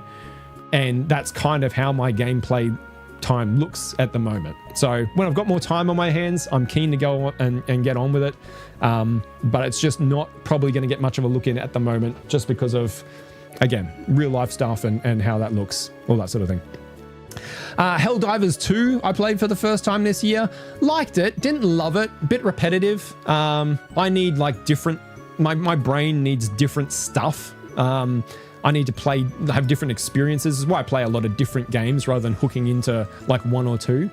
I'd like to play a variety of different things because I just like different, my brain needs different input. I like having those different things. And Helldivers just like, I don't know. It was fun, but I can see it's something I would get bored of very, very quickly, right?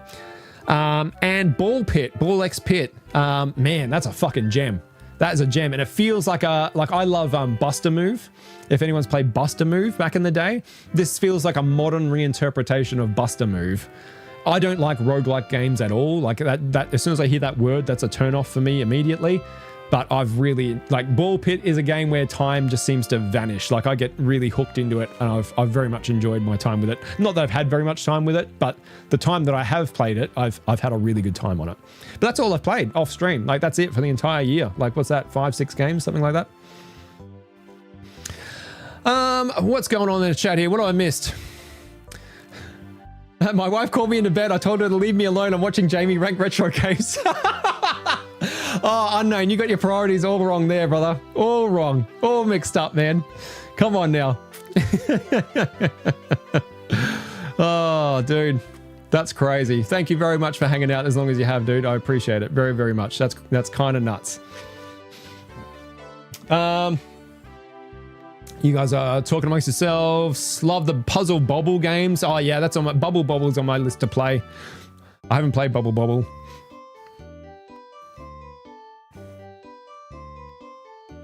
I still prefer Hollow Knight over Silk Song, even though I like the difficulty. So you were validated. Yeah, I do enjoy, and I haven't played much of it, but I also enjoy not just because of the difficulty, but also just like the world and the story and the vibe. Like I just like all of that in Hollow Knight more. And it's just Hollow Knight is still a really hard game. But I feel like Silk Song has been made for like the 1% of people that finish like God Home. You know what I mean? Like, and that ain't me. That ain't me at all. But I want to try, because I love that world so much. I still want to play it. I just need to have more space for it mentally and physically. You should try Adventure of Lolo. I've never heard of it. Oh, that is Buster Move. Japanese. Oh, I see. Okay, so Puzzle Bobble is Buster Move. Interesting. I didn't know that. Huh. There you go. Yeah, I loved Buster Move back in the day. I think it was Buster Move 2 on the N64. Really good. And I'm not a puzzle gamer, but I don't know. Something about that tickled my brain in the right way. I really like Buster Move. And it had like a bunch of like, you know, freeware spin-offs on the PC and shit like that too, as all those sort of games did. I was going to recommend during the marathon for a try. Oh, interesting. Okay. I don't know how we go about doing it because I don't think it's available. It's a Switch Online NES Retro. No shit. Puzzle Bobble is. You're specifically talking Puzzle Bobble, which is Buster Move. Okay. I'll put it potentially on the... Well, go and drop a comment on that post where I'm collecting all the retro games together, because I am putting that list together like tomorrow. So... how that's going to work. By the way, yes, I guess that's a good time to talk about it, is that this is kind of the last official stream for the year, but we do have our retro gaming marathon, like our end of year chill hangout. We're just going to be hanging out, talking shit, having a good time, having some laughs, playing a whole stack of games, hopefully. Oh shit. Shush. What the fuck? Why did... Oh my god. my fucking iPad next to me just randomly started playing a video for some reason. I don't know why. What was I saying? I completely lost track of what I was saying. That threw me off. It's a good one. Okay. All right. Yeah. Go and drop a comment on that post, because otherwise I'll forget. Yeah, so we got our live stream marathon coming up in a couple of days' time. It's going to be a really good time. I think it's going to be a fun way to wrap up the year. And then after that, I will not be back for the week of Christmas. So I'll be off for the week of Christmas. There won't be any live streams going up. Don't stress if you can't make the marathon. What I'm going to do is I'm going to leave it on the stream on demand, so you can always be able to watch it. But I'm going to take the gameplay the games that we play on that stream and cut them up into their own videos and post them like over the Christmas break kind of thing. So you'll still get to see all the games that we play, just like we normally would with my gameplay videos that aren't streamed. Okay, so they'll be there. Unless you want off video off stream. Yeah. Now that I know that that's what that is unknown, then yeah, I'm going to put it on my list for sure. I need to check that out. I didn't realize they were the same thing. That's awesome. All right, guys, I'm going to end it there. It's been a mammoth stream. Another, like, what are we at? 4 fucking hours. Holy shit, these go for a long time. I just totally lose track of time when I'm doing this sort of shit. So God knows how long the marathon's going to end up going for. Thank you so much, guys. I know it's very, very late for a lot of you guys watching. That's crazy. I really appreciate you guys hanging out. Again, please don't break yourselves for the sake of hanging out on the live stream. I will leave it there. You can come back and watch it. Get your sleep. It's really super important, okay? Just put my dad hat on there for a second. Yeah, I've had a great time. This was a fun video. I've had a great year. It's been an amazing year. Thank you all for coming along on the journey. If you have, no matter whether you have been here from the start, come in at some point midway through the year, maybe you found a game that I played that resonated with you and you click that subscribe button. I very much appreciate it. I've had an amazing time doing the channel this year, and I'm very much looking forward to continuing the journey next year. But before that, we've got a marathon to knock out. I can't wait. It's going to be a really good time, and you guys are going to be voting on what I'm going to be playing. I'm going to be taking that list of posts that you guys have made, the list of suggestions, and I'm going to be compiling them into a series of randomized polls that I'll run on the day, and you guys will get to pick out of those polls what we're actually going to be playing on the day. It's going to be a good time, I think. Going to be good fun. And we're just going to chill out. We're just going to chill out, have a good time. It's going to be a very informal sort of stream.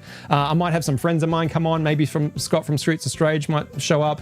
Maybe a few of my buddies. G might even show up. I don't know. We'll see what happens. Although I think he's going away very shortly, so probably not. But a few other my streamer and non-streamer friends might come in and hang out for a little bit. I'll just leave it open for them to come in during the day. But even if they don't, I think it's going to be a fantastic time. I'm looking forward to it. All right, guys, I'm going to get out of here. I've got a lot of other stuff I need to get on with. This has gone way longer than I thought I would, so I'm going to wrap it up there. Thanks very much, everybody, for hanging out. Make sure you give the video a like if you enjoyed it. Subscribe if you feel like it. And other than that, I will catch you all, hopefully, live on the marathon in a couple of days' time, all right? Take it easy, guys. Be good. We'll see you then, all right? Bye.